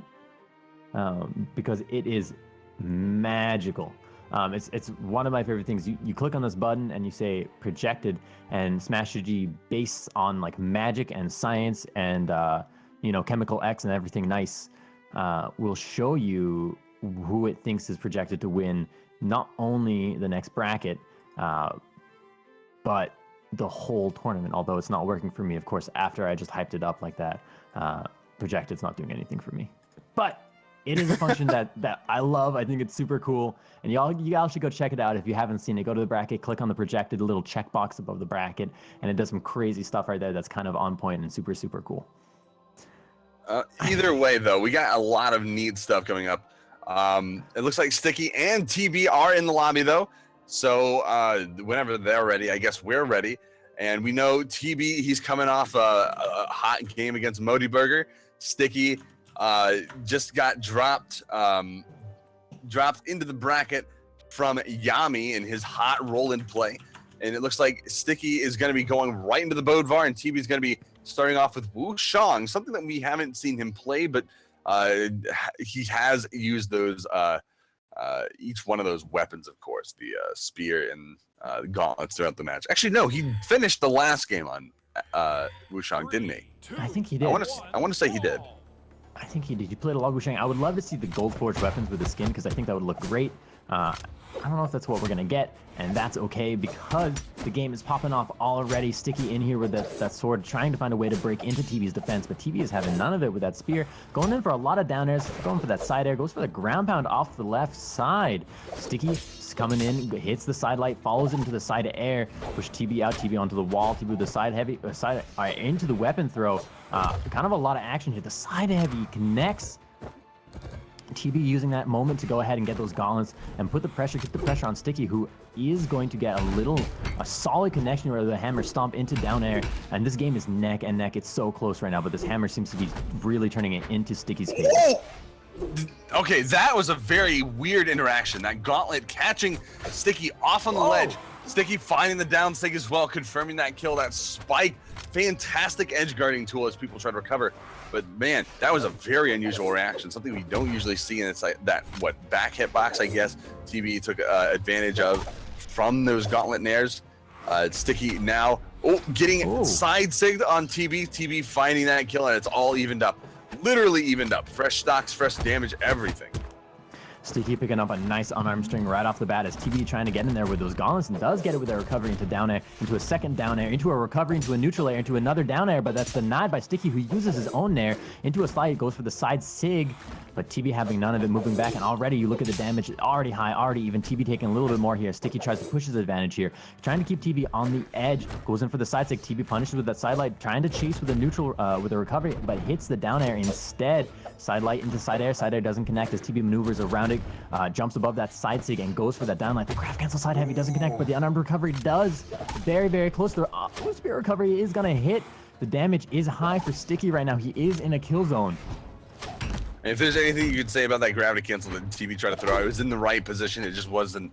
It was just Stikieuh saw it coming and had that dodge ready. But Stikieuh right now, he's got the sword. He's got a neutral lights. She's looking for that kill. He's got TB in the position, and there it is. The down air is all it's going to take to confirm that kill onto TB and put him in his last stock. TB trying to get a little bit of unarmed damage in, but Stikieuh's not going to have it. That down light, very good at catching people out in those platforms, trying to get under you.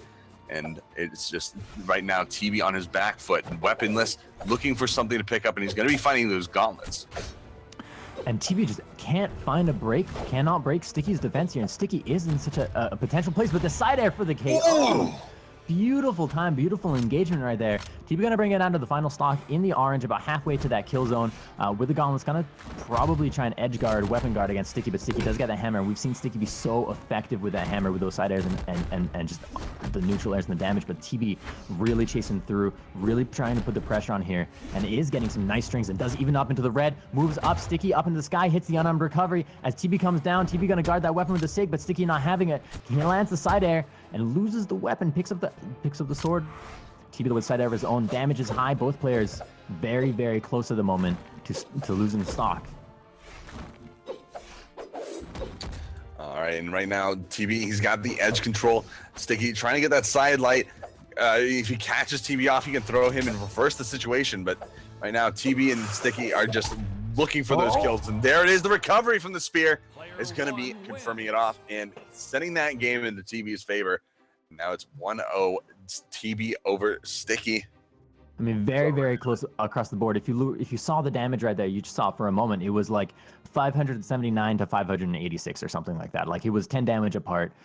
You know, and you can't always look at those stats and kind of draw conclusions from them. But like that's just a reflection of the game that we just saw.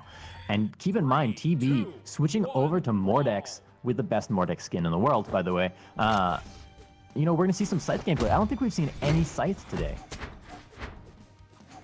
We haven't really yet. I mean, some people may have been playing it, but we definitely haven't been seeing too much of it. I think most of the big Scythe players are actually in the top circuit point qualifiers. So those are the people that we're going to be seeing in the Masters. I mean, the people we've seen mostly play Scythe are Effie, Doughbrain. I guess there's Scythelight as well, but I think we only saw him in the pools earlier. So he might already be out. I don't even know if he was playing Scythe, to be honest, because I kind of missed that portion.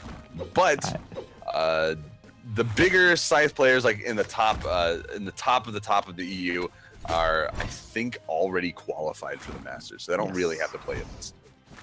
That being said, I mean, we're seeing TB opt to use more of the gauntlets here than the Scythe. And I'll be curious to see how TB integrates the Scythe into the gameplay, but at the moment, TB has been putting the pressure onto Stimpy, who has him there, has him on the edge, goes for the follow-up off the ledge there, and another sig, but Stimpy denying it with that neutral light, just hanging out there, both in the kill zone at the moment. Stimpy coming through here, goes for the side air. TB having none of it, gets wall slip to activate. Stimpy gonna recover down, and TB goes for the ground pound, but not gonna have it, and then Stimpy there will get hit, but gets hit by the recovery, and then the grab sig for the KO.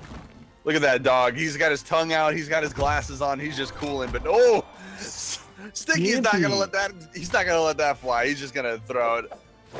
He's gonna throw out that ground pound right in the center of the shenanigans zone and confirm that kill. It's 2-2 right now, and Sticky just wasting no time, getting on that weapon guard immediately.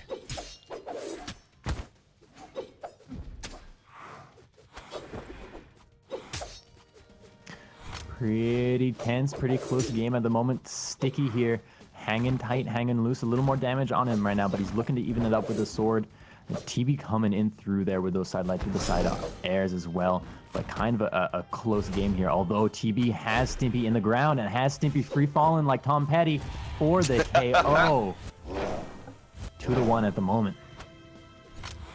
Now TB, oh, looks like TB is going to be picking up those gauntlets again. He's going to be tossing the Scythe away for a little bit of a close range fisticuff roundabout with Sticky, and it's just, that's been where a lot of his success has been coming from as well. It's been a lot of gauntlet pressure, a lot of damage buildup, and edge guarding off the map. And in the shenanigans zone with a lot of the displacement moves that Gauntlet provides. Stimpy with a side say, gets into the stomp. Pretty tense right now. TB weapon throw, gonna knock him out from midway up on that screen in that shenanigans zone right there. Down to their final stock, Stimpy in the orange, TB clean right now. TB without the weapon, and Stimpy not allowing TB any chance to get that weapon. Gonna guard weapons here, but TB gonna go for it, gets the unarmed recovery, moves in, picks up those gauntlets, and now the pressure is on for Stimpy, who has not managed to do any damage to TB on the stock. That's the first hit, down light, or down air into a neutral light right there, but TB punishing it, anticipates a read through, goes to the sig the other way, but down into the shenanigans zone, which is so dangerous against those gauntlets. The wall touch does happen, but TB with the ground pound gets the KO. Player one wins. Very clean on TB's part, making sure to dance around Sticky and all of his attacks that he tried to throw out. He was just looking for openings, looking for punishes, whiffs, everything that he could do to get the advantage on Sticky in that last stock. Playing fantastically in the shenanigans zone, baiting Sticky down to the center, and then just cleaning it up with, you know, one of the best gimping tools in the game, the ground pound from Gauntlets, of course. So there we go. We're moving through that game. TB taking it down handily, and now moving on to the next game. That's one bracket left in the lower bracket quarterfinals, I believe. Eramm and Cake facing off against each other. The winner of this will, of course, move on to face off against TB in the semifinals, I believe. And then I think we get into the finals right after that. All right, let's get this game started. It's going to kind of be that Reason versus Reason game battle at the moment, which is going to be tense. It's going to be tense. You know, this is where the money is. You know, they know how each other plays. You know, they know what to expect from the other player. That is the coolest sword with that color. Holy cow, Eramm. It looks almost like a lightsaber, like some kind of fancy bladed shaped lightsaber kind of thing, or even like a glass sword almost. It almost looks like like a stained glass sword. Like Yeah. that's the only other thing I could think of calling it. It looks really cool. It's gorgeous. That PMG, good job. Good job. It's that translucent nature that they provided to it. It looks really nice. Yeah, oh boy. We're seeing a little defense on the stance out from Reason, from Cake's Bryn right here. And kind of that neutral stance out from Eramm. What are you expecting for this game as they kind of spawn in here? Well, Eramm's going with a pick I don't usually see him play on, and that is an Asuri pick. Normally I see him playing on something with a little bit of spacing, something like guns, axe, maybe a little bow. But right now, this is a little bit different. He's going swords, guitar on a fast character. So I have to assume from Eramm we're going to be seeing a lot of very close to the chest gameplay. Cake is going to be more of the same. A lot of spear buildup, a lot of axe pressure, and pogo sticking, of course. Cake with that pogo stick, showing that he can bounce with the best of them. Oh man, the downers, those pogos were kind of on point. Eramm with the recoveries, using the sword and the range on that sword, great extent, but there's the neutralite with the chase dodge into the side stick for the KO onto Eramm as Cake takes the first stock. Just a clean play all around, and Cake rocking, I believe that axe comes from an Azoth skin, and it's really quite cool. Eramm here with the guitars, and guitars again, we haven't seen a lot of guitar play today, and this could be something that could kind of throw a wrench almost into the playstyle of this match. Maybe this is what Eramm needs to knock the stock out, because Cake is quite damaged, quite in that kill zone, and if Eramm can get in there with any kind of sig, any kind of side air, that could get the KO. And there's a sig that we're talking about for the KO. Cake gonna even it up to 2 stocks. Sorry, Eramm gonna even it up to 2 stocks. Yeah, Eramm with those guitars, of course, using the sigs, Asuri sigs to confirm those kills. Sometimes a little tough to use, tougher than some characters at the very least, but very good nonetheless. Especially stuff when if Eramm ever pulls out the sword again, that side sig, something that can catch people off very easily with how it can move right across the map. Either way though, Cake right now trying to get back on the stage with that axe. Eramm doing a fantastic job at edge guarding, and here it is, the side air, and that's going to be the kill confirming, as Cake just has no response, no possibility for getting back on the stage anymore. Pretty neck and neck game though. You got to keep in mind it could go either way. Eramm is in the red, and a good sig like that could give Cake the what he needs to kind of turn this around. A recovery at this point might KO Eramm, but Eramm with those guitars being kind of relentless, using that neutral layer to space him out. There's the side light, knocking out down light into neutral layer into that kind of common string use of the down lights, down airs, all knocking them into that V-shaped formation. Eramm knocks out to the right side, and Cake ready with the side air for the punish to get the KO. 1-1 final stock. Here we go. This could be the game. I mean, it's very close. Eramm has the stock advantage. He's got the damage that Cake has all the damage right now in this match. Eramm looking really fresh as well. Cake though with a very nice axe string to get a lot of damage built up. That's about what, 40 damage at the very least.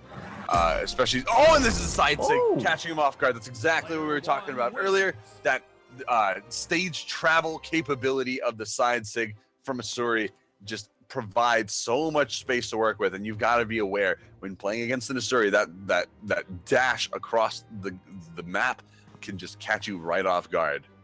It also hits a little bit higher than you'd expect, so you have to be ready for that.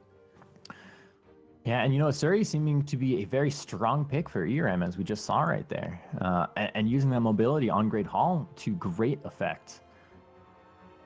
What map do you think we're going to end up on here?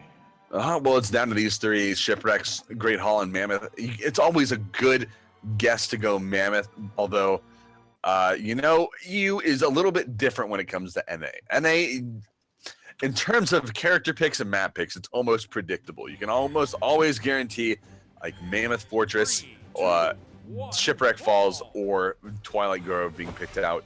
Unless you're playing with Creed, and then he always wants to go to King's Pass, but that's something completely different. But same thing with character picks. EU has always played something a little bit differently when it comes to character picks, and NA prefers swords, just swords and anything. I guess swords and hammer recently, but swords for the most part. And EU has played pretty much everything. So In this, it's hard to really say what they'll choose when coming down to those map picks and character picks. Yeah, for real. I And guess it's it's a nice little to see that EU. variety too. You know, just kind of get all of those legends, all of those weapons out too.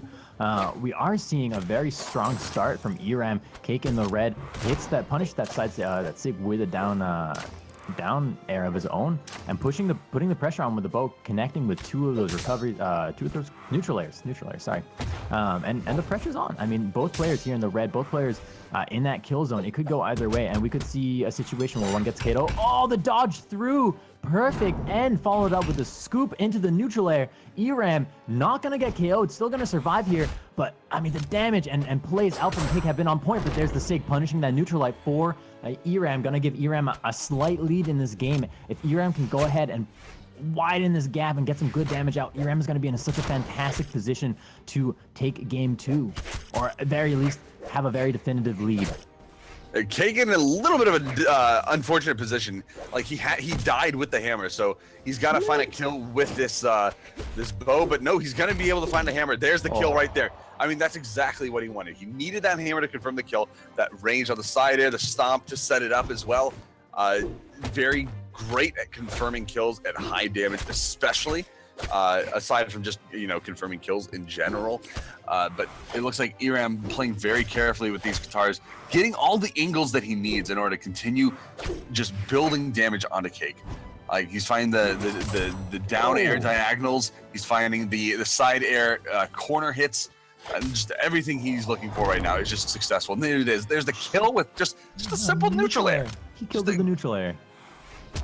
Oh my goodness. You got to be careful when you're playing against someone on guitars. They've got all these different angles to work with. You know, that neutral air, being able to knock people in all sorts of different directions, like a 360-degree angle of just launch. You got to be careful of. And Eramm right now just playing Cake on the edge, trying to force him back out there. Cake trying to find a signature, just, I don't know, a pressure reset, trying to throw Eramm off into the side, but no, it looks like it's going to be a neutral air. Cake switches over to the hammer, and you know, this hammer is so potent, so powerful, and could get the KO. The side air right there will land, will get the KO.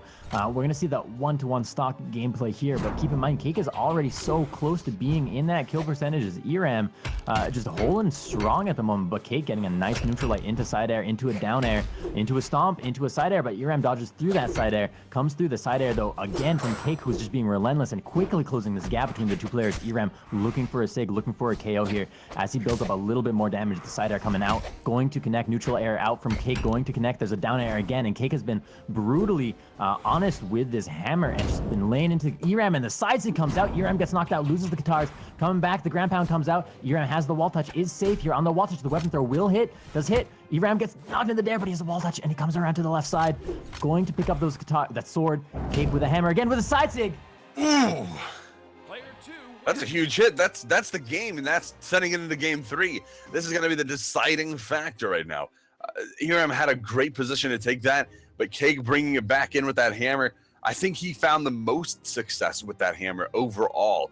Not to say that his bow play was lacking in any way, but just he found much more with the hammer, whether it's the matchup or just his comfort on that character and that weapon. It made all the difference in the world to spend more time using the hammer overall for him. So we'll see if he sticks to that philosophy of using the hammer. We'll just have to see. We'll just have to see. That was so close. I mean, that was a pretty intense game. Coming on to Small Mammoth. This is our classic, the bread and butter of the Brawlhalla tournament scene as this map comes. It's like coming home. And we'll see if Eramm can clutch a game like he did game 1, or if Cake is going to clutch it out like game 2 with that hammer play. Well, Cake, he's got the hammer right now. Eramm had the opportunity to actually force that hammer away, but it's not going to matter. He forces it out one way or another by just smacking Cake across the map with that very powerful side Sig. And Eramm laying into Cake up a full stock at the moment, dodges through that side Sig out from Cake, just got this edge guard, edge control over Cake at the moment, who's trying to find an opening with the bow, trying to find a way to catch one of those classic bowstrings. But the downlights and the down airs from Eramm are on point. There's another Sig out pushing Cake. Cake is already in the red on his second stock. Eramm not even close to the kill zone at the moment. Cake has a lot of ground to build up, but Eramm not giving him any time to get through. And there's another Sig. It's gonna get the KO. Eramm up 2 stocks. We could potentially see a 3 stock in game 3 of this set. I mean, this is one of the things that kind of ends up happening at one point or another. Eramm has found it. You could say Eramm has found his flow. He's using these guitars exceptionally well, finding the damage points, getting in on Cake, getting these punishes, and just following up with like high damage strings. And I wouldn't necessarily say combos. I don't really think guitars really have any true combos, maybe 1 or 2, but Eramm is getting the exact damage that he needs, pushing Cake into these edge guard situations. There's the Sig. This might be it. Oh no, he doesn't find the connection in the ground pound. Cake, it looks like Cake wasn't even expecting the ground pound because he didn't quite do anything after. Oh, there it is. That's the 3 stock. That's the 3 stock. There was a moment in there towards the end where Eramm went for a guitar throw and used that as a start through the guitar, moved through Cake, picked up the guitars, went in for a side light, and then turned around immediately with a chase dodge and used the Sig to knock Cake out to the right side. And it happened like that, and it was just a really cool moment. I mean, that's just what Eramm got into. He found that like perfect moment for him to go in. He found his stride, so to speak. It was just once you got him started, he just had the momentum with him the entire way to bring it to a close, and he just looked exceptional in that last game. Just so clean. He has the golden loofah. He's holding it right now. TB has to watch out. Yeah. We are going to see. I mean, that's a perfect segue. Let's segue, yeah?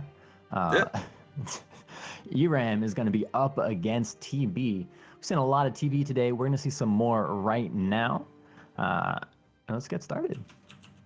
Yeah, thinking about it, I kind of wish I had a Segway. They look like a lot of fun to ride, especially like not like the little hoverboards, which is like the Segway without the handlebars. The baby Segway. The actual Segway. Those look like a lot of fun. You know, like kind of goofy. I've thought about that before, but like, I can't help. I see someone riding a Segway in a city, and I wonder, like, are you okay?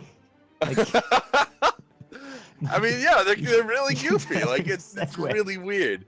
But it's just like I don't want to own one. Don't get me wrong. I just kind of want to see what it's like to drive one around. It seems kind of fun. Just like lean all the way forward, push the little broomstick all the way. I think I would fall. 3, 2. It's probably more stable than that. It's probably pretty heavy on the bottom. I want to see people race those. I bet that would be like some IT crowd kind of skit. That'd be pretty funny. But either way, we're in the game right now. Eramm versus TB. Eramm still playing those guitars on Ember this time around. But TB on Wushang again. He's looking to just close these games out with Wushang. Eramm though, these guitars looking very strong with guitars. I mean, unbelievable. And you do notice a swap here as well over to an Ember away from that Asuri, which is also gonna give Boa later on in the game, and we'll see how that plays out. But Eramm has been so fierce lately with those guitars, and right there downline into recovery for the KO. Eramm taking another solid lead. I mean, just not even 2 damage, even on a lower defense legend. I mean, he's in a very comfortable position, and he has his forward momentum from the previous game. There was no break there, and he's taking it, carrying it forward into this game as TB is trying to pull it through. Sig comes there, Eramm moves right back out of it as TB's coming through, going for that side air, hits that side air right there, goes for the down air, another down air. Eramm just not having any of it, not taking it. Oh man, very, very close, or not really close, very tense at the moment if you are TB, because you gotta bring it up. But Eramm's recoveries have been so fierce. TB knocks the guitars out, but Eramm right in there with the unarmed side air to go ahead, pick up those guitars again, and just not letting TB break his defense, not letting TB get in there. As TB gets these little dings, these bings here, a boop or so, the damage is building up. it's just not enough. TB unable to find that kill, though. It might be right there with the side air, and it is. And TB gonna go ahead and knock Eramm down just a little bit and survive and play a very safe second stock here. Well, he's gonna have to, because Eramm has just been controlling the momentum for the most part in these games. I mean, his guitar gameplay has been very clean overall. Finding like you said, those little boops. I mean, individually very small, but overall they make for a very great difference. I mean, it's those little like scratches that end up piling up over time and turning into major lacerations.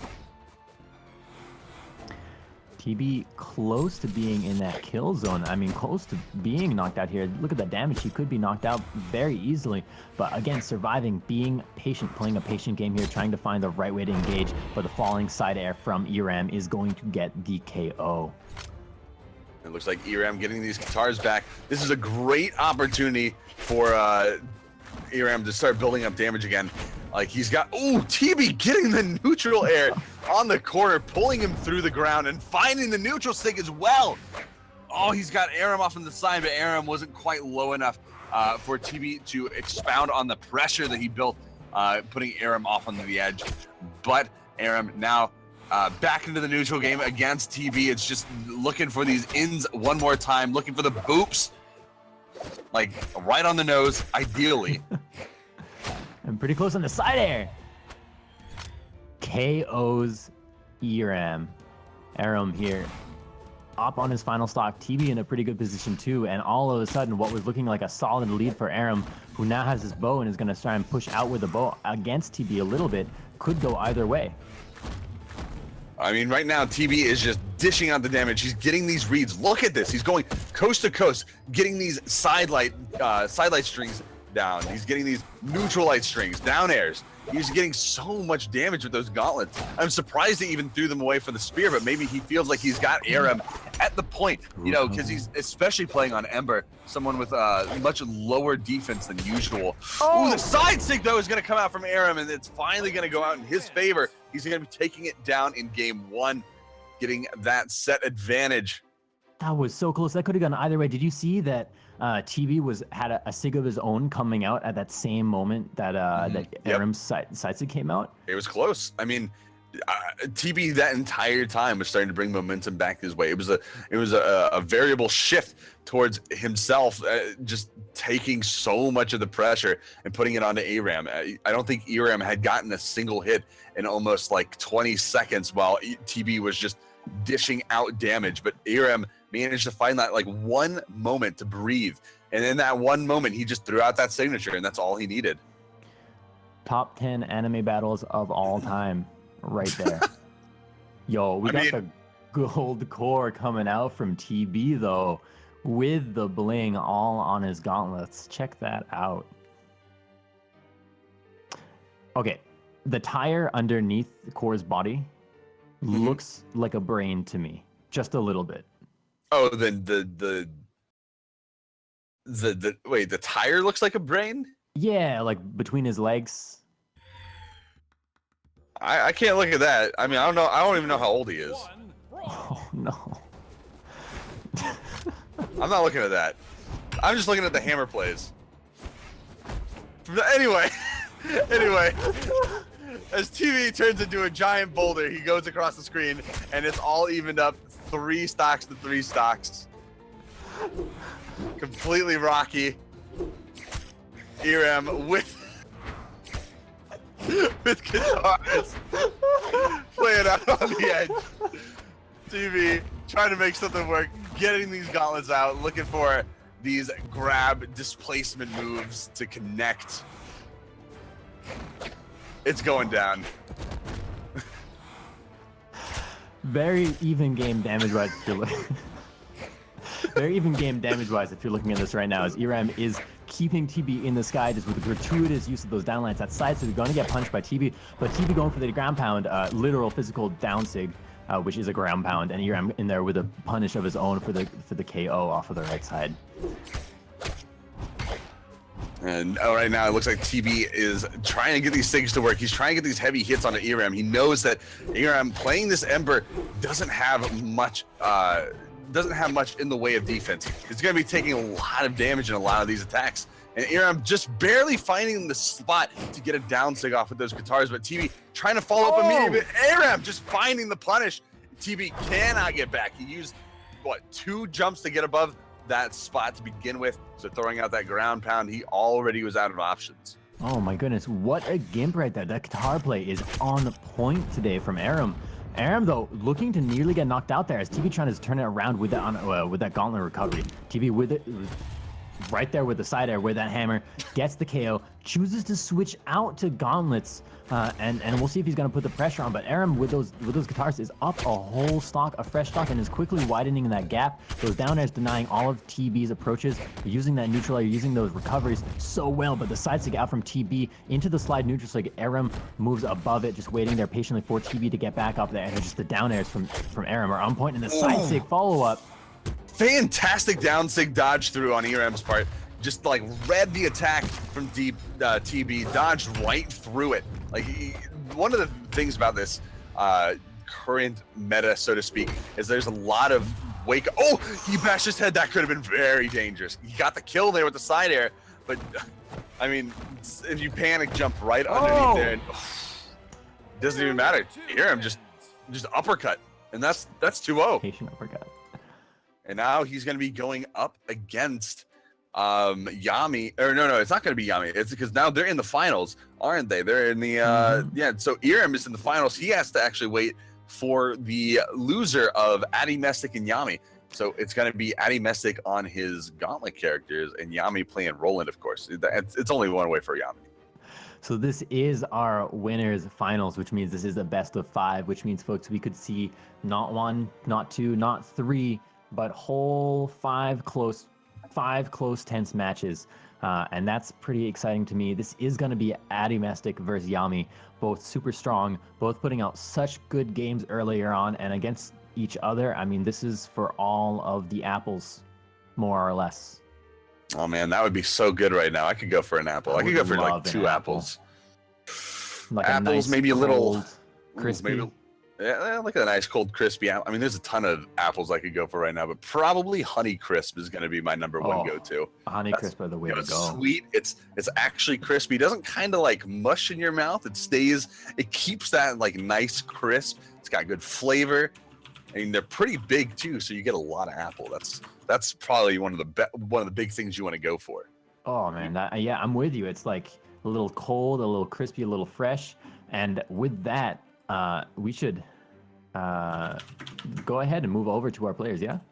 I think we're already there. We've got Addymestic and Yami queuing up, banning out these maps, striking them out in turn. Of course, Addymestic leaving. I think the next one's gonna be it's Shipwreck Falls is getting banned out, and now it's gonna be going to Mammoth Fortress, one of the more popular maps. Going down, Yami on Roland, Addymestic on the Val. This is the winners finals. Finals are starting now. This is it, the beginning of the end. Yami finding that weapon right off the bat. It's now or never. We're not going to live forever. Addymestic putting on the pressure on Yami way off immediately. Hasn't taken a hit yet, but there it is. There's a sidelight, but Addymestic turning it around immediately as Yami tries to turn this around with the weapon throw. Addymestic with an early KO with the Gimp. That's massive. That is massive. That's huge. That's huge. That's enormous. That's every other synonym for big, basically. I mean, Addymestic getting that so early on Yami. I mean, what better way to take out a high defense character than a Gimp, and especially early on while you still have a lot of life. And is this another one? Are we gonna see it again? Yeah, that's 3 in a row. Doesn't even need the weapon toss to hit. Addymestic looking like a freaking monster right now. Just so much pressure. This sub's about to explode.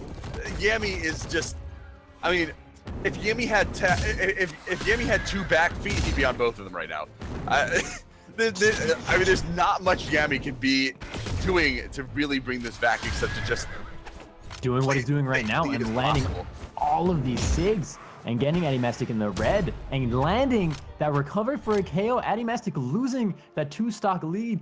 Now only a 1-stock lead. But I mean, that fierce play from Addymestic at the beginning with those gauntlets is just terrifying. And that's exactly what you got to be doing against a high defense legend. I mean, Addymestic is unbreakable until there. I mean, this is only game 1, folks. Keep that in mind, of a best of 5. Yeah, and Addymestic. Oh, does he have a recovery? Okay, he had it, but No, he delayed it way too long. I think he was expecting Yami to throw out that ground pound a lot sooner than he did. But Yami, I mean, he waited Addymestic out and he played that safe play and he found exactly what he needed. Now he's got Addymestic on his last stock, so he's actually extended this last stock. He could go for the if he wins this, he's getting the effective JV4. I mean, it's not really a JV4 because you're on your last stock, but it's effectively one because he basically had to go 3 and out on his last stock. I mean, that's incredible. Right now, the side air from Addy gonna knock Yami out, goes through the weapon throw into the sidelight, into the unarmed recovery. Addy picks up those gauntlets. Yami in the red in that kill zone. Addymestic has some space to breathe, waiting through Yami landing. Oh, but the recovery from Addymestic gonna get the KO. Game is gonna go to Addymestic, but what started out as a bang cracker type of game for Addymestic really turned around as Yami was able to take that final stock and nearly reverse 3-stock it. I mean, that's exactly the kind of thing you want to see, especially when you get down early. Yami played that very smart. He was able to get a lot of damage out, find the finishes that he needed. He didn't overcommit too hard. I mean, the one time he did, that was when Addymestic literally won at the end. So, if Yami can just keep that philosophy, double down air. Oh, but he recovered it back. He's just, I think at this point, he's just dealing damage because he lost the positioning. He had to get back to the stage, and he had to use those recoveries to get back because at that point, he was just out of jumps. I mean, any more dedication to that gimp, and I think Yami would have just ended up dying, and Addymestic would have gotten back regardless. So it's good that he landed those recoveries because that's damage in the hole. Addymestic is turning this around, is trying to close this gap damage-wise between him and Yami, but Yami with this lance has been so on point right now with that lance and with his engagements, and that recovery hits Addymestic, knocks him far away, and has him in that kill zone. That down sig could have potentially KO'd had Addymestic not had the maneuvering to move through that. Maneuveration, new word 2017. Very close, and there's a side air from Yami for the KO. Maneuver. I like that word, maneuveration. It rolls right off the tongue. Addymestic using that maneuveration very well to get that sidelight recovery, nearly taking Yami off the top. And there's the ground pound as well, just positioning himself just right with that variable ground pound. The only one in the game that you can actually change your position as you're in the middle of the flight. Finding that connection, finding the confirmation, finding the another C alliteration as he gets the kill onto Yami. It is 2-2. Yami getting the recovery, trying to find a finisher with an early finisher off the top with the neutral air. And he tried to move through that side stick before it came up, but the side stick does catch Addy. Addy quickly losing this damage lead that he has on Yami. Yami throwing out that down stick. Addy ready to fall in there with the side air. Goes in for the down air. Yami jumps above it, goes to the ground pound. Addymestic moves above it, through it. The down air out with the weapon throw into the down air. Addymestic gonna come back to the wall touch. Goes to the ground pound. Yami too close to the wall. Addymestic unable to get the ground pound as Yami maneuvers around it. There's the wall slip out onto Addy. Goes for the side stick, hits the side stick, KOs Yami. Addymestic taking the lead right now. 2 stocks to Yami's 1. It is so close between these players. You wouldn't even believe Addymestic up a stock, but Yami can turn this around in a split second. I mean, we saw him bring it back from 1 stock, almost winning the game in the last round. Addymestic trying to get, I mean, it is just right on the edge right now. Addymestic in red on his 2nd stock. That's gonna be nearly it. Yami trying to find the killer, but the longer Addymestic can survive, the more dangerous it becomes for Yami. But there it is. There's the stock gone. Yami can breathe a little bit easier now as Addymestic now has the pressure of being of losing this round of the set. I mean, it could go either way here. I mean, the damage on Yami's not that high. It's like 4 hits with that lance will even this out completely. And right here, that's where it happens. That down air, Addy moves through it and punishes with a ground pound. Gonna maybe punish with an unarmed recovery. That recovery from Yami. Yami's still going to survive here. Gonna be on top in the kill percentage. Addymestic with that sword, trying to find an opening, trying to find how he can get into Yami. There's the neutral light and the recovery. Gonna punish Addymestic, the side air. Close game at the moment, folks. Addymestic also finding these recoveries. He's trying to set up these recoveries to get Yami off the top. I mean, you can get the recovery into neutral air, and then you just start stringing neutral airs together, trying to read out your opponent, but he's not even going to need it. That side air coming out. Yami's so damaged that the side air is going to find the kill off on the side as well. No edge guard required. It's pretty close. It's Addymestic apologizing about needing to win. He's just putting his all into it. He's trying to find the finishers, find the killer moves to take Yami out and send him out into the lower bracket. Addymestic trying to flex his gauntlet muscles, and doing so very successfully. You got to say, I mean, both games were pretty close, and Addymestic both times was able to get in there and kind of clutch them out. And keep in mind, this is the best of 5, so if Addymestic takes the next game, that will be it for the winners finals. Yami has to come back not 1 time, not 2 times, but 3 times right now if he wants to move on to the grand finals. Well, at the very least, he can. If he loses here against Addymestic, he can move on through the losers finals. He'll have to play against Eramm to take it, and Eramm has been looking extremely strong on those guitars, but maybe Yami's got something up his sleeve just for that occasion, just in case. So just in case that comes around, we won't worry about it. Right now, we've got this match underway. Addymestic and Yami facing off. Round 3, Addymestic up 2-0. Looking to take this and go into the grand finals. Set himself up in a good position. Yeah, spawning in on Mammoth, small Mammoth here. Addymestic is the one who's gonna get that sword first. Gonna keep Yami away from getting his own sword, but it doesn't look like Yami really wants this weapon, but he does go for it. He does get it that time. And right now we're seeing your traditional sword battle, kind of back and forth recovery, side airs, that sort of thing. And we'll see how that kind of develops over the course of this game.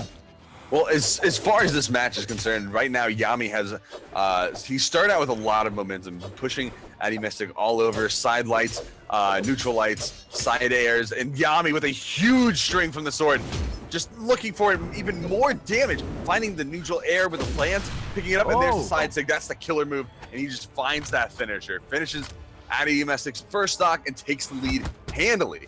Addymestic needs a weapon right now to just really bring this back. You can see he immediately went for that side stick. You know he wants that kill. There's the ground pound. Though. He's got... Oh, he lost his positioning against Lance. Being directly above the Lance, that's the weak point. Addymestic goes with the neutral air, doesn't hit it, and Yami is going to take another KO. That risk... Could this be it? Could this be the resurgence of Yami? Yami could come back, could get the 3 stock here, could also, potentially get the 3-game change. Addymestic with a downlight side air, potentially for a KO, and follows up KOs with the weapon throw. This is a close game. I mean, it's close. It's a lot closer than it seems for sure. But Addymestic, like the thing is, Yami. He's still got a long way to go. Yami, that's gonna be it. Oh my God. Yami controlled that game. Just hands down, he just controlled it. Like from start to finish. From start, yeah, there was no break for Addy to get in there. Yami was he just kind of, he went beast mode a little bit and just took him out. Can he keep it up though? That's going to be the deciding factor. He's still 1 game down. Addymestic is still looking to take the set at this current moment. But if Yami can keep that momentum, keep the mental pressure on Addymestic, he can. I wouldn't put it past him to just take this whole set. Oh, and you know what? I don't think that I would either. It's with a game like that, and with so many edge plays that are just on point and get those games through. It's kind of brutal. I mean, it really is a hard thing mentally to take through, because the mind games are just as much the part of this game as the physical games. And the Hunger Games too. Addy coming in with the downlight into the side air. 3 stocks, Yami in the red, coming through, gonna survive, goes for the neutral sig. Addy will kind of skate above it, and is trying to turn this around with that side light. Goes for the side air again with the unarmed, but Yami dodges through it. Down air coming through. Yami. It's kind of close on this stock right now. I mean, both players, first stock in the red. Yami managing to find that side air, throws the weapon to try to confirm it. And Yami right now looking to, still surviving right now. That 8 defense working in spades, and he's gonna find that downlight edge guard combo, downlight into down air, just to finish Addymestic's first stock. But it's not gonna take much for Addymestic to find his own kill. Should just be he's got sword, just a neutral air, side air maybe, but Yami extending his stock very well right now. Yami getting Addy out to the side. The weapon throw from Addymestic gonna give Yami a little bit of a run for his money, but Yami having not phasing at all into that neutral light, into the recovery, into the side air right there. I mean, it's so the play from Yami right now is exactly what needs to happen for Yami to recover. The unarmed recovery out from Addymestic though lands, KOs, and brings Yami down to 2 stocks. Addymestic though has to be careful, is only a breath or 2 away from being in that kill damage zone, and you know, keeping Yami away from this weapon could be kind of a make or break thing. But of course, Yami able to get that sword and start putting the pressure back onto Addymestic.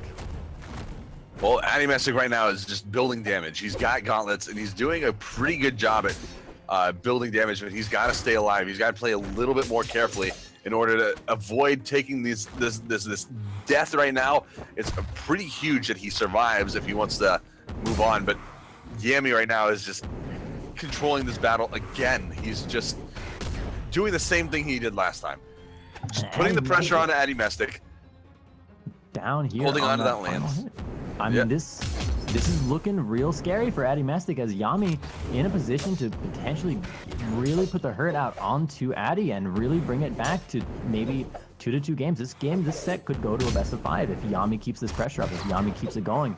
Yami with a nice maneuveration above that side stick from Addymestic. It's just so close right now. Addy going for the KO. The dodge though from Yami not gonna let Addymestic get the hit with the side stick, but the side stick out. Yami survives using that stop dodge. Addymestic is a little bit lucky that Yami had his weapon drop. He still does find a lance again, and this does sort of favor Yami in the matchup. I mean, lance does usually eke out against gauntlets in even matchup, but Addymestic still finding the kill with that recovery, evening up the stocks, but he's still got to play just a little bit more carefully if he wants to take this. Pretty close. I mean, Addy could turn this around. You know, final stock, anything goes. The side there is going to hit the ground pound. Yami moves through. The recovery from Yami hits Addymestic. Addymestic moving back through here and jumps into the sig from Yami. Yami, though, not enough to get the KO, as Addymestic will get that, use that down air to get the wall touch. Moves through, avoids the ground pound from Yami. And the recovery KOing Addymestic, bringing Yami another victory in a row. We could see the reverse 3-sweep, not only in stocks, but we could see it in matches as well. This is game 5. Winners finals right now, folks. I mean, this is exactly what we expected to see, though, isn't it? Like, going into game 5, even matchups between both of these players. Addymestic, he's kind of, I don't know if he's fallen off or Yami's just picked it up, because one way or another, Yami has just shifted momentum completely in his favor. Addymestic did start to bring it back at the end of that last game, and he was looking pretty solid, but Yami, it's just really hard to stop the train that is his momentum right now. The Yam train. That sounds like something someone would eat at Christmas. Yeah, I would eat that. The Yam train.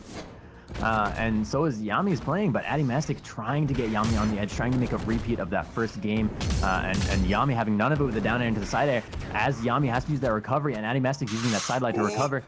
Both will survive, but not before Yami is close to that orange, dark orange, that almost red place to be, and it's kind of a scary place. Oh, right now, Yami, just more lance play right now. Oh! That had to be on that had to be an accident. I don't think Addymestic had the jumps though. I don't think he had the recovery. I think he had a recovery. I want to say he had one recovery. I could be wrong. If he didn't have it there, then maybe it was on purpose. But part of me wants to say that was an accidental ground pound. Addymestic hitting that side sig, going in for a KO on Yami, going for that neutral air, but Yami having none of it with these side airs and these side lights, just keeping Addymestic out of the platform, keeping Addymestic away. I mean, it's all very close.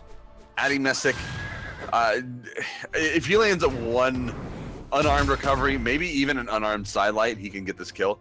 But Yami is just controlling the center right now. Oh, the side sig is going to be the finisher, though. Addymestic needs to build up a lot of damage right now. He needs to try to... he's getting punished on the... Well, there it is. He's getting punished, just period. And the down air, just the smack in the face. That's like a spike, like a volleyball spike right there. Almost visceral in just kind of how calculated or thought out and cold it was. And it's keeping Yami in a really good position here. Up a stock, not a lot of damage right now with Lance, which is shown to be such a strong weapon for him. Addymestic trying to get in here with those side sigs and those down airs, but keeps getting out here on the opposite end of this Lance, and that's it. Yami gets the KO, and Yami is gonna move on to grand finals. JV3 in that last game too, looking extremely strong. Addymestic is going down to the losers bracket to face off against Eramm right now in this losers finals, and I don't know what to say. Addymestic looked so solid in those first two games, and he took them down to what looked like relative ease. But Yami, we all know he's an exceptional player, very strong Lance, probably one of the best Lance players in NNA. And probably, if he was in NA, probably that too. But in EU, definitely, maybe even number one Lance EU. I can't confirm that because I don't play over there. But one way or another, he looked fantastic in that set. And just being able to bring that back from being down 2 games is extremely difficult. If he can carry that momentum into the grand finals is going to have to be yet to be seen, because first we do have Addymestic and Eramm facing off right now, getting ready to, I guess, get started. Yeah, and that's exciting. Did we see this fight already, Eramm and Addymestic? I'm looking at the bracket. I want to say we did. We did, actually. And last time, Addymestic went 2 and out against Eramm.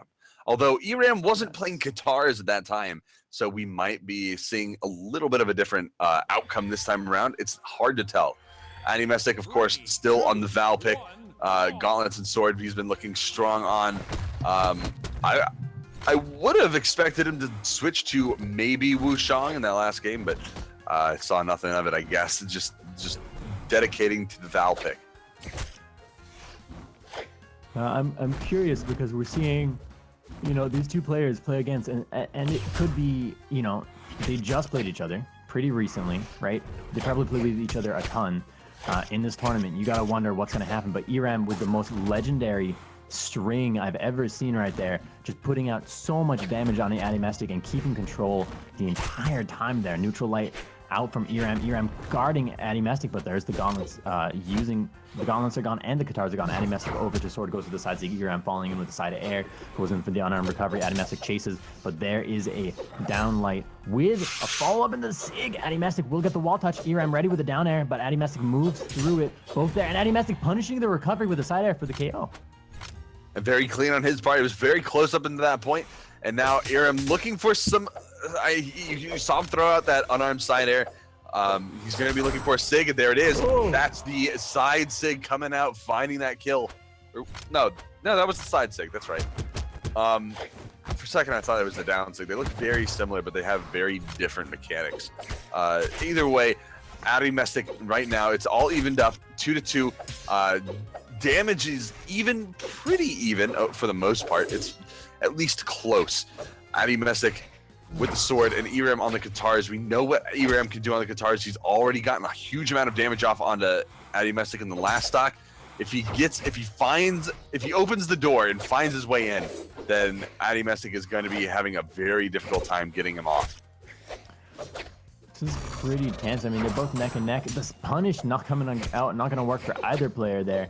But Eramm chasing so deep with these guitars, and Addymestic throws the sword, has no sword, moves back to get the weapon, gauntlets, goes for the side stick. Eramm going in with the side air, but gonna get punished by that neutral light from Addymestic. Addymestic chasing Eramm. Eramm waiting with that charged neutral sig, heavy, but Addymestic not gonna get hit by it, as Addymestic with these gauntlets gonna put the pressure back on. The down air comes out from Addymestic. Eramm does not have the recovery, just couple pixels off from getting that wall touch to save, and Addymestic will take that KO and will go ahead and move on to taking the lead in this game up a stock.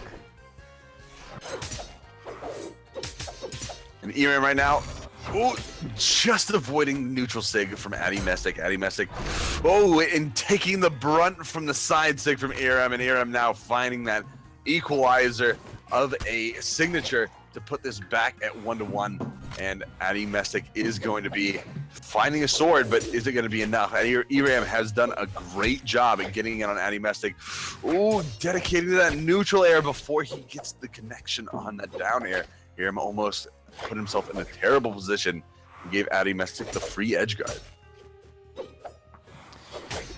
Final stock, fairly close. This is only game 1. Keep in mind, this is a best of 5, so it could go either way. The neutral air coming out, and then just the patient with the charge. Gravity cancel for the KO. Eramm will take game 1. And that's the first bit of revenge for that last set that they played against, I guess, because Eramm's starting this off very strong, taking the first game. That's just one more step towards the grand finals and a face-off with Yami to determine who will qualify for the Brawl League Masters. But right now, going into game number 2, Addymestic banning out, leaving open Mammoth Fortress, Great Hall, and Shipwreck. Where do you think they're going to... I mean, I'm going to say Small Mammoth, and it is Small Mammoth. But I was going to say, I'm going to say Small Mammoth, but I'm hoping for some Shipwreck. But no, Small Mammoth all the way. Oh, I'm gonna spawn in. I love looking at the background art because I don't think we ever look at that in detail. But you know, we're gonna look back from the background into the foreground here as Addymestic and Eramm head off one more time, both with swords. As someone once said, a classic pirate battle, which makes no sense because neither of them are playing Thatch. But you know, swords had pirates back in the day. Very neck and neck, very even right now. There's the downlight into the recovery from Eramm as Addymestic trying to move in. Let's see if there's going to be a weapon swap here as a weapon has just spawned. Addymestic opting to go for those gauntlets. Hits that downlight, down air into the side layer, into a ground pound. Goes for another down air, but not going to connect with that as Eramm maneuvers around it. There's a side sig punished by Eramm's side light. Side downlight into side air again. Eramm keeping the pressure up on Addymestic, but you know, both players really playing a strong game, keeping it neck and neck. But these gauntlets, I think, might have given Addymestic the edge as he gets Eramm into the kill zone, into the red at the moment, and it's just a close game. I mean, right now it's just like you said, it's neck and neck. I mean, the first player to find a momentum advantage. Oh my God, Eramm with just a close dodge. Addymestic trying to get that hard read with the down sig and pull Eramm out with that breakdance move, just not connecting. And now Addymestic, he's got to find another way to get the kill. Eramm, you know, deep in that red. Oh, the side sig coming out. Eramm barely dodging it again.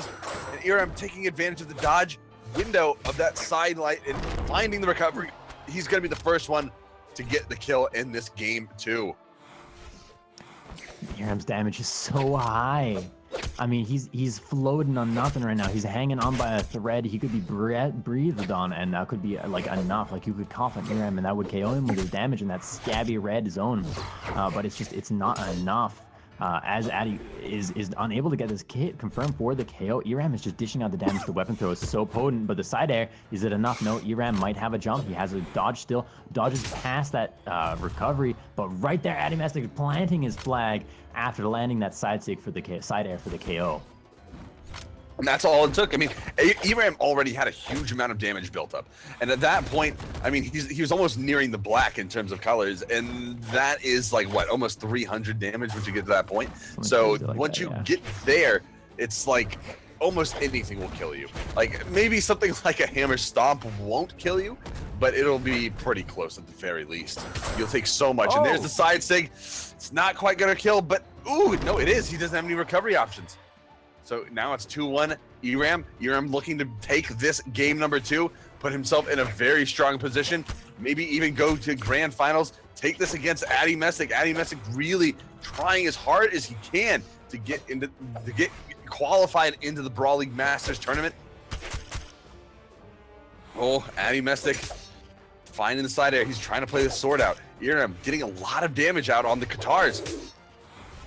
It's just back and forth between these two. Oh, beautiful spot touch from Addymestic as Eramm throws out that side stick. But Addymestic turning it around with that recovery down lane to side air. Addymestic goes on the edge here, trying to keep Eramm away. Eramm moves through, goes to the side light, neutral air, keeping Addymestic down. Addymestic uses the recovery, gets the wall touch, gets the ground touch, and hits Eramm in his own recovery. Keep in mind though, Eramm has so much breathing space right now because Eramm is up a stock, has a fresh stock. Eramm will not get KO'd by the down lane to the side air. Oh! The weapon throw might do it. The sword! Was that the sword or the gauntlets? I couldn't tell. I The think it sword was the looked like it had it slowing down on the platform, but as it rolled off, it looked like it still had enough momentum to hit, and it looked like it had connected with Eramm right at the last second. It's possible that it was the guitar, not the guitar. It was possible that it was the gauntlets that it managed to connect, because Addymestic did throw those in response. But one way or another, that weapon throw was what secured it. Either one of them.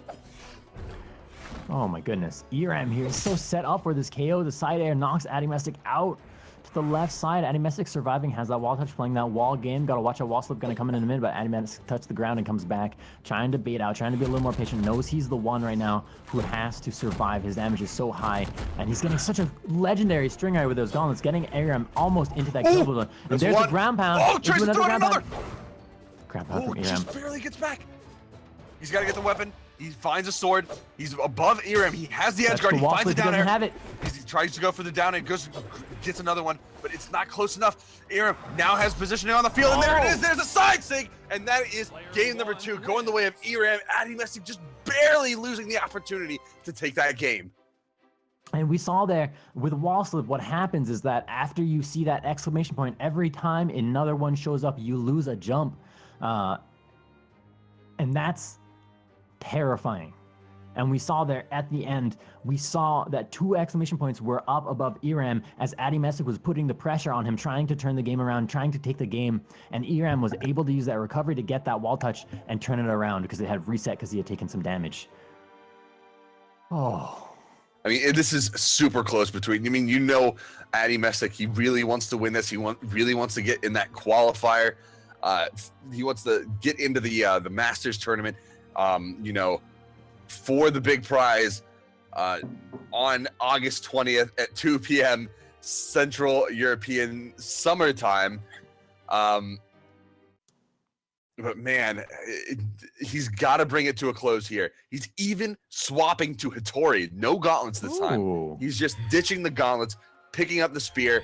Another strong weapon. He's trying to opt for that spacing, if I had to guess. Try to outspace the Katars rather than get up in their face with gauntlets. He's trying a completely different approach, and we'll see if it works for him this time around.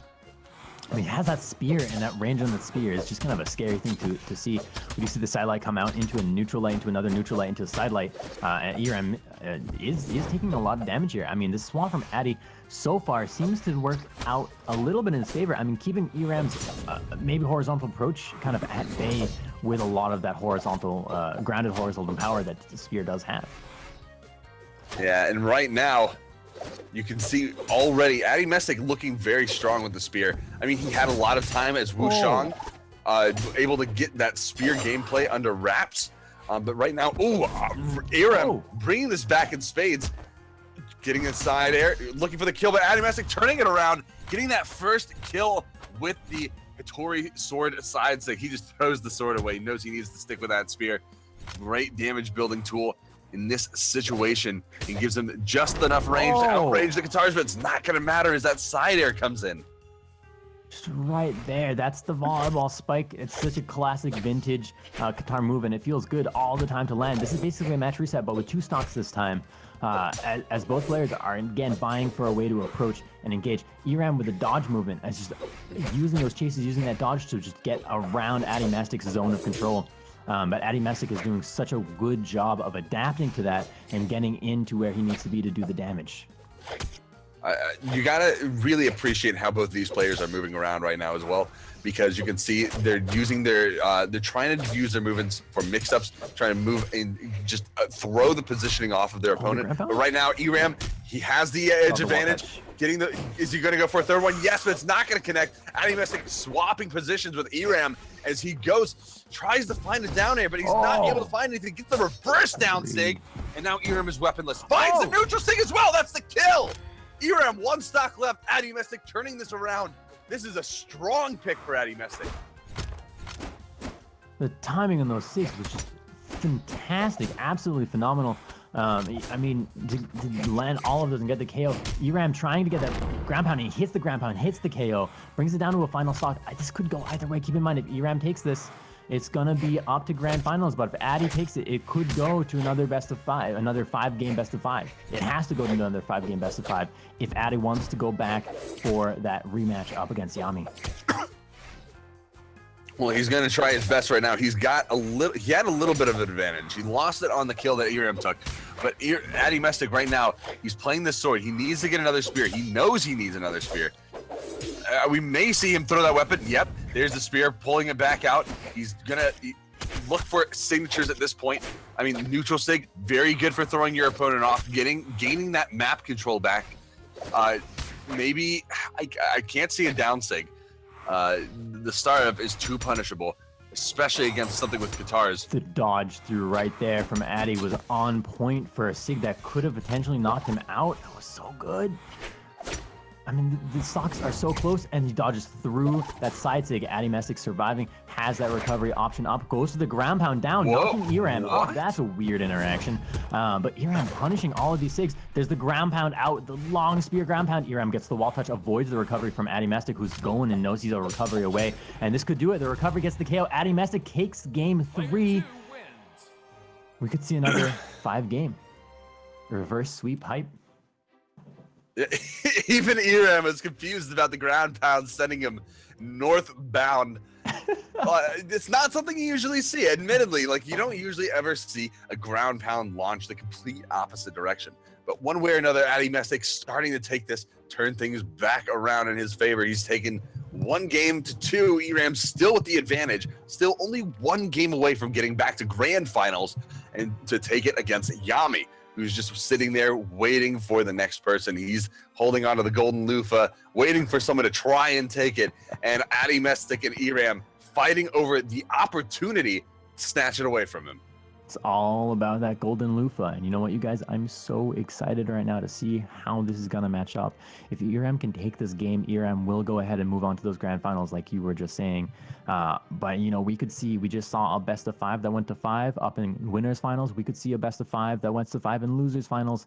And, you know, that bodes well for the grand finals going to a reset and, you know, a whole 10 games. It could happen. Throwing a neck I mean, that's one of the great things about games like this is anything is possible. Comebacks are possible. We saw it Yami against Addymestic. Yami doing the hot 3 games set in a row, coming back, being 2 games down. Eramm right now trying to play a little bit more aggressive with the sword this time around, it seems. Just trying to force Addymestic onto the edge, build a lot of pressure. Oh, ground pounds coming out. Addymestic, he's in a bad position. He's got to get these wall taps. Does manage to stagger his recovery option, but it doesn't matter. He goes too low. What a turnaround right there. Eramm taking that lead. Addymestic gets out of that, and then Eramm is immediately ready to punish it again and get it. And that's the early kind of KO. Hardly any damage done to Eramm here. It's the kind of aggression you need, and I think that these players have been showing that has made such top-tier gameplay, top-tier matches today in this losers final so far. All right, and here we go. It looks like it's going down right now. Addymestic trying to find a way back in against Eramm. Eramm looking so strong. Guitars, side air, sending him off. It's not going to be enough to kill, though. Addymestic looking for the sig to try to get a finisher, but it's not enough. He needs to get Eramm back off. He needs to pull some of this momentum back. Oh, but the side, just the huge punch coming in. Just the haymaker, driving it downtown. Addymestic on his last tournament stock. If he loses here, that is it for him. He goes down, and Eramm moves on to face off against Yami. Addymestic trying to get this just secured in the bag. He's got to do a variable 3-stock to bring this back and have a possibility of staying in this tournament. But Eramm has been so on point the entire time in this game. Up 2 stocks, up 1 stock now, but still up a whole stock. We got the flag planted out from Addymestic, who is fighting an uphill battle, who could make a reverse 3-stock. It could happen. We've seen it before, and it would be super, super exciting if it happened. But Eramm just has a lot of space to breathe right now, has a lot of room to go ahead and just worry about only dishing out damage onto Addymestic here, because Eramm has that extra stock, has that spacing room, and every little bit of damage done to Addymestic on this stock is free damage for Eramm. And any free damage for Eramm is just almost giving him a free win at this point, because Addymestic last stock, I mean, he's got to be playing as safe as possible. Like, being in the red is just too risky at this point, because even if he does manage to get the kill on Eramm, he's got such a long way to bring this back. His best chance is to go for 2 Gimps in a row, but the possibility of that is very difficult, especially with 2 high-tier players like this. Eramm just letting Addymestic come back on the stage. Look at that. He wants to get these Sig reads. He wants to get these kills. Ooh, the side air would have taken him out. That would have bounced him right across the island. That's it. Eramm takes it down. Addymestic drops, and Eramm goes on to face off against Yami. What an amazing set. Incredible. We just saw the comeback. I mean, if we look back, if I'm looking at the bracket over here and I'm thinking Eramm got knocked down in losers quarterfinals after fighting Addymestic. We just saw a rematch of that battle where Eramm took it 3-1 right there. Gonna move on up to fight Yami here. This is the grand finals, and you know what?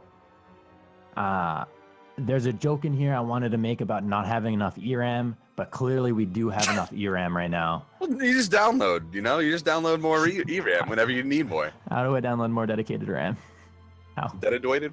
Anyway, we have Eramm and Yami all ready to face off in the grand finals. It's the beginning of the end. One more time, I guess. Eramm on that Asuri again, holding onto the sword and the guitars as Yami sticks to that 94 roll-in. Who knows? You might actually hit 95 if there's enough of these games.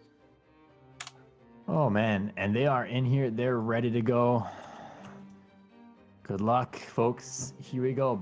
First best of 5. Could be a second best of 5. We don't know what's going to happen. Only the future does. Coming on in. Small Mammoth Fortress would be my guess for map choice. What are you thinking, my dude?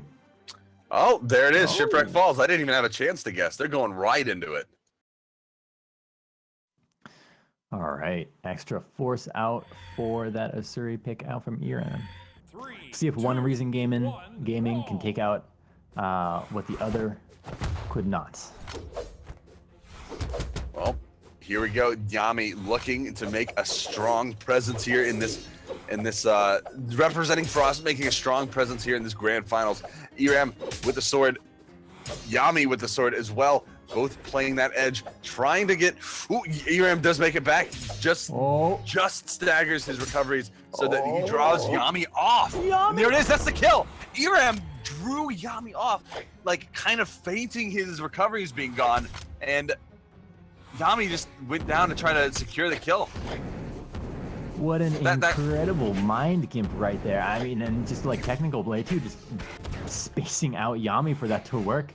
I mean, very early and very strong lead just like that for Eramm, but Yami so powerful with that lance, can dish out so much damage so fast, and that's what we're seeing. Eramm already in the red, and the down sig does not get the KO, but Eramm is knocked out to the left, and you got to watch out for the weapon. He recovers above, will get that ground touch, and will survive using that down air to just kind of engage in Yami. Yami without a weapon doesn't need one. 2 down airs in a row, pushing Eramm out.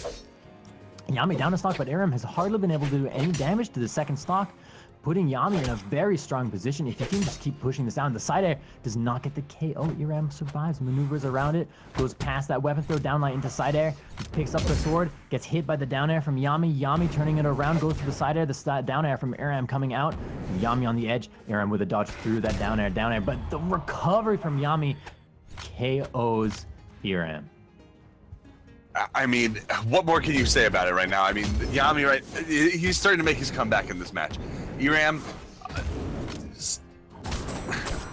still looking super strong. I mean, right there, the neutral sig catching Yami right out of the air, getting the hot spike.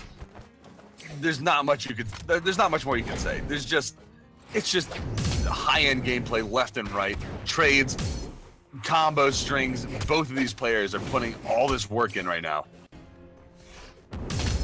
Oh man, I mean, it's close. Eramm here up that stock, but Yami has shown with that first stock that he's very capable of just getting in there and dishing out damage. Nice recovery punish on there, and the down sig doesn't KO. Eramm survives, moves above. It's that extra. Oh no, he's using extra force, not extra defense. And Eramm just trying to get out the damage, but Yami not having any of it. I mean, you see him playing a little bit more carefully. He's trying to play on his back foot, trying to catch Eramm off guard. He knows Eramm is trying to get these angles with guitars, but it's just not working. Eramm, with these guitars, he's just getting this chip damage in here and there, like one little hit, one little boop. That's all it takes to really build up a lot of stuff. And you know, against someone with a high defense, maybe it's those big weapons that aren't going to be the game changers, but it's going to be more like guitars, where you just get a nair here, a nair there, a nair everywhere. Old Eramm had a farm, nair, nair, nair, nair, nair. Oh man, it's down to the final stock, and you know that farm might not be so profitable here as Yami is able to get in there. Never mind, the down air from Eramm knocks Yami out. Game 1 and gonna go to Eramm. On this farm, he had a sword. D-light, no. That's all she wrote. Anyway, Eramm's going to be switching characters after that match. Very unusual to see someone who wins to actually switch their characters. Now, whether that's a tournament rule where someone has to stick with their character, that's not the case in this. Anyone can change their character after any round. But either way, Eramm is going to be picking Vrax out this time, a pick we haven't seen him pull out since he decided to switch to guitars overall. So it should be very interesting since he's going back to the guns, especially playing Lance against Yami, like one of the best Lance players in all of EU. It's going to be a very unusual matchup because he'll know the Lance kit if Eramm decides to use that at all. Kind of a normal start here. Both players kind of spacing each out, feeling each other out. This swap to Vrax, as you were saying, is kind of a really big deal. I mean, it does have big ramifications for how the game is going to be played out in those guns. And that lance, which is a beautiful lance, by the way, have a lot of could create a lot of changes in the gameplay. And we are seeing neck and neck damage. We are seeing this kind of, you know, jousting battle between the two players, with Yami having a little bit of a lead here damage-wise, but Eramm not far off from it. Hits that down air, goes for the side stick, but Yami, with the down stick of his own, immediately picks up the KO. Gonna put the lead in Yami's favor again.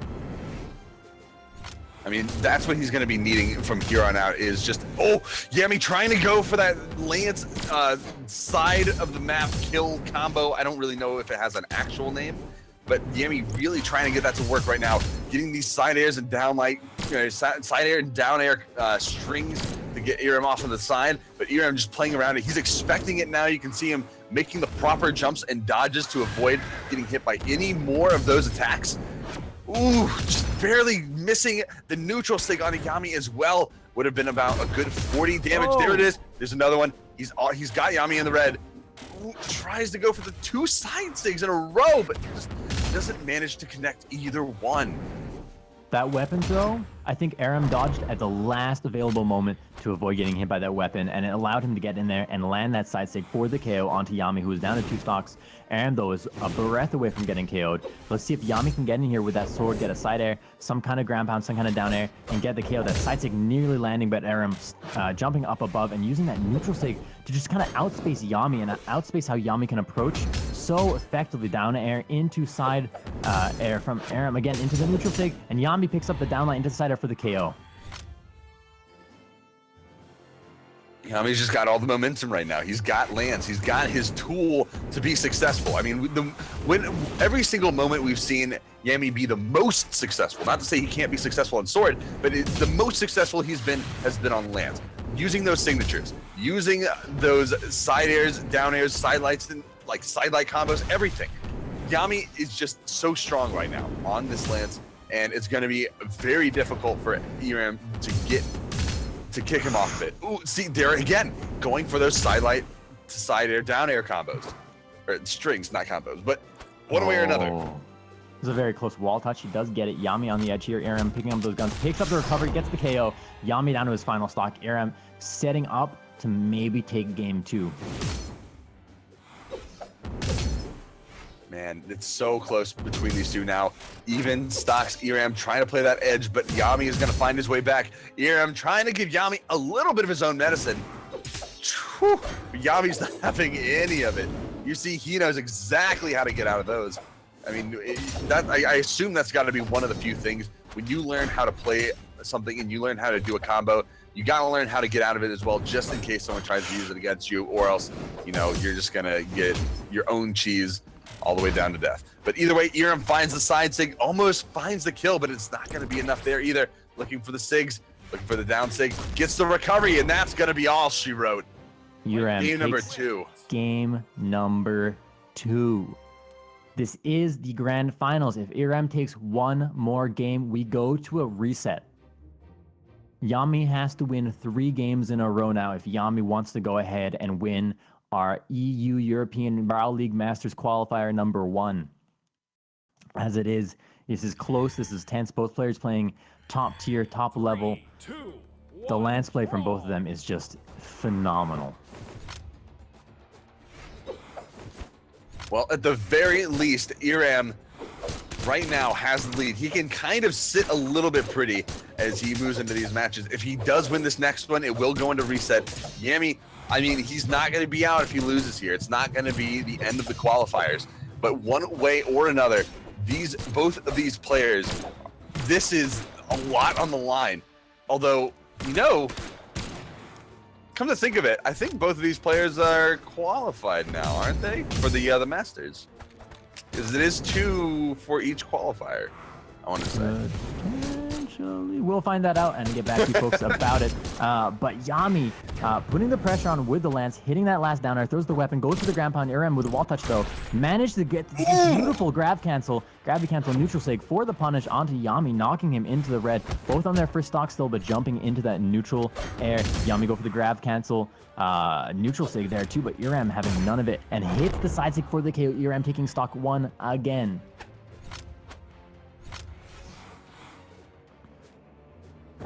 Here we go, moving on in second stock. Eramm looking to keep building this damage, building the disparity between the two of them, enlarging that gap,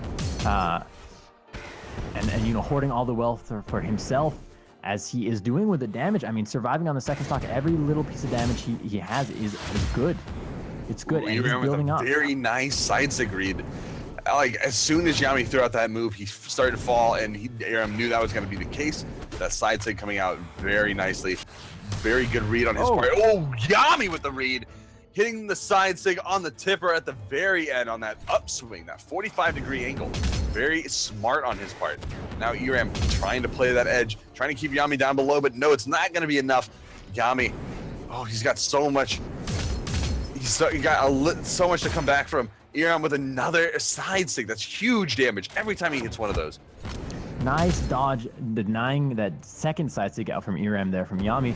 Yami gonna hang out here, jumps above the side sig. Those side sigs are so dangerous, hits a neutral sig of his own. Goes for another side sig right there. And it's pretty close at the moment. That weapon throw from Eramm is huge though. Goes for another one, goes for the ground pound. Yami punishes with a down air, moves up with a recovery, but Eramm right there before with a recovery of his own, goes for the side sig. Yami moves through, Eramm with a side air, with the weapon throw. Is he gonna get a KO? And Yami goes to the ground pound. Yami gets to the wall touch, hits a down air. Is it recovery out from Eramm, but the ground pound from Yami picks up the KO onto Eramm. Yami will take the stock.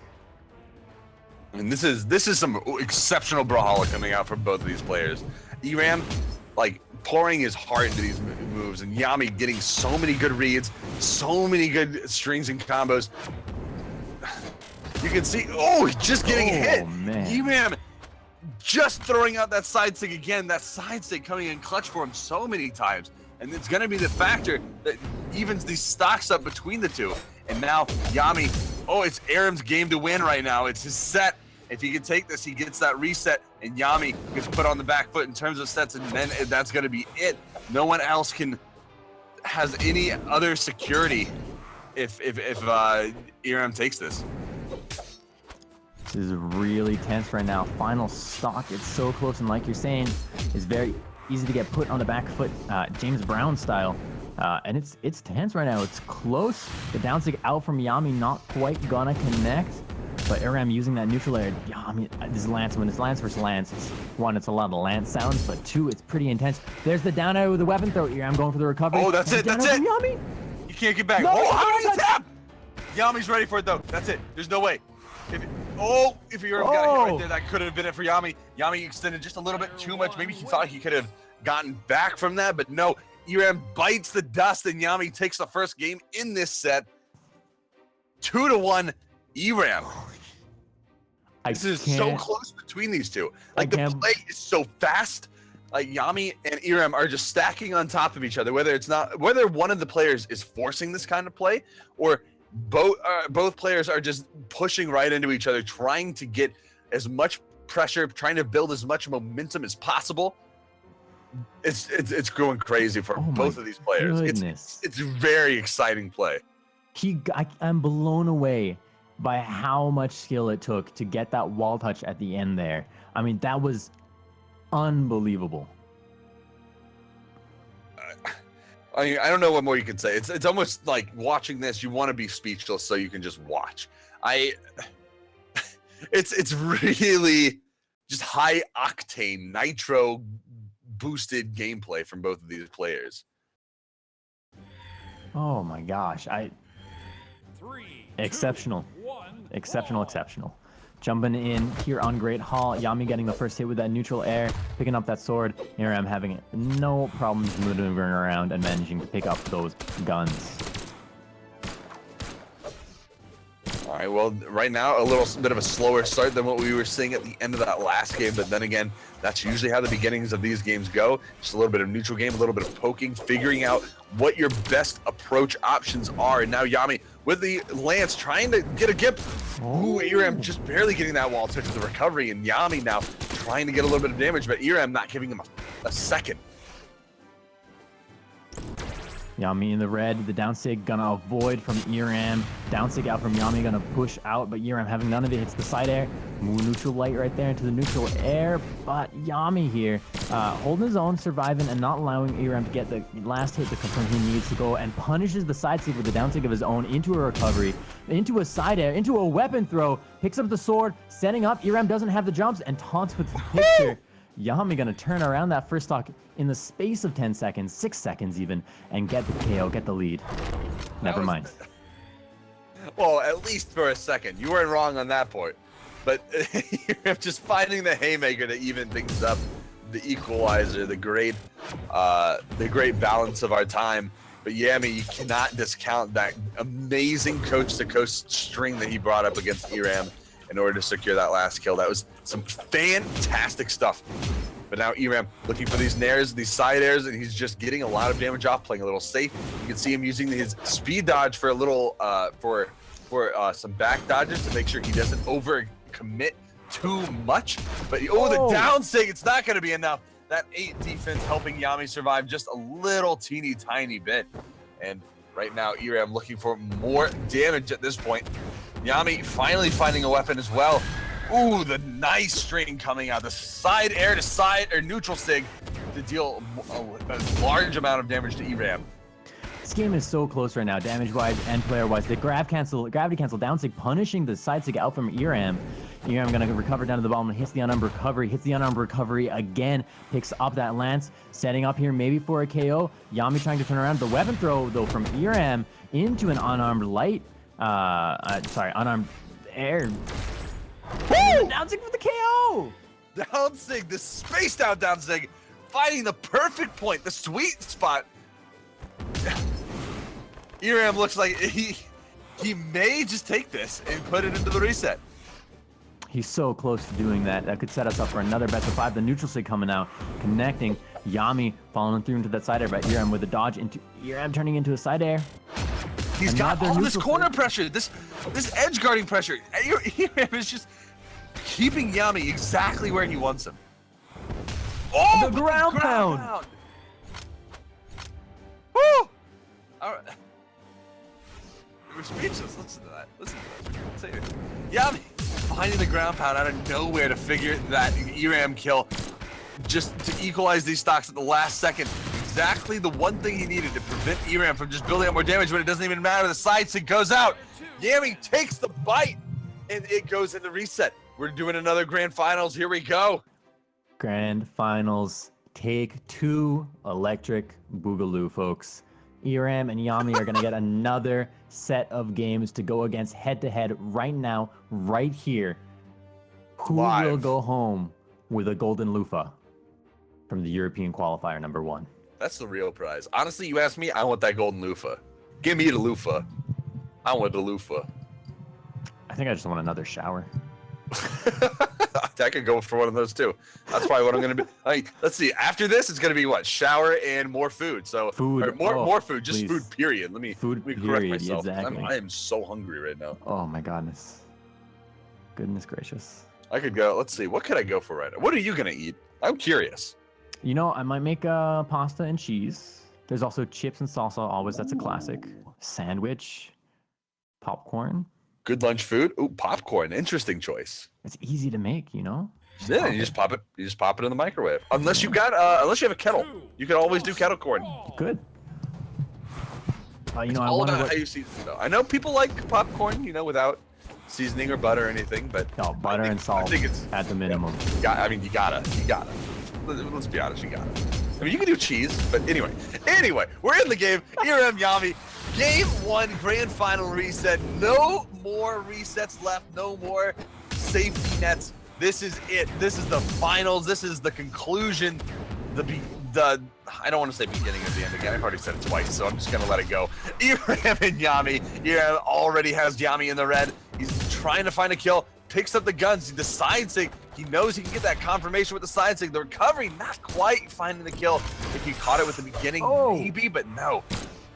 Both players right now are just popping off. I mean, they both have each other in the damage. They've been so in each other's faces. The down stick will not KO. That defense from Roland giving him a little bit of buff that he needs to survive there. Side air out. Yami's surviving in that Scabby Red, a breath away from getting KO. Eramm so close, but the side air gonna hit from Yami into the weapon throw. But Eramm burned his dodge already. Goes into the recovery, but Yami hits the side air. Eramm does not have a recovery anymore and will not be able to get that wall touch. Yami turning around, taking the first stock here. In the red though, we're gonna see if Eramm is gonna pick up a quick KO here or if Yami gonna widen this gap between the two of them. There's the side air. There will be no gap widening here today between Yami and Eramm. It's just going to be even from here on out. Both players playing, giving it their all. Eramm right now with the lance, both players with the lance. Yami trying to drive Eramm off the map, but it's not going to be as successful as he wants. Yami trying to go for another one. There's sidelights into down airs. There's side airs into down airs, just trying to confirm these kills. Yami can't quite find that the follow-up with the side air as he just, the side air is a little too low.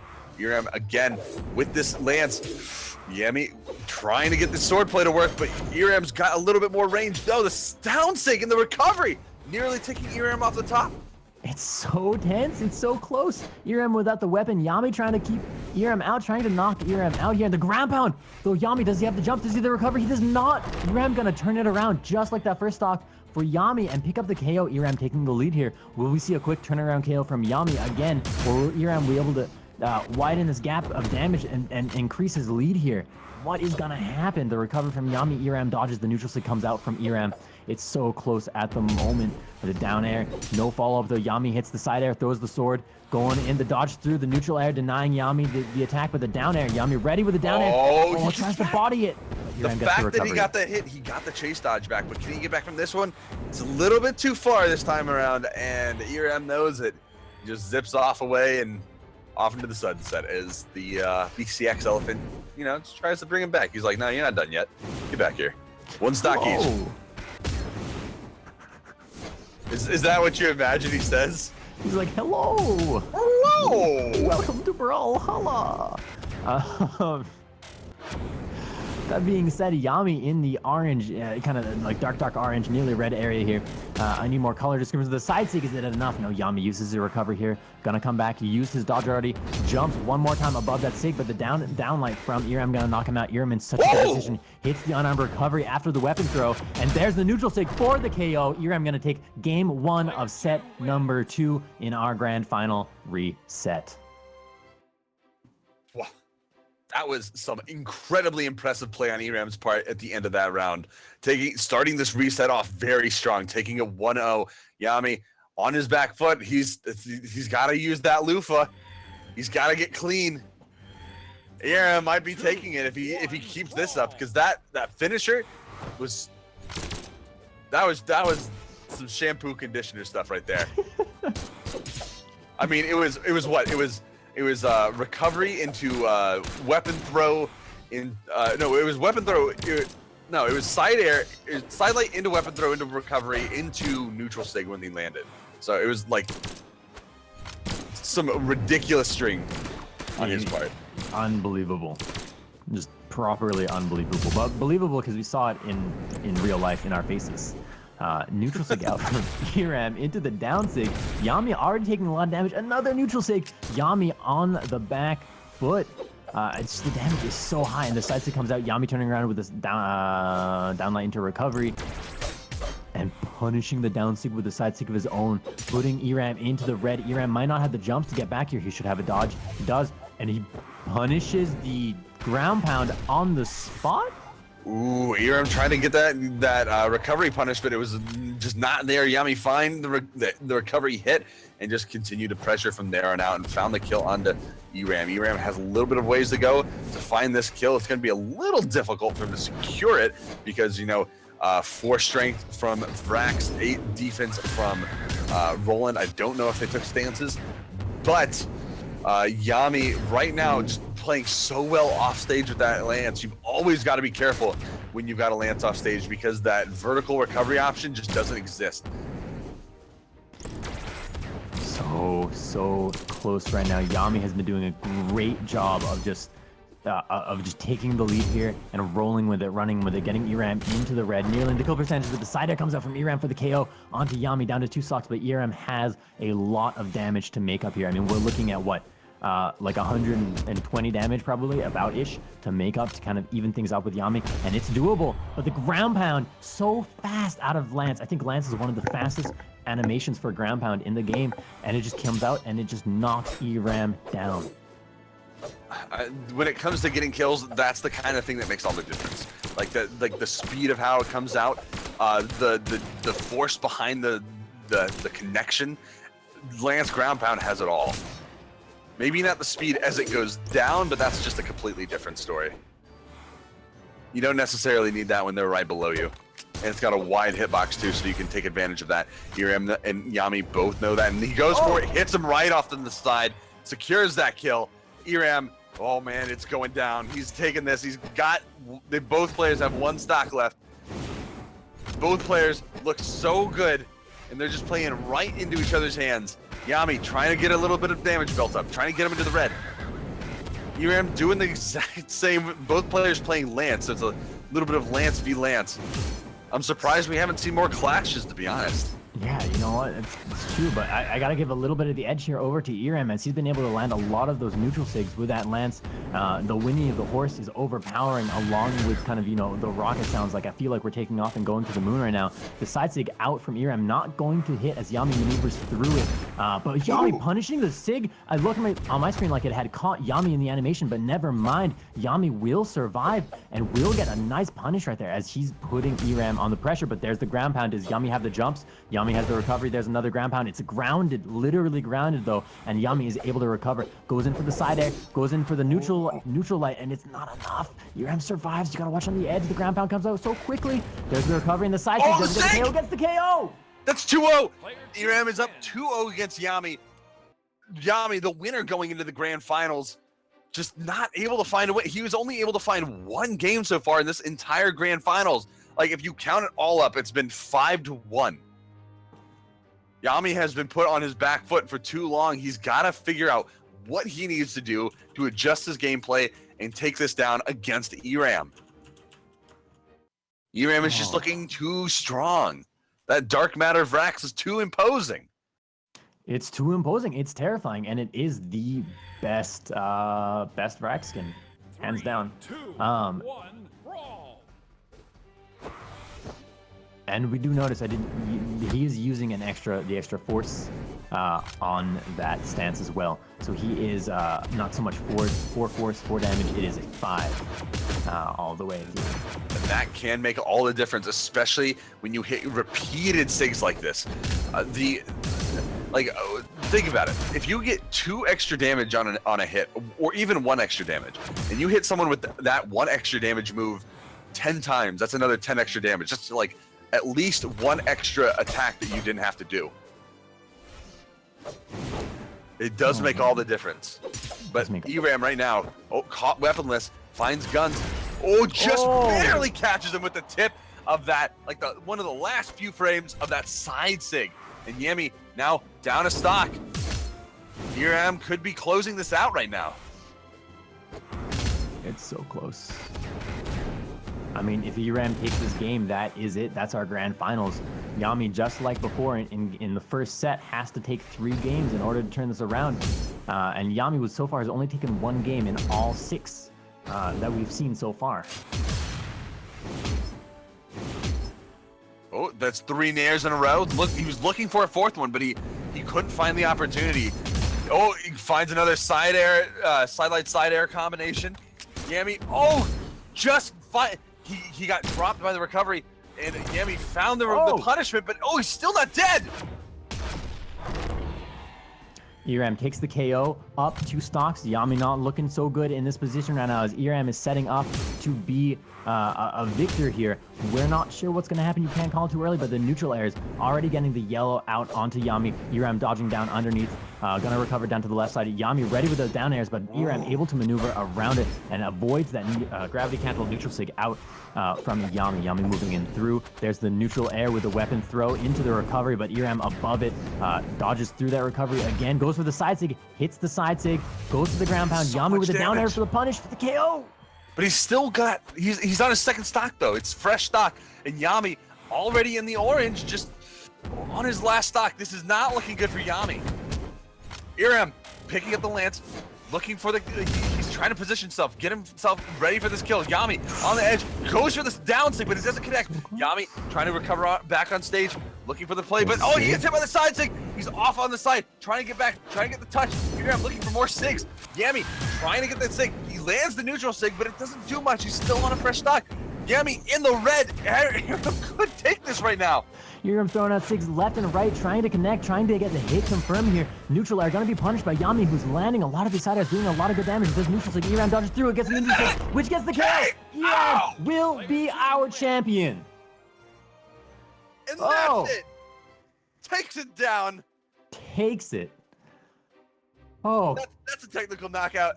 I think we can safely say Eramm is the owner of the Golden Loofah this time around with a clean finish. Oh my goodness, what a game. Whew. Coming back from the losers bracket into the grand finals, into a reset, 3-0ing Yami in that grand reset for the victory.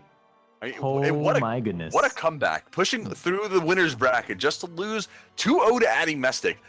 Then pushing back through the losers bracket, taking everyone out until he gets back to Addymestic. Then beating Addy to get into grand finals. Then going up against Yami in order to win the whole tournament, winning 6 games to 1. Huge stuff coming out of Eramm. Fantastic play overall. That's what Brawlhalla is all about.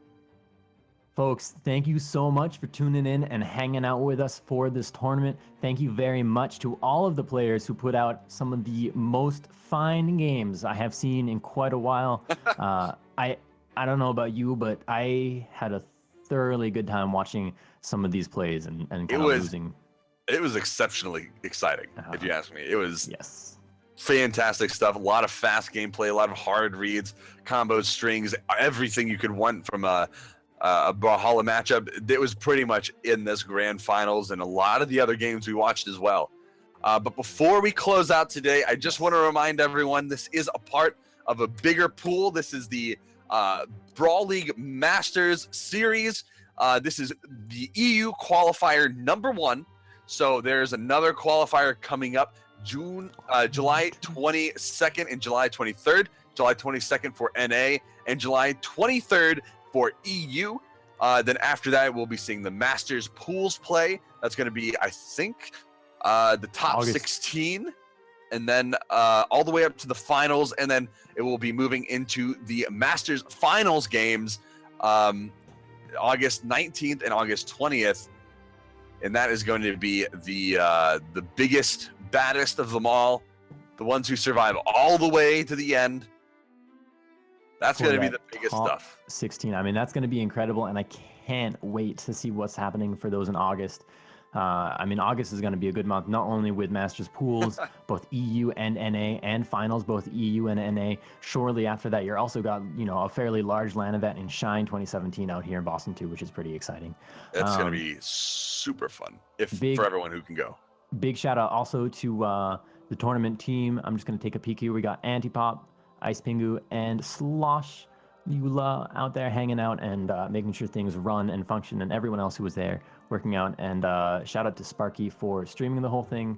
Like some Get people some said sleep, last Sparky. night, I'm just it's saying. a Get some sleep. thankless job. He needs some sleep. He really does. So we won't extend this for too long. But yeah, just thank you everybody for coming out. Hope you guys enjoyed the tournament. We'll see you next time on July 22nd at 12 p.m. Eastern Daylight Time. So remember that, July 22nd Eastern Daylight Time, 12 p.m. noon. I'm You Got Froned. I'm Toast. And we'll see you next time.